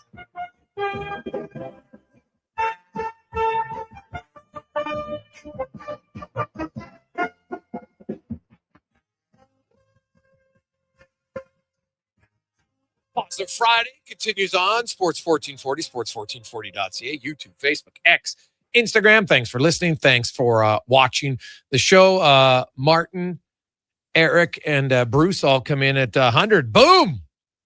And also Declan and Tater. So we got a little extra at the hundreds. I like it. So now we're down to only two 200s, two 500s. Okay? Now, I guess, hey, if we want to break up one of the 500s into 5 other hundreds, hey, we'll do it whatever. Doesn't really matter to me. So we'll just, if we got 10 people who want to do $100, that's fine too. But so let's get in and we want to fill out that pyramid for Adopt a Teen. They could really use it right now. It's a positive Friday. Everybody's in a good mood. You're close to last Friday before Christmas.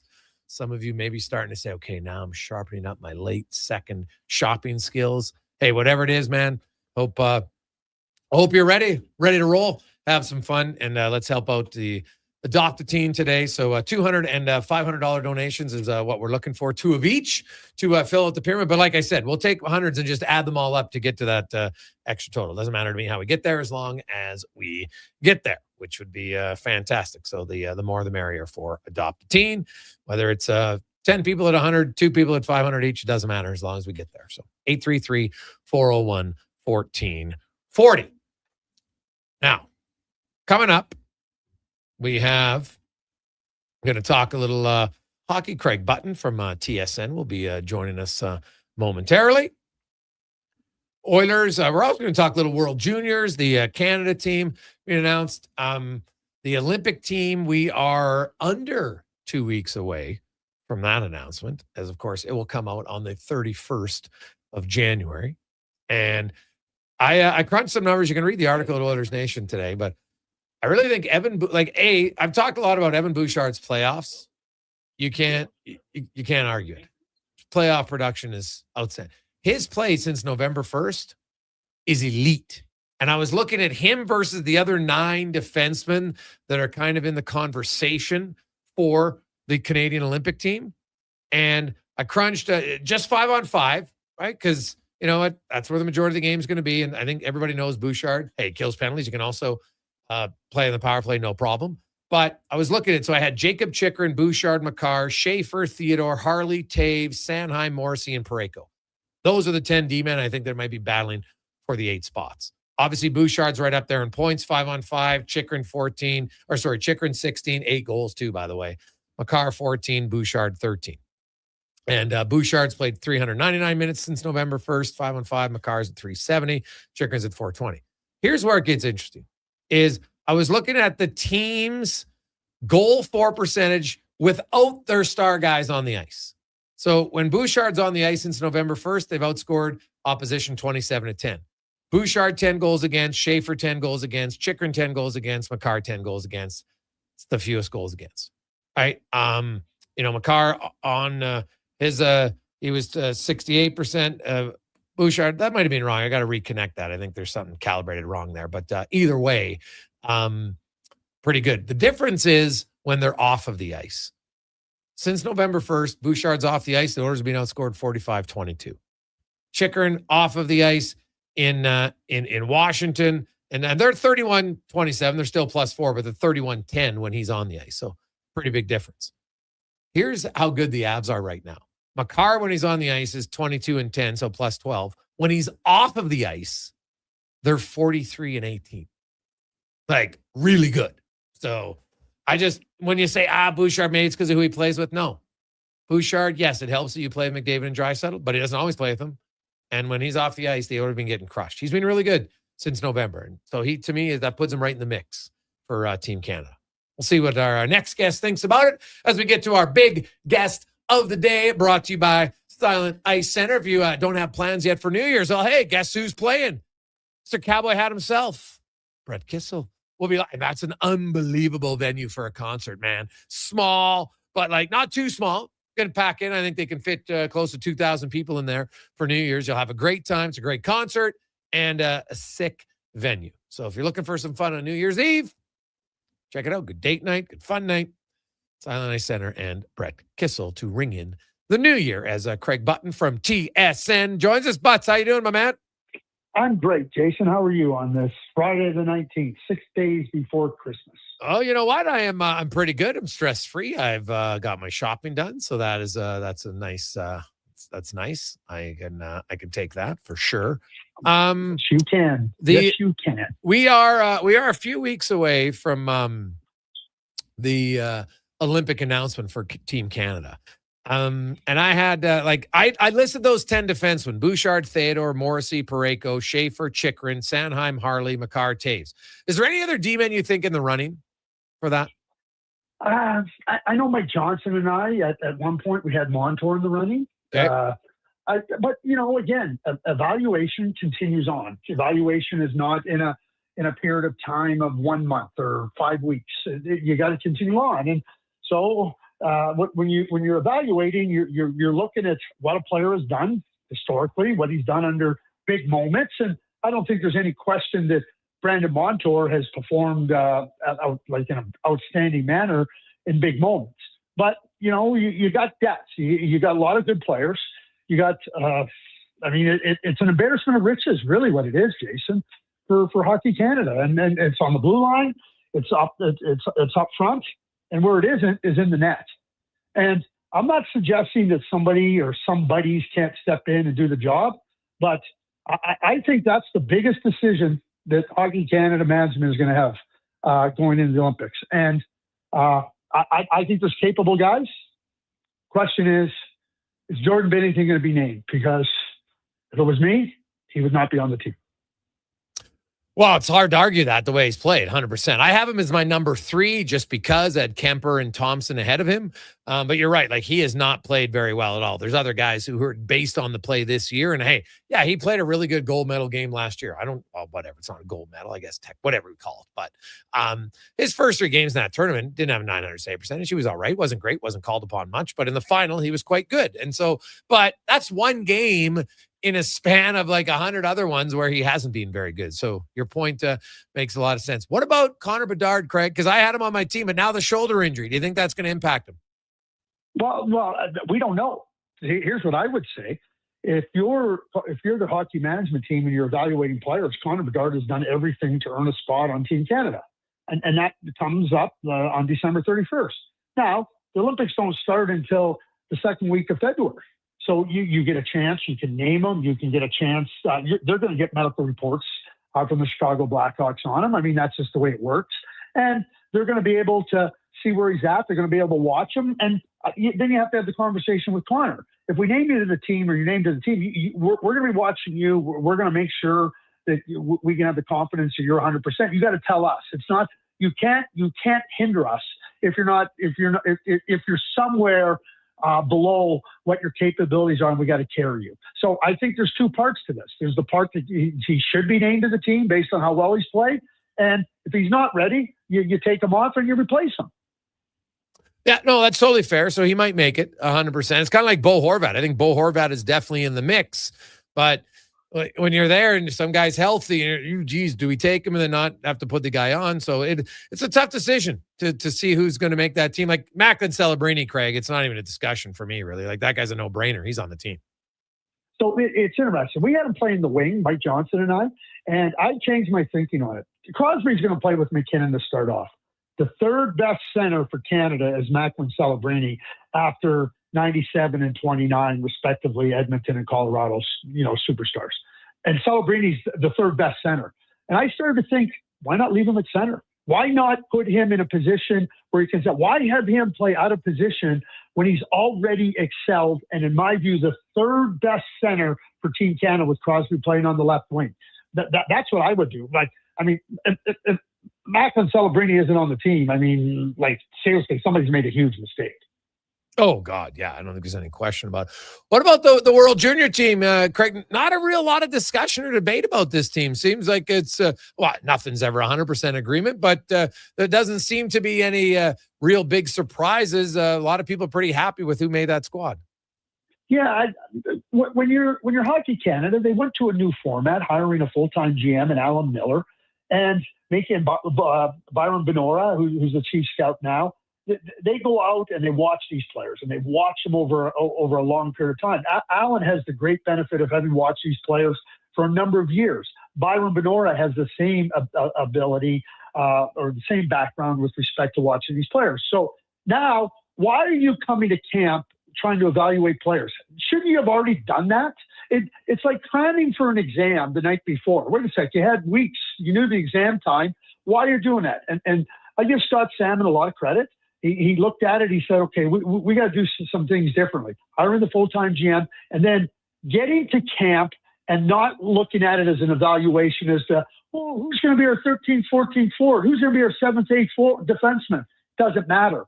You want to get the team prepared. You want to get the team, as Dale Hunter said, understanding what the structure is we want to play. We want to get them comfortable with that. So I think what they did in the evaluation was fantastic. It's not about, he played good. Look at who was good this scrimmage. Wow, he should be on the team. No, it's a long evaluation. I think they have the people that do it really, really well. And now it gives Dale Hunter and the coaching staff a real chance to see how players, and they're playing good competition in Sweden, and see how the players respond and where they're going to be comfortable playing. And I think that it's something that's really, really positive for them, because again, I'm going to emphasize it. You're spending time on the 13th, 14th forward and the 7th, 8th defenseman. That's what I call a colossal waste of time. Greg Button from TSN joins us. Craig, what's your thoughts on, Tristan Jarry gets banged up. We don't know how severe it is. Obviously came back to Edmonton's not going to play tomorrow. They've recalled Connor Ingram. And, at least for 3 games, and who knows how long it lasts. But what's your expectations, if any, of Connor Ingram? It's a good question. Who's not rooting for Connor Ingram, right? We're all rooting for Connor Ingram. He's been very open about trying to find a way back to where he's comfortable playing physically and mentally. And I think we're all rooting for him. But if you've looked at what he's done in the American Hockey League, he's not even a good American Hockey League goaltender. So, he's got the experience of having played in the NHL. He knows his way around. So that might be a benefit. And certainly I think they have to look to Calvin Pickard to go and carry the load here for the next little while. But that's my. I think they have expectations of Connor Ingram coming in and being up to NHL level. I don't see that. I don't see that as a rational thinking pattern. Yeah, no, that I totally would agree with you on that. The Oilers have found their game here. There's no question. They're done their Eastern road swings, Craig. They've already played 21 road games. They don't have to go out East at all the rest of the year. It's the earliest ever in franchise history.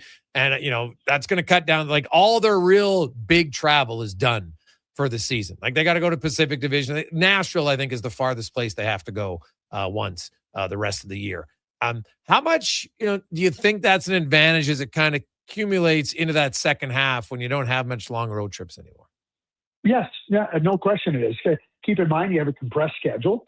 Keep in mind that there's going to be players coming back from the Olympics that not only have to participate in a compressed schedule, but they're going to be taxed, and the demands on them at the Olympics are going to be pretty significant. So when you can eliminate and reduce travel, which allows you to recover better, which allows you to be fresher, that's a real positive. So certainly this is something that has to be looked upon with a positive light, and I think that it can definitely help the Edmonton Oilers, and not just now, but leading into the Olympics and coming out of the Olympics. I think it's nothing but positive for the Oilers. If you're Edmonton and you could have your druthers, would you get a scoring winger or another center and keep Nugent Hopkins as a winger? Yeah, it's a great question, Jason. And I think that you explore along a parallel path. You look at what you can do with respect to, a scoring winger. You also look at what the market could be for a third line center. And I don't think you have to separate those two. I think you can put your efforts and really focus your attention on those two areas. You were talking about Evan Bouchard earlier, and the numbers speak volumes. I mean, there's no debating that. But I think and I'm not even talking about the Olympic team with Evan Bouchard. I think what it really tells you, and there's two parts to this. The first part is it tells you that the Oilers don't have very much depth, and I don't think they do. I don't think they have strong enough depth to be a serious contender at this time. Now, because you have McDavid and Draisaitl, Nugent Hopkins, Hyman, you can swing Podkolzin up there, you can swing Savoy up there, and they can do their thing. It's behind those guys that I think that the Oilers' biggest weakness is. So if Podkolzin slides down to a third line role because you get a scoring winger, check mark. If you can find a center that can play in the third line hole, push Adam Henrique down, check mark. Listen, they've done some things to try to explore what different players could fit in at different spots. Now they got a really good evaluation of their team, and now when I say you can pursue parallel paths here, I think that's where they have to go. I'm not worried about their ability to get on the right side with McDavid and Draisaitl. It's what happens when those guys aren't out on the ice and how it falls off. And I think those numbers are pretty significant when you're talking about Bouchard and tell a story, and hence why I think they have to. I don't think it's one player they need. I think they need two. Well, I look at, you got Roslovic and you got Kapanen coming back. Like, where do you think those guys fit in?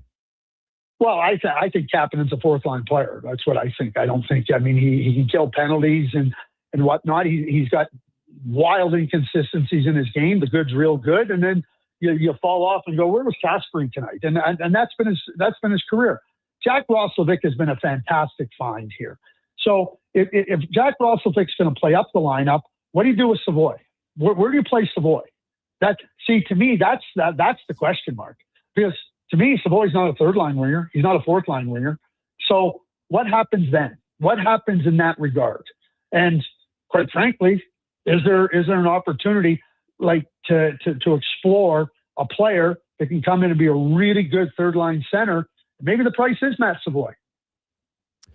Yeah, well, Savoy could stay there. I still think Chris Knobloch said it many times. He likes Nugent Hopkins as a centerman. I think we're going to see Nuge as a centerman, maybe more than not down the stretch. And they can always experiment and move it around, which makes it exciting. Before I go, Craig, I do want to ask, I don't know if you've seen the story that has come out today. And it was reported by Ben Leipka and out of Abbotsford that the Abbotsford Canucks players have still not received their Calder Cup rings, and no one seems to know when or if they're actually going to arrive. It's December 19th, Greg. And when I hear the Vancouver Canucks organization, it's the media. They're the most dysfunctional, disrespectful organization going to not get the rings for your AHL players. I never heard of this. This is beyond disrespectful and frankly cheap. Well, I think when we start to look at what the players went and did under the guidance of Manny Malhotra, those players played hard. They dug in. They found a way to get on the right side of it and win a championship. And the rewards that they get from achieving that together are forever. But the symbolic part of it is the ring. And it's important because the players want to show off that ring. They want to say, look what we got. And it's something that kind of just pulls it full circle. The experiences are great, but the ring goes, this is the story. So you ask your players to go down there, you ask them to play hard, you ask them to dig in and do the things that are necessary for their development and to help the team win, and they do all that. And I think you nailed it with the word disrespectful. It's not respecting your players. It's not valuing what they've done. And quite frankly, there's no place for it. And we're talking about every franchise in the National Hockey League being worth over $1 billion. Yep. Like, let's evaluate it from that perspective, and then you look at it at what they haven't done. And again, if there's rationale for it, then please tell us. But at the same time, if there's no rationale and this is lagging, the disrespect is enormous. Yeah, for sure. Craig, have a great Christmas. Have a happy holidays, and enjoy it, because I know you're getting to work on the World Juniors right away. So enjoy a little Christmas break before then. I will, yeah, and to you and your family and the great listeners on your show and everybody that participates. I'm so honored to be part of it on a weekly basis. I always enjoy it, and I hope everybody gets the joys of the holiday season with their friends and their loved ones. Awesome, Craig. Have a great day, my man. Thank you. There you go. That's Craig Button from TSM. We got a lot of text. Guys, Button said last year we didn't have enough depth. 2 years in a row. Yeah, like depth is obviously everybody's going to have a different opinion on it. Now, I'm basing mine on what I saw last year and earlier this year, which obviously is a small sample size. But I think Kapanen, if he continues to play how he has, he's a third line player for me, because he has the skill and the speed and he's physical, checks a lot of boxes. But if he's the inconsistent guy, then Craig's bang on in his fourth line. I could put Roslovic in my top six. Then I get another top six winger. Now, I think they're a top six. Now, maybe it's another center iceman. I guess so. Lots of teams are looking for center iceman, and it's just easier to get wingers. So, and that doesn't mean they're any less valuable, because there's some good damn wingers out there for sure. And so that would be for me a scoring winger, because as good as Nugent Hopkins is, he's not a scorer 5-on-5. Never has been. It's never been his wheelhouse, and that's okay. But why expect it now? Well, because I've had 6 good games in the regular season, guys. What? That's irrelevant to me. I want a guy who's going to score 5-on-5. And if Nuge makes my third line better, awesome. Because he can produce at a third line level, no question. Probably be an excellent third line production player. But first line 5-on-5 production's never really been a big goal scorer. So that's why I would consider it. Doesn't mean he can't play some shifts or even games with McDavid and Hyman again, but I would look at getting away. Fits me. 4:43. We got an hour and about 10 minutes to go. We're really close to filling out the pyramid of giving. We need 2 people at $200, 2 people at $500. It's Positive Friday. You want to step up now? Like I said, we can split up one of those 500s into 5 people at 100.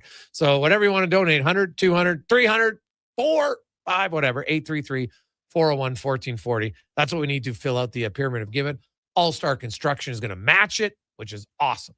For helping out Adopt a Teen today can make a big difference in the lives of some teenagers going through a tough time. So 833-401-1440. We'll return. It's a Gregor Show presented by PlayAlberta.ca. Planning your next event? Let Loca Quality Market cater. From made-to-order meals to gourmet platters to full chef tasting experiences, they make entertaining effortless. Visit Loca.ca to start planning today. Cheer on the teams. Help a good cause. The Benz Cup is coming to the Ardrossan Recreation Center, December 26th to 30th. 100% of the proceeds help the Ben Stelter Foundation bring proton beam therapy to Edmonton. Learn more at benscup.com. Proudly supported by Sports 1440. Ring in the new year with a Canadian country legend. December 31st, in concert at the Silent Ice Center in Nisku. Brett Kissel. She drives me crazy. With special guests Haley Benedict and Morgan Clyburn. Bring your friends, your cowboy boots, and your party spirit for a night full of hits, celebration, and unforgettable memories. Hosted by Chris Sheets. The countdown to 2026 starts with Brett Kissel live on stage. Get your tickets now at silenticecenter.com/events. Do you work for a company that wants to reach people who love sports? Or maybe you're looking to hire people who love sports? Sports 1440 partners with dozens of local businesses, connecting with tens of thousands of Edmonton sports fans every day. On the radio, on the listening apps, on YouTube, and on social media. Contact our sales team today to see what Sports 1440 can do for you. Email Gregor at sports1440.ca to get started. At GS Construction, we focus on building a culture of collaboration, innovation, and respect. Our teams work together, supporting one another and striving towards shared goals. We're committed to creating a work environment that empowers individuals, values teamwork, and ensures everyone feels respected and safe. With decades of experience in the field, GS Construction prioritizes our people, our culture, and safety. This is what makes us unique. To find out more, go to gsconstruction.ca. Ho, ho, ho! 'Tis the season to find the perfect gift at the perfect price at Leduc Goldsmiths. The annual Christmas sale is on now with 10 to 25% off all in-store products. All natural and lab-created diamond engagement rings up to 25% off with a wide selection available. You'll have no trouble finding the right piece. The team at Leduc Goldsmiths have years of expertise to help find what you need. Leduc Goldsmiths on Main Street, Leduc. Leduc's Jewelry Store. Family owned and operated for over 30 years.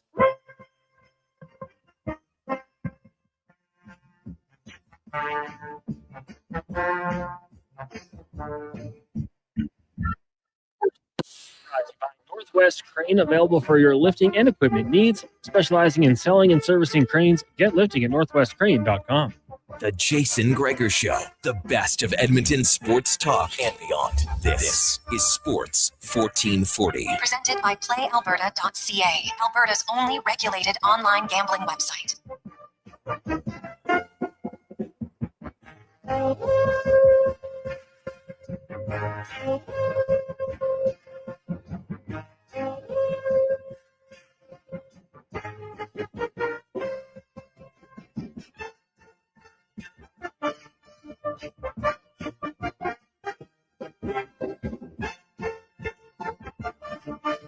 Positive Friday. Welcome back. The Gregor Show, presented by PlayAlberta.ca.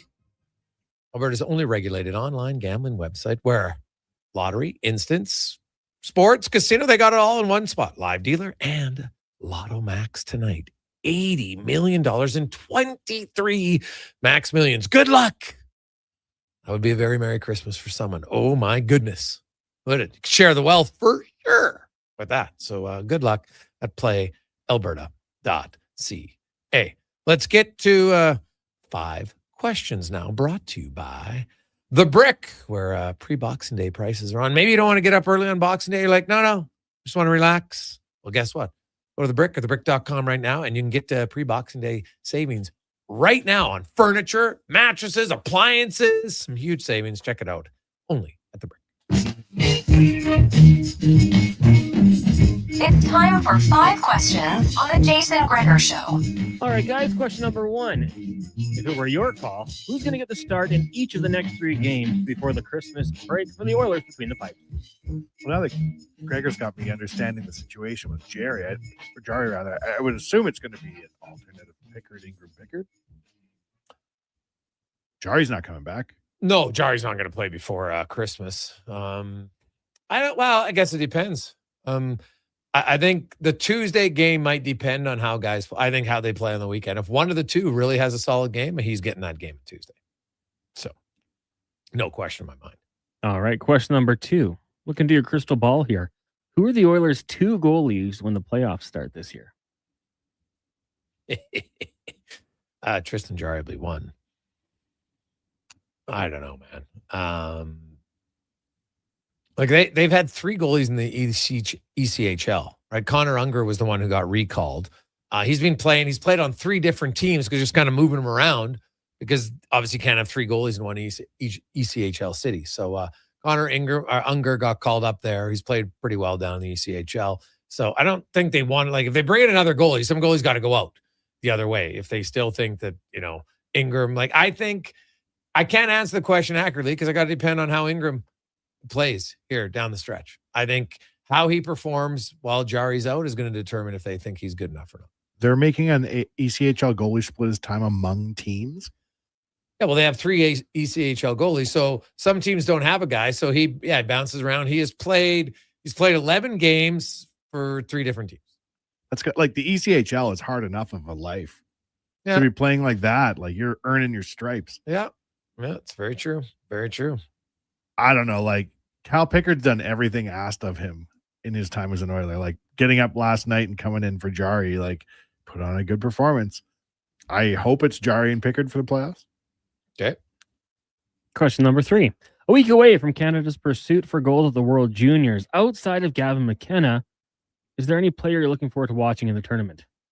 Connor, you know how I roll. I'm a big name guy. I only want the superstars. I'm really excited actually to see Gavin McKenna. And the fact you took that off the board, I contest. I know you would be. Are you excited to watch him though, Gavin McKenna? Yeah, 100%. Yeah.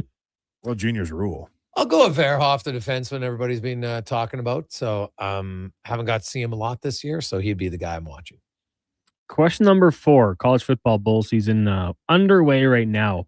Based off name alone, what would you say is the greatest bowl game of all time? I was looking in the list you provided helpfully with the 5 questions, and the galleryfurniture.com bowl, that's a classic. The website's still live if you're looking for an ottoman. Yeah, they got there's some weird names, man. Like I'm probably gonna go with just the I'm going with the salad bowl. Made me laugh.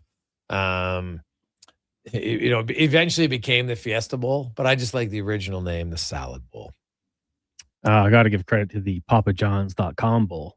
Remember that era where they would throw .com on everything? That was a golden age. Oh, yes. Like there is a lot of weird names for sure over like the Glass Bowl. When corporate sponsorship started getting involved in bowl names, that's when it got good. Beef O'Brady Bowl. That was a good one too. The IBM OS2 Bowl when they rolled out the new operating system. It's not enough to say IBM. You need to get the product name in there. Absolutely. You're paying all the money. You got to do it. Final question for you guys. Let's be greedy here. Don't hold back and give politically correct answers. We're a week away from Christmas. What are the top 3 things you want for Christmas? Now, Gregor, he's putting this on a T, right? He said, don't be politically correct and say what you want. You can't be like world peace, or it has to be like real things you want. So when I say my list, don't anybody give me side eye, Jason Gregor, because Connor put it on a It's T. your list. Sure. Go ahead. Connor McBaby. I want Lauren Kyle and Connor McDavid to have a baby in the new year, and that's what I want from Santa. Okay. Yeah. Well, what are the other 2? That's one. A goalie with a .910 save percentage and an Oilers jersey that isn't a trick. And I'd like the Iceman to be returned from the Condors in mint condition. 3 things I'd want for Christmas. I would like the NHL to instill a no over and back rule in overtime. Overtime is great. It's becoming boring with the stupid going back all the time. So let's implement that. I would like them to get rid of the instigator rule. There's not enough fights anymore, so I don't think you have to worry about it. And I would like to see the Elks average 28,000 fans next season. So that's a good wish. Connor? I would like a year of hot tub maintenance. I would like a new Xbox or PlayStation, and I would like restaurant gift cards. I'm wishing a new human being onto the planet, and you want but gift it's not. cards. But that doesn't impact you. Hey, you didn't want anyone to mock yours. Like you want like someone else's child. That's a very weird wish. It is a weird. It has no impact in your life. It's very huge weird. impact in my life. How? How does it impact your life? Oh my goodness! Imagine then they like do an unveiling, and then they're at the Misericordia Hospital. Like, do you know Connor McDavid? I'd You like to think he's think going to so. have an unveiling of his child? You won't see Like any Prince pictures George. of it, nor would they. Like if I was him, I'd be like, why would like? I don't take pictures of my own kid on social media, and I'm like a nobody. Like if I was Connor McDavid, I was sure as hell wouldn't be sharing. Like there's weirdos out there. This about is my your kid. Christmas wish. Yeah, I know, but it's a terrible wish. You just said you weren't allowed to say it was a bad wish. Yeah, no, but you started. So once I'm defending Connor. All right. I mean, mine are realistic. Yeah. You know? Well, them having sex is probably, fairly realistic. Yeah. It's 21 months That's from the very time of your true. wedding to a baby on average. 21 months. I looked it up. For Connor McDavid specifically. 21, that's the average is from the the time average. people get married to have their first child. Yes. So a year and 9 months. Mm-hmm. All right. That's baby being born. We're talking. Yeah. That's real. Okay. Oh, that's That's not unrealistic. Connor's doing the I'm math. doing the math. and That's it's really accurate. That's Actually. pretty close to it. I looked it up. Yeah, that is really I close. looked it up, and it wasn't for anybody I knew. I looked it up for Connor. Oh, okay. McDavid. All right. That's pretty much, I think, what mine was too. It was like a month Now off. we lost the baby first, which a lot of people do, unfortunately. A little bit of you realize at the time that it's definitely more normal than you think, but at the moment you're pretty distraught about it. So, but you know what? We've talked to our son about that. But at the same time, then if that hadn't occurred, then he wouldn't have come about. So it's always things happen for a reason. That's the way I look at it. The plan was a one and done. That was it. Always only child plan. No, there was never, that wasn't the plan, but there were some situations. I'm not going to talk about why, but just became a family decision that would work out better for all parties. So I think that would be about it. It's weird to talk to a little kid about how you might not exist if. Well, I'd never say you wouldn't exist. I'd just say, you know what, if that hadn't happened, then, we might not have got you. So it works out perfect because still might have got him. You never know, but you don't, not at that time. It would have been physically impossible. I have one baby in June and another one in December. Physically impossible. I remember asking my parents, like, what happens if you never met? They're like, well, you wouldn't exist. Yeah, that's holy smokes. Yeah, I'm the star of the show. How could I not exist? I said. It's true. It's very true. So we will see. Wanye, Connor Halley, Jason Gregor with you, Sports 1440, sports1440.ca. Scott just came in at 200 bones. So we are down to, we've never not filled out the pyramid of giving. So let's not start that trend today. So we're very close. We really only need 3 listeners. Now we can break it up if you want. So we can do a group effort. But I'll tell you what we need. We need one $200 donation and 2 $500. But I'm gladly split up the 500s into more 200s and 100s. It doesn't matter as long as we get that extra $1,200 to fill out the pyramid. So 1s, 2s, 3s, 4, 5, whatever. But hey, if you want to make it quick and easy, 500, 200, 833-401-1440, 833-401-1440. And we have a special package we'll tell you about too in the final hour after Connor Halley and a Sports 1440 update brought to you by Northgate Chevrolet, Buick GMC. Yeah, they got a lot of winter tires. Get those, but they also have the Wish and Win.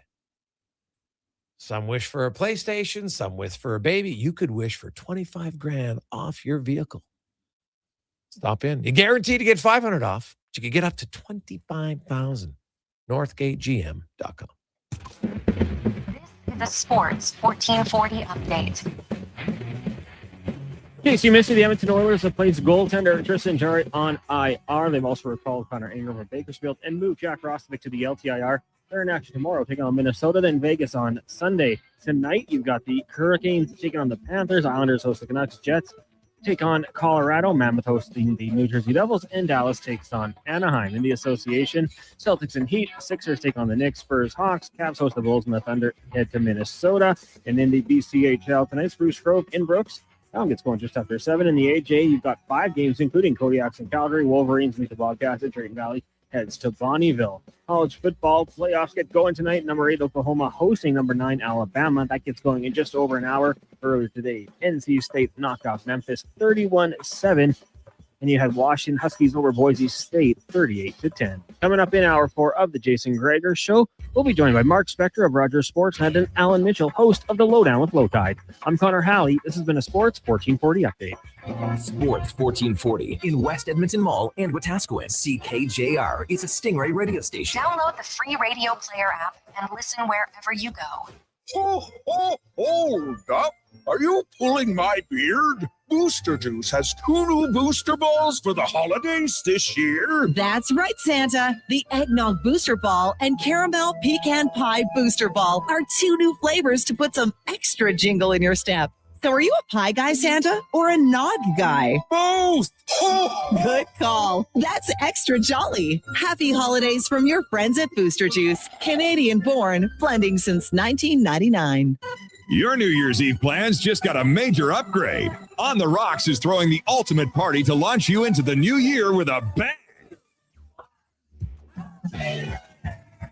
The legendary Tallboy is hitting the stage live, providing the soundtrack for an unforgettable night. A 3-course dinner is available to kick things off before the main party starts. This is how you celebrate New Year's Eve. Dinner and party tickets are available now. Book your spot online at ontherocks.yeg.com. Is your company drowning in paperwork and administrative tasks? Do you need more data to make better decisions? Nectar.io is your company's all-in-one solution for fleet and materials management, safety, time cards, and GIS-based project management. Now is the time to capture and transform field, site, and shop data into boardroom-level business intelligence, all with one login. Visit Nectar.io to book a demo today. Nectar.io, your business made better. Hi, Mike here from Northgate Chevrolet Buick GMC. December is here. Christmas shopping, Christmas wrapping, Christmas baking, grocery shopping. What about our vehicle? Does it need tires? It's not running? No problem. We got you covered. At Northgate GM, we have a tremendous selection of newer used vehicles, winter tires at cost, and of course, service with a smile. Come in and see us today, 13215 97th Street, or visit us online at northgategm.com. You're in Northgate country. Actions speak louder than words. Japa Machinery Group puts your construction plan into action. Stop at 4 o'clock. Construction machinery you need. Available for rental or sale. Learn more at japamachinery.com. Boxing Week blowout starts early at the Brick. Find real Boxing Day prices early and beat the rush on the 26th. Planning Score your the next best deals on electronics and appliances. 1440 Plus save up to $1,000 off sectionals. Buy more, save more. Up to 25% off bedroom and dining. Up to 40% off mattresses. And up to $500 off big screen TVs. Don't wait for the crowds. Shop the Brick's Boxing Week early access event. Some exclusions apply. The Brick, saving you more. Oodle Noodle origin. In 1864, Francis Oodle took over his dying father's business as a leatherman. He was quite proficient, but his heart was never truly in the trade. After his father's death, Oodle met a cocksure young man named Vladimir Nudell, who was a trailblazer in the popular new art of food boxes. They formed a partnership and aimed to ply their trade in the new world. At Ellis Island, Nudell was renamed David Noodle, and henceforth, the franchise has been known as Oodle Noodle. I'm Gene Principe, bringing season's heatings from Legacy Heating and Cooling. For Yuletide comfort, you'll love this Christmas. You should. Call Legacy. Call Legacy. There's no better way to fix your furnace. You just... Call Legacy. They're professional, never rude, Dolph. You should. Call Legacy. Call Legacy. Plus, no interest and no prints of payments for 1 year when you buy with Legacy Heating and Cooling.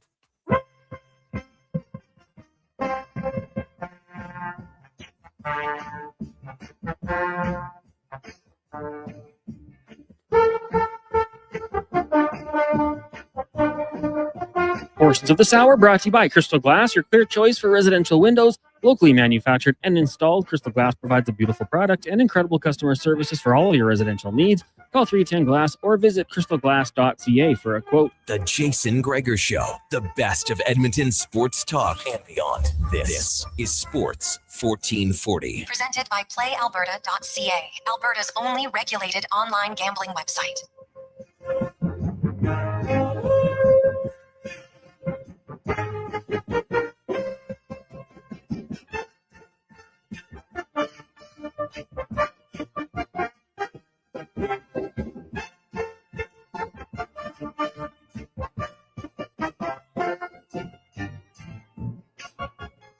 Positive Friday, we roll through. You made it through the week. For some of you, you got kids maybe in the car. They're super pumped. Christmas break is here for the next few weeks. Oh, living large for all the kids. Doesn't matter how old you are. University students get some time off. Oh, live it up while you can, kids. Live it up while you can. Never take it for granted. It's awesome. Good times. Hopefully get the ODRs up and running here. Get a little puck and stick going on. Nothing better than a little Christmas time skates on the ODR. Dale came in, took one of the $500. We love it. Fred took one of the $200. And Ian came in, and Josh. So that puts us in, we're done the 100s. We're done. So we got 500 left. No, we can always go more. It's the final Friday, the pyramid of giving. We always like to go a little bit more if we can. So 833-401-1440. But at least we need is 500. 1-500 or some multiple twos, 5 ones. It doesn't matter. Let's get to help it out. And All-Star Construction's going to match it. Puts us over 15,000, which will be fantastic. So 833-401-1440. 833-401-1440. Also, Evan is at $6,500 for the suite to the Orders 12-seater with a $500 food and beverage, 2 parking passes for the 6th of January against the Nashville Predators. Okay, so if you want to get in on that, you can as well, 833-401-1440. But we really want to fill out the pyramid, so let's do it. If you can, text in. Very easy. 833-401-1440. It is the Gregor Show presented by PlayAlberta.ca. And you know what? Hey, maybe you're looking for some good karma. You put in $100 or $200 or $500, and then you get a ticket to Lotto Max, $80 million or 23 Max Millions. I know a lot of you say, I'll just take $1 million. I don't need to be greedy. Man, what a life changer that would be. So good luck, PlayAlberta.ca, as we get to the spec report brought to you by GS Construction, your underground infrastructure specialists. Hoping your pipes never burst. GS Construction. Mark Spector from Rogers Sportsnet joins us. Spec, how are you, my man? Awesome, man. How you doing? Hey, I'm pretty good. It's a positive Friday. We're getting close to filling out the pyramid, so that is nice. Oiler fans, they're a little worried. The Jarry injury. Hey, I'll say this: Jarry came out. Pickard came in, was solid. The Oilers didn't give up a bunch in that game. It was really like Boston. I don't understand why they think, you know what, we're going to play passive, and they think that's going to, we're just going to sit back. We're not going to forecheck, and you're going to beat the Oilers. The LA Kings have proven 4 years in a row it doesn't work. I was stunned that they tried that last night. And Boston's a high-flying team. It didn't make any sense to me. Yeah, there was a point in the game where I said I was sitting next to Tony Brar in the press box in Boston, and I said to him, look, they forechecked, like when they tossed the puck in, they went and they tried to get it back and stuff. But when it was one of those situations where there was a change and the Oilers defenseman had time, they didn't press them at all. They stood at center ice. And I said to Tony, look, Tony, this looks like the LA Kings, just like you just said. So we're seeing the same thing. They're not. I guess I don't see Boston play enough in the certainly live to know what they've been doing all year, but they were selectively pressuring the Oilers last night. And I hate those teams that line up center ice. I hate that brand of hockey. I always have. I've been consistent since Jacques Lemaire started doing it in New Jersey. I can't stand it. So that didn't, and I love when it doesn't win, because it just goes to show you shouldn't be doing it in the first place. Yeah, no, it's very, very true in that regard. So, you know what? The Oilers get a power play goal, they get a shorthanded goal, and they get a first NHL goal from Quinn Hudson. And you know what? Hey, that Hudson and Jones, man, that they created that from the corner, won the battle, and Hudson goes right to net and scores. And man, that's a huge fourth line goal for the Oilers. And it wasn't their first good shift. You know, I think Jones had 4 shots on net last night in like 6.5 minutes. So, you know, the Oilers are unfolding. You know, they're unfolding into the team we thought. You know, their top 2 lines got settled. We know who they are. They're scoring. They're playing great. The power play now is what it's always been. I mean, it's been 45% in the last month.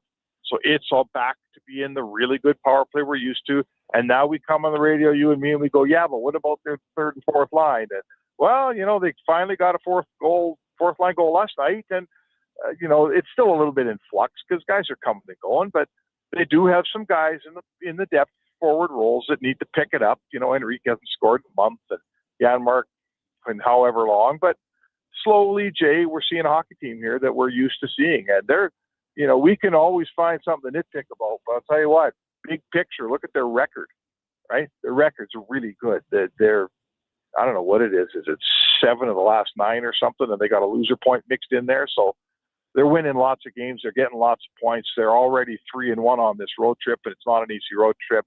I think we're going to maybe should stop nitpicking and just let them play for a while, huh? Yeah. Well, yeah, they're 6-1-1 in their last 8. They played well. Now they go into Minnesota. Hey, the Oilers are hot. The Wild are hot.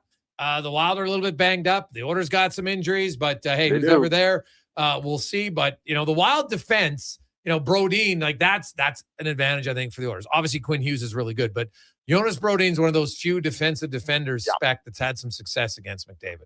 Yeah, always. We watched it night after night. Because he can skate so well, right? Because he can skate so well and defend. Like there are guys like, I don't know, I'm going to give you, say, a Carlson who can skate really well, but he doesn't defend McDavid that well. But Brodin's a great mix. He's a really strong defender, and he really has great boots. So, you know what? There's a couple guys around the league that have confidence against McDavid, and good for them, Good for them. And McDavid, I'm sure he can list those guys off as fast as you and me can. But I don't know if I heard he was questionable, is I think what we heard Brodin for tomorrow. And what does that mean in hockey? It means they tell you when the game starts. So everybody's beat up here. I mean, look at Jarry. The Oilers are going in with Pickard, and Ingram's going to back up. I assume Pickard played ball. What do you think? I'm guessing it's Pickard tomorrow, and then you're going to see Connor Ingram against Vegas on Sunday. Yeah, I would think so too. So, you know what? Let's take a look at Ingram. Like his numbers, two things for me on Ingram.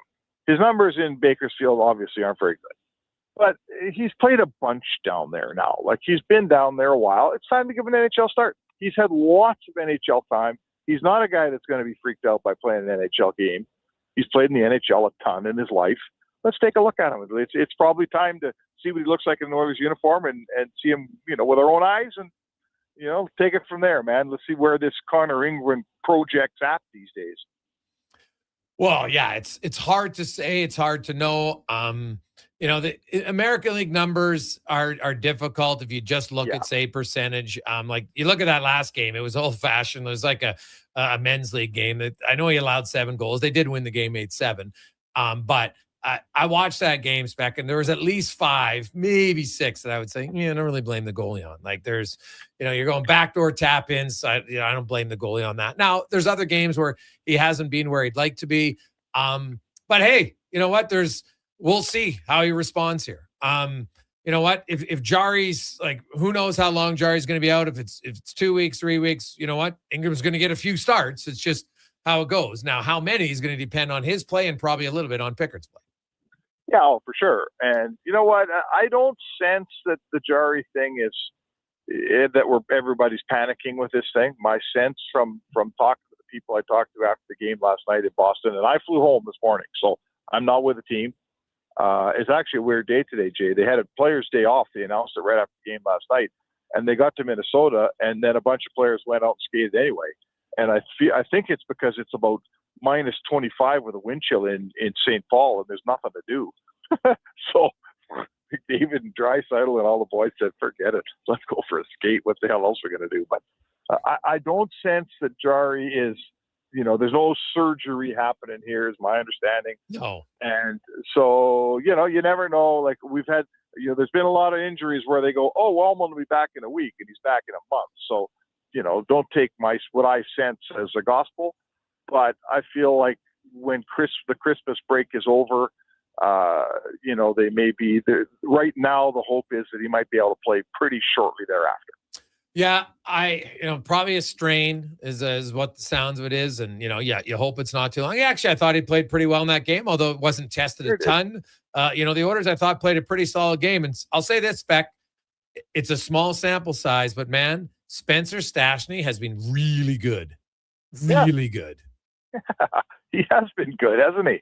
And there's a guy that, don't know anything about. I watched him play, 4 games now on that road trip. Did he play in Toronto? Is that where he started?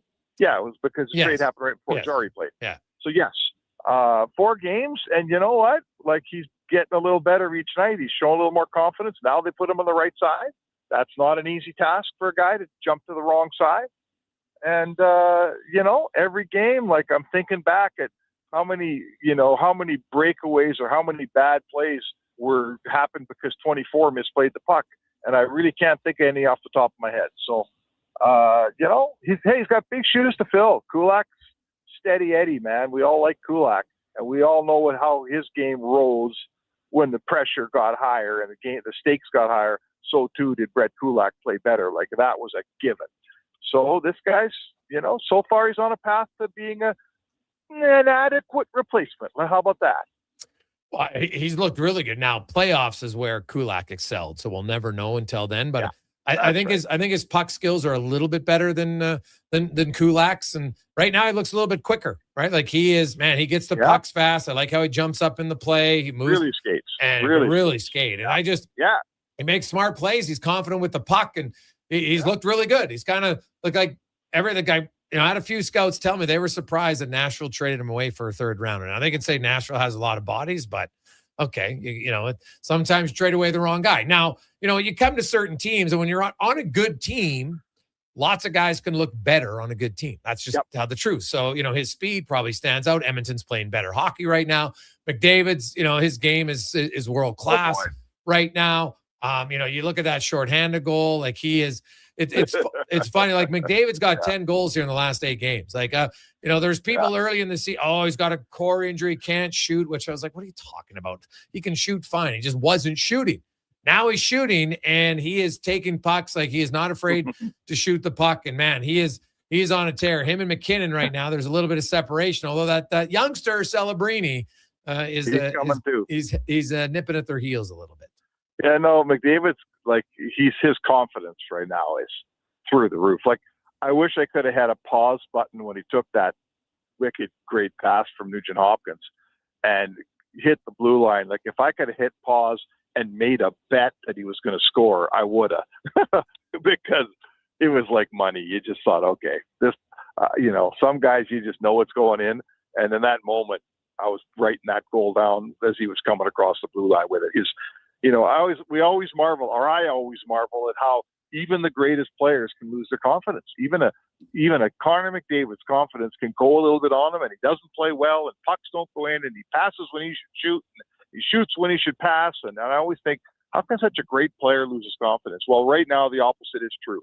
He's a great player, and his confidence couldn't be higher.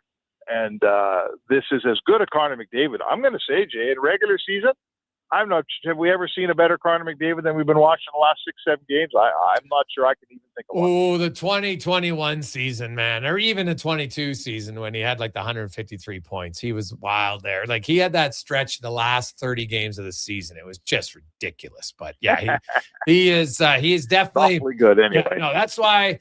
It was early December, late November, and people were, oh, McDavid, he's reached his peak. And I was like, what are you guys talking about? Have we not, I don't know why the rush is to want to write off and be the first guy to say, oh, the demise is starting now. And I'm just like, give me a break. So what's the rush? He's good. There's no demise going on. McKinnon's really good. They got some young guys coming. The Oilers, they played well. I don't know if there'll be any lineup changes. My question would be, would you put Regula right back in, but would you play him with Nurse, or would you keep Stastny there? But then you're playing 2 righties together. So you're probably just, if Regula's back in, he's just going right in with Nurse, right? I think so, yeah. I think you put Stastny back on the left side with Emerson. They were fine. I didn't even mind the game that Stillman played last night. He was part of a team that almost scored. He was part of a team that allowed 1 goal, and he only played about 9 minutes, but he was just fine. He wasn't any kind of, all of a sudden I look at that player and I looked him up before the game. I think he's played 175 games or something like that. I'm not that familiar with him. He's that name you see around the league, but do you ever watch him play when he came through town? He's always somebody's 5th or 6th defenseman. But, all of a sudden I look at that player and I go, there's a pretty viable number 7. Like, there's a pretty viable Troy Stetcher. Is that fair to say? Yeah, potentially. Like, Stetch played over 500 games and is a highly competitive guy. Yeah, for sure. But, I'm just saying, I'm not telling you he's the exact same player, but you need a veteran guy at a 7 that can step in and not be freaked out by the moment. And this guy's got, like I say, over 150 games under his belt. He can come in. He's not freaked out by the moment. He's not a bad-looking defenseman. You can use him. You can always use a 7th guy around because someone's always blocking a shot and getting hurt. That is very, very true. Spec, have a good weekend. What happens for the Oilers this weekend? Well, it's good. My I mean, I haven't even looked at the numbers. I spent a whole day on a plane here, but my recollection is Minnesota is a hard place for them. They don't win a lot in there. Hey, why do as I recall, right? Am I right when I say that? I think I am. But they've been awfully good at home, and they'll come home and play Vegas, and I think they'll rise to the moment.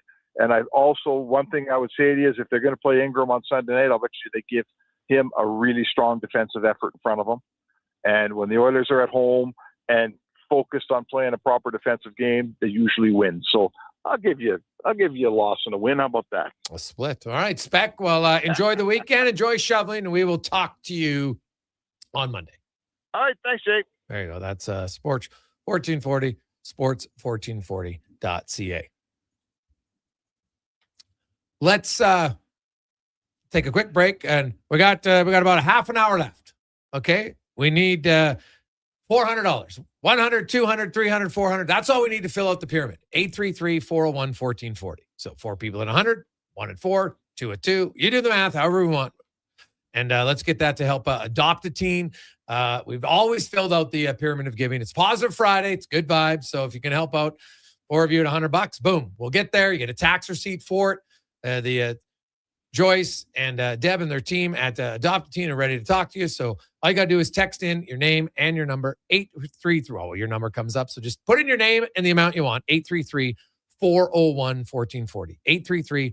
833-401-1440 on a Positive Friday. We'll return. It's a Gregor Show presented by PlayAlberta.ca. You got a go-to coffee spot, a trusted barber, even a lucky game day jersey. But when it's about looking your absolute best, there's only one name you need. Mr. Dirk. Family run since 1939, we're experts in crafting impeccable tailor-made suits and offering a wide variety of everyday styles. Pair that with personalized one-on-one fittings and the convenience of on-site tailoring. Mr. Dirk elevates your style game. Visit our Edmonton store or explore MrDirk.com. Score big on style with Mr. Dirk. Across the province, Albertans are taking their shot on Play Alberta. With casino winners every hour, jackpots worth millions, and revenue that stays in the province, there's never been a better time to sign up. Right now, our listeners can score a $50 free bet when they make a minimum $50 deposit with code Gregor50. That's code Gregor50 for a $50 free bet. Start playing with your game sense today to find out if you're Alberta's next winner. Think your credit's not good enough for a new ride? Think again. Go Auto's car loan calculator is here to help. No commitments, no credit hits, just real answers. You tell us a few things, and we'll show you what you can afford. Text CREDIT to 780-777-7777. That's credit to 780 all sevens. Go Auto. We do the math, so you can do the driving.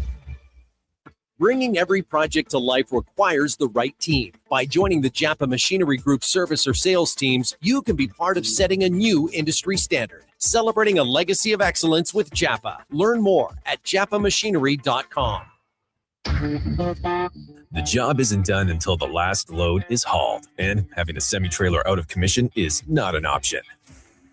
Whether replacing or adding to your convoy, Edmonton Trailer has a huge inventory of new and used semi-trailers, trusted by the gravel, logging, oil field, fluids, and freight industries. Find a trailer right for you online or at one of their 3 locations. For sales, service, parts, rental, and finance, when you're in it for the long haul, Edmonton Trailer.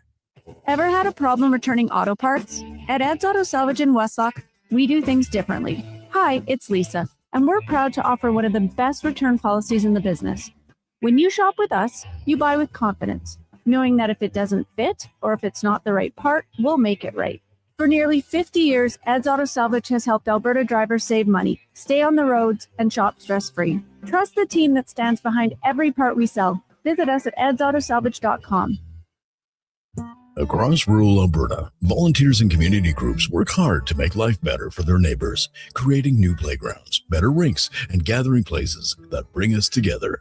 Vision Credit Union is proud to lend these local heroes a helping hand. Apply today for a Helping Hand grant up to $10,000 to support your community's next big idea. Let's make great things happen together. Applications are open until January 31st, 2026. Learn more at whatsyourshare.ca. He's heading into the driveway. Temperature's dropping fast, folks. He opens the hood and, oh no, the battery's on thin ice. Yeah, that's a tough break, Tim. I mean, you can't expect to compete and win with weak parts in your game like that. But wait, he's made a clutch move. He's gone to Napa Auto Parts for the win. They've got batteries, winter-grade oils, antifreeze, and wiper blades built for cold Alberta conditions. That's a championship play, Tim. With over 85 Alberta locations, visit your local Napa store today or shop online at napacanada.com. That's Napa know-how.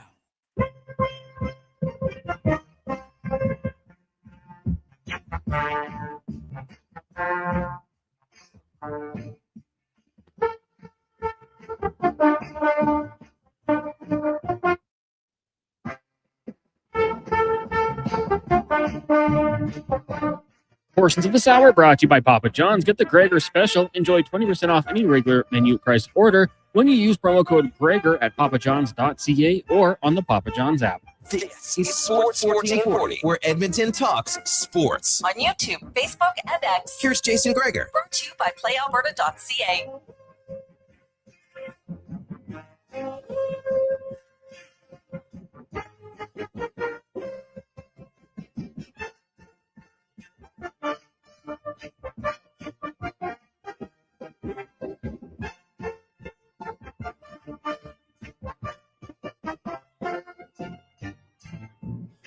$527. Positive Friday. Oh, man. I love our listeners. You're the best. Awesome. So many generous people out there. Roger came in at 200. Samuel came in at 400. Don came in at 400. We had Fish in at $100. Jen came in at $100. Carolyn at $200. Wazzy came in at 100 bones. So guess what? We filled up the pyramid and even more on a wonderful Positive Friday. So thank you very. Hey, we always, you know what? I like to do the math in my head now. Now we're into bonus time. So if we get $300 more, we'd get to $16,500 for the day for the adopted teen, which is absolutely amazing. Because by my math, we're looking for $7,500, but in that little splurge there, we went over, and plus we got the $7,500 from All-Star Construction to match the pyramid, and so we had $16,200. So $300 more between now and the top of the hour. We get to $16,500, or heck, even $17,000 for $800. But we don't need to be greedy. $300. I like round numbers. $16,500. That would be fantastic. Be one of the best pyramid of givings. So I like it. What's the daily record? Well, one year we had two people match the pyramid. So one year we did like 22,500. So how did you do that? You made somebody match somebody else's matching of No. the Like they sum? both offered to match the 7,500. Kind of came in at the same time. I was like 100%. I'm not going to say no. And I told them, I said, well, somebody else. No, we'll do it. So they both did it. Unreal. Yeah. So that was a great day for sure. Every day is great when you can help out and help others. So thank you very much. So yes, if we'd like to get to $300 more, that would be great. So if you can spare $100, $200, $300, that would be awesome. 833-401-1440, 833-401-1440. As we are going to go in the room, brought to you by Action Electrical. Take action on your savings. Solar for either your home or your commercial building. They do it both at actionelectrical.net. The host of The Lowdown, noon until 2. Fresh wavy hair. He's got his new trendy glasses. Watching closely as he writes 6 articles a day, as well as hosting. LT joins us. LT, how you doing? I'm very well. I'm in the Christmas spirit now. I haven't had a Crown Royal and ginger ale yet, but I'm working up to it. Yeah. Crown and ginger. Is that the go-to for the LT man? Oh yeah. Yeah. Okay. That's I used to have Southern Comfort and 7, but it gave me a headache. So I go with ginger ale and Crown Royal now. Okay. I like that. I can get on board with that. Are you at all like an eggnog, like a spice rum guy? Not really. I will Christmas morning because everybody seems to like that, but that's the only time. I'm not really I like, I like Scotch. I would rather have Scotch than any of those, kind of fancy drinks that are kind of like if I'm going to have something like that, I'll have a brown cow, which is a nice drink. Oh yes, yeah, I like that. It's pretty good. Awesome. Yep. Al, give me your thoughts on the game last night? Well, I think the Oilers are always being criticized for not playing well against games or teams that are in the playoffs or have good records. Bruins are a good team. Mm-hmm. And they got a shorty, they got a power play goal, and they got an even strength goal. I thought they played well, and I don't think Boston had a lot of chances. The defense to me played well enough, and I think the goaltending was stout, and I liked the lines. I thought Frederic played well. Yes. I thought the Henrique line played well. I think. I just think this team is coming together, and sometimes it's like sometimes a trade or whatever can sort of change the mindset a little bit. And I think in December this team has decided to not even decided they've just been able to mentally start performing at a level that we would recognize, and they look good to me. Honestly, against the Bruins, I watched the Bruins a lot. Bruins are having a really good year. I thought the Bruins looked really ordinary against the Oilers. LT, everything you say I take as gospel truth. And a few weeks ago, we were talking about Connor McDavid declining ? And I panicked when you said it immediately. I'll have you know. I panicked and I went and looked at all my McDavid jerseys. I said, is it time to maybe start buying another player? No. And I wonder on the 19th of December if you think that the decline of Connor McDavid is now over. Well, I often write and I often say that, betting against McDavid is a bad idea, and then I didn't listen to my own self.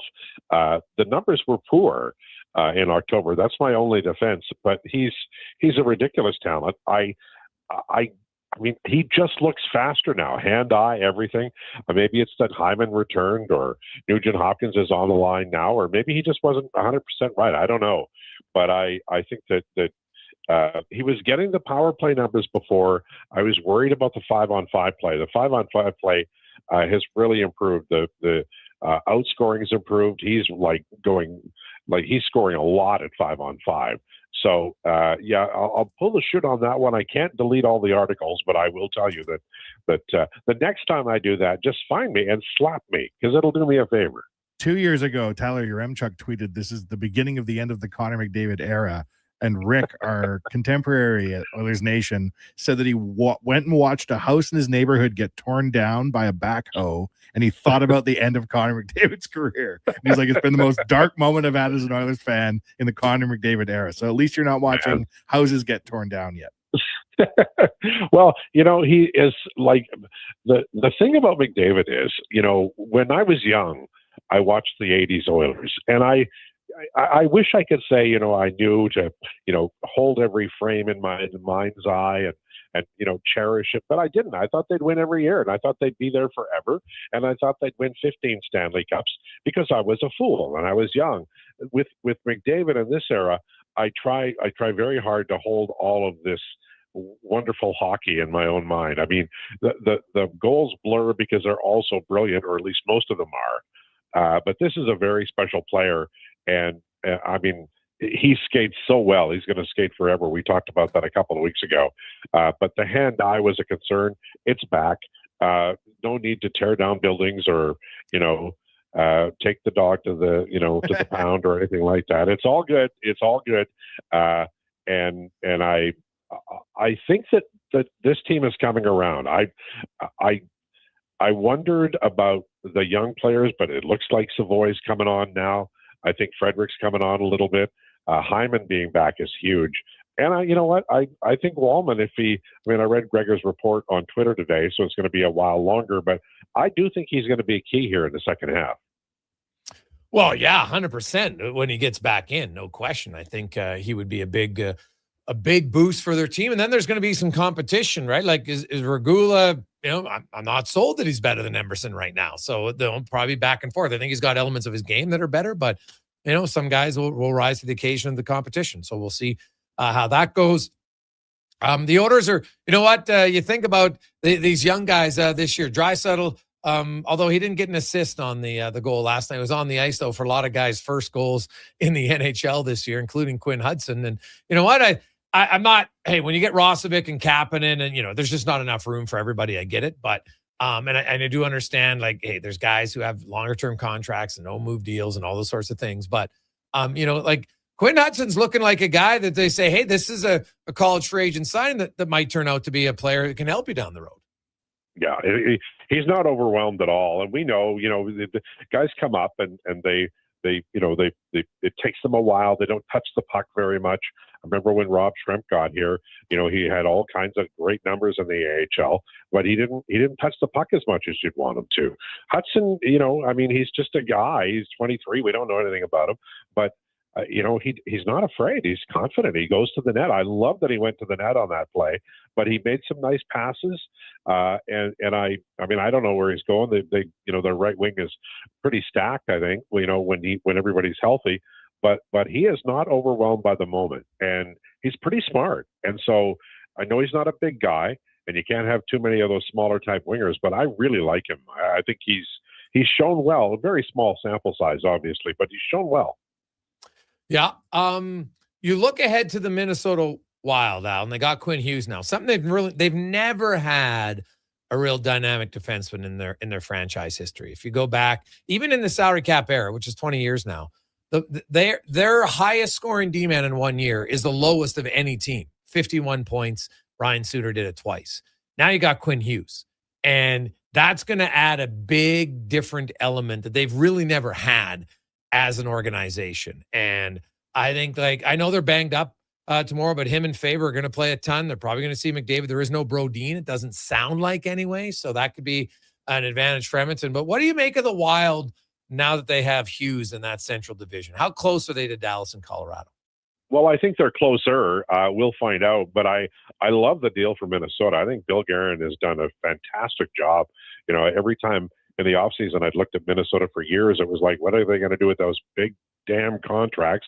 Well, they finally got rid of them, and now they're able to spend some money, and they're spending it wisely. And I know they gave up a lot, but who cares?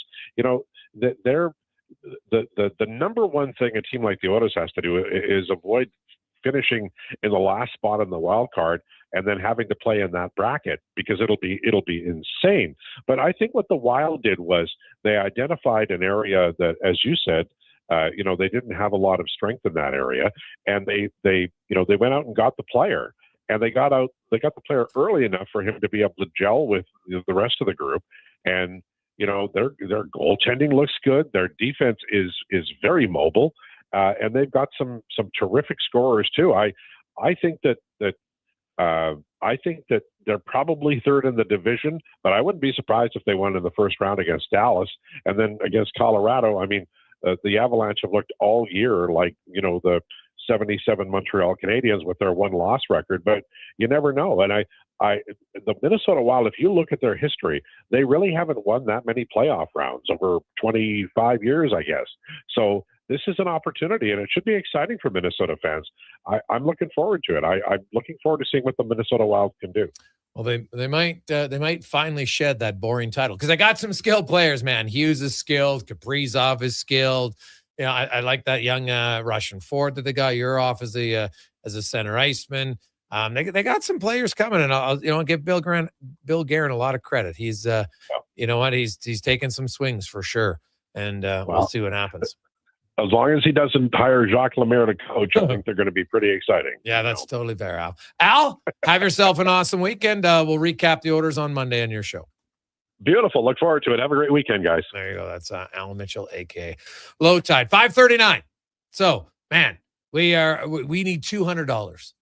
That's all we need to get to $16,500 for the day to help out Adopt a Teen. That is amazing, amazing stuff. So anybody, two people at $100, somebody at $200, we'll get to $16,500 on a positive front. Plus, we got the $6,500 for the sweet Connor Halley. So that'd be 23 in one day. Pretty damn good. 200 shy of 23,000 today. So 833-401-1440.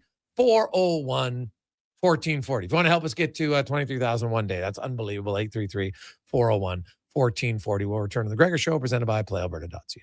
We want orange. Give us the orange. We want orange. Bring back the orange. You got it, Canada. Booster Juice orange smoothies are back by popular demand. The original, the marathon, and orangesicle smoothies are back and bursting with tangy zest of oranges. They're Canadian favorites. Orange, you glad they're back? Only for a limited time. So squeeze the day, smoothie lovers, and head to a Booster Juice near you now. Booster Juice, Canadian born, blending since 1999. Your New Year's Eve plans just got a major upgrade. On the Rocks is throwing the ultimate party to launch you into the new year with a bang. The legendary Tall Boy is hitting the stage live, providing the soundtrack for an unforgettable night. A 3-course dinner is available to kick things off before the main party starts. This is how you celebrate New Year's Eve. Dinner and a party tickets are available now. Book your spot online at ontherocksyeg.com. Now for today's holiday special, Legacy Heating and Cooling saves Christmas. Santa's furnace broke down in the shop last night, and the elves couldn't make any toys, that's right. So Santa called up his pals at Legacy Heating. And ho, ho, ho, golly gee, 1 year, no payments, interest-free. And the elves are working merrily with a brand new furnace from Legacy. Happy holidays from Legacy Heating and Cooling. You got a go-to coffee spot, a trusted barber, even a lucky game day jersey. But when it's about looking your absolute best, there's only one name you need. Mr. Dirk. Family run since 1939, we're experts in crafting impeccable tailor-made suits and offering a wide variety of everyday styles. Pair that with personalized one-on-one fittings and the convenience of on-site tailoring. Mr. Dirk elevates your style game. Visit our Edmonton store or explore MrDirk.com. Score big on style with Mr. Dirk. Jason Gregor isn't just a sports guy. He's a community builder with over 3 million raised for local charities. And his Gregor Foundation, he's making a difference on and off the air. Check out Gregor weekday afternoons on Sports 1440. Picture this. You're sleeping and you're awake, but it's a good day because you're about to make your way to McDonald's to pick up some breakfast. Fast forward, you're there. But what's this? You can now get all those breakfast classics penny style with rich, creamy hollandaise-style sauce. A happy little tear rolls down your cheek. You grab your small McCafe premium roast coffee, still just $1 plus tax every day. And see. Get up and at 'em with the Egg McMuffin. At participating McDonald's restaurants in Canada. Prices exclude delivery. Hi, Mike here from Northgate Chevrolet Buick GMC. December is here. Christmas shopping, Christmas wrapping, Christmas baking, grocery shopping. What about our vehicle? Does it need tires? It's not running? No problem. We got you covered. At Northgate GM, we have a tremendous selection of newer used vehicles, winter tires at cost, and of course, service with a smile. Come in and see us today, 13215 97th Street, or visit us online at northgategm.com. You're in Northgate country. Portions of this hour brought to you by EUL. Get your power play amped up with EUL, supplying the City of Champions and Alberta with quality electrical gear since 1975. EUL.ca is your partner in power. The Jason Gregor Show, the best of Edmonton sports talk and beyond. This is Sports 1440. Presented by PlayAlberta.ca, Alberta's only regulated online gambling website. Yeah, we got clients.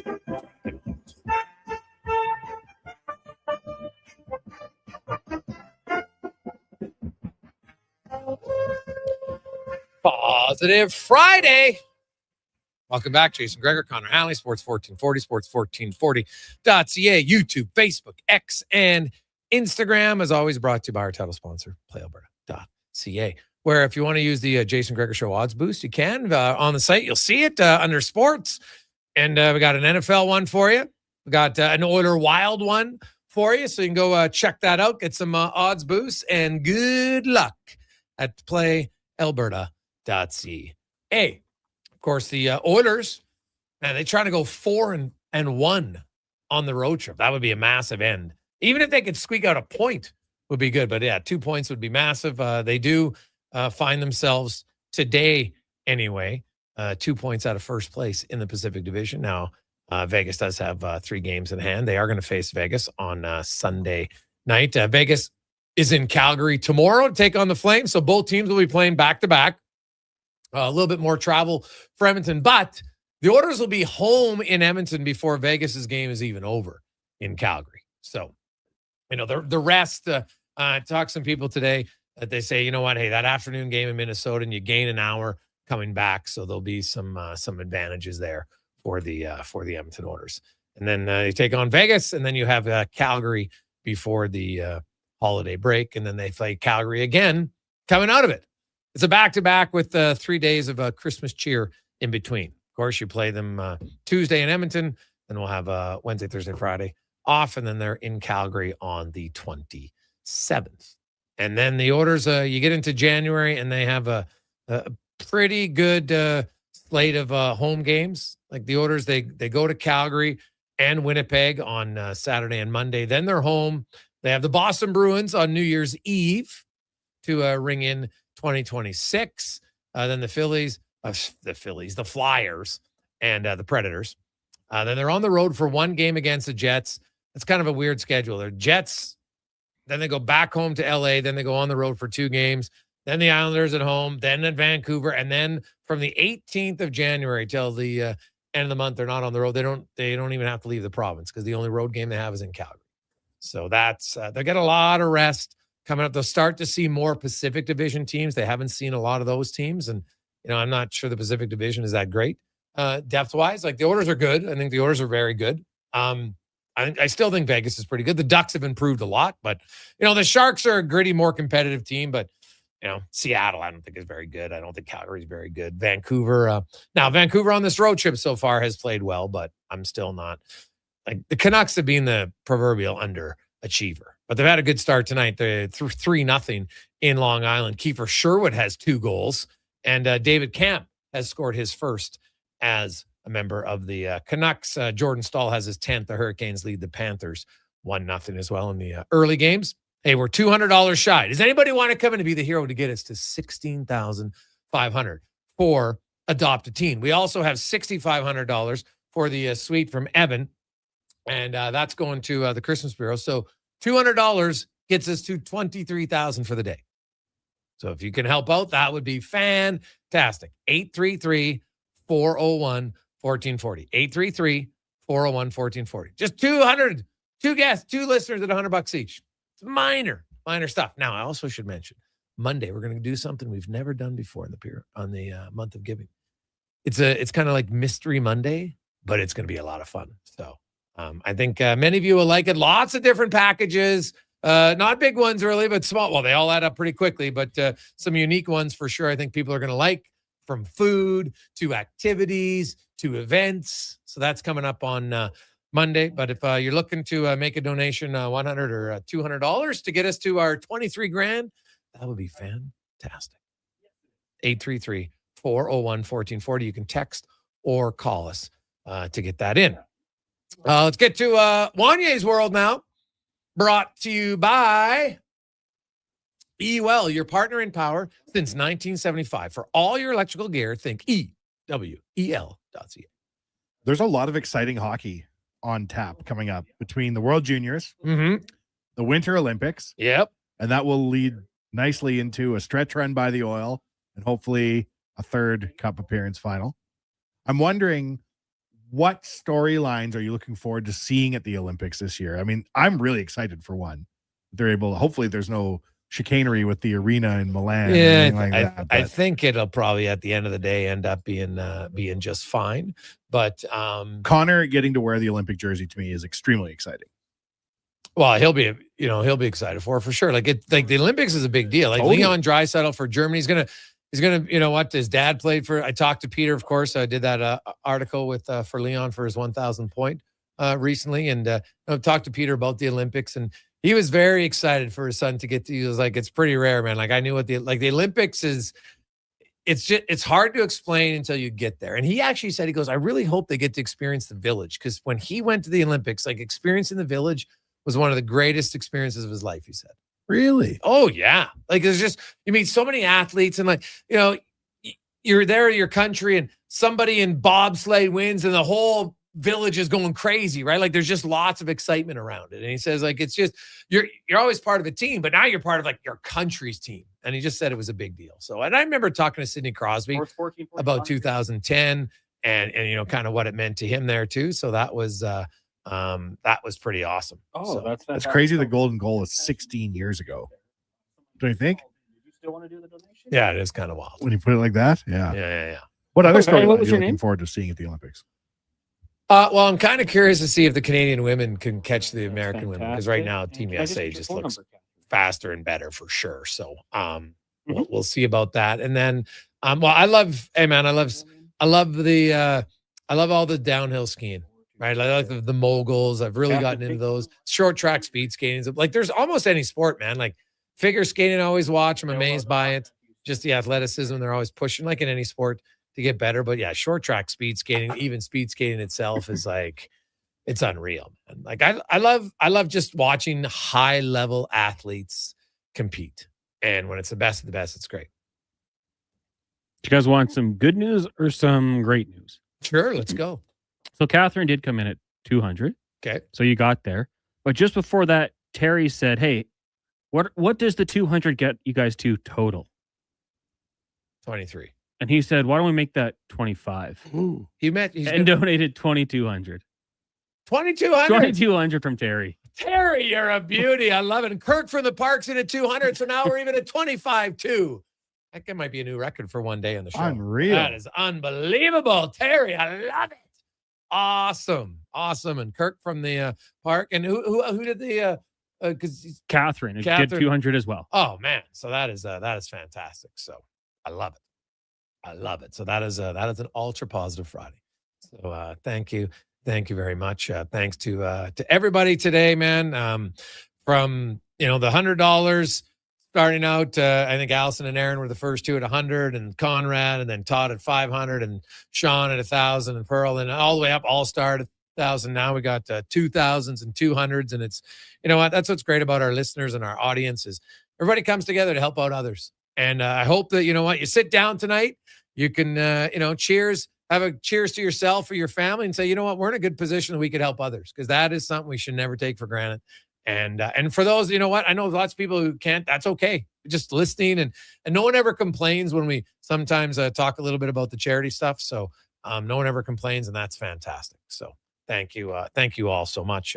We look forward to, and I'm looking forward to Monday. I think it'll be a fun show.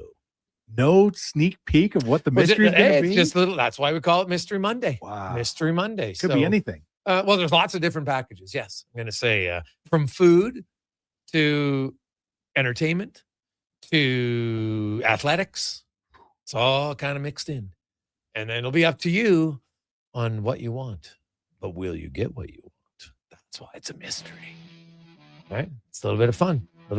On behalf of Declan Kruger, Connor Halley, Wanye Gretz, I'm Jason Gregor. Thanks everyone so much for listening all weekend long, for watching the show at Oilers Nation and Sports 1440 YouTube, X, Instagram. Love it. YouTube. Hey, if you go to our YouTube page, be sure to hit the subscribe button. The more we get, the better we can do for you. So check it. That could be a very Merry Christmas. Costs you nothing. For those that say, hey, Greg's, I can't donate, that's okay. You know what you could do? You could hit the subscribe button for free at Sports 1440 on YouTube. That would be awesome. Let's get to the con man. And a Sports 1440 update brought to you by Loca. Your next dinner is ready at Loca Quality Gourmet Meals. You can order them online, meals.loca.ca.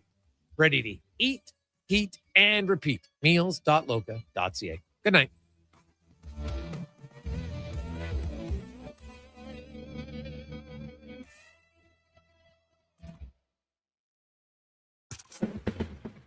The Sports 1440 update. The Edmonton Oilers making some roster moves today, placing Tristan Jarry on the IR. With that, they recalled goaltender Connor Ingram from Bakersfield and moved Jack Roslovic to the LTIR. They're in action tomorrow, taking on Minnesota, and Sunday hosting Las Vegas.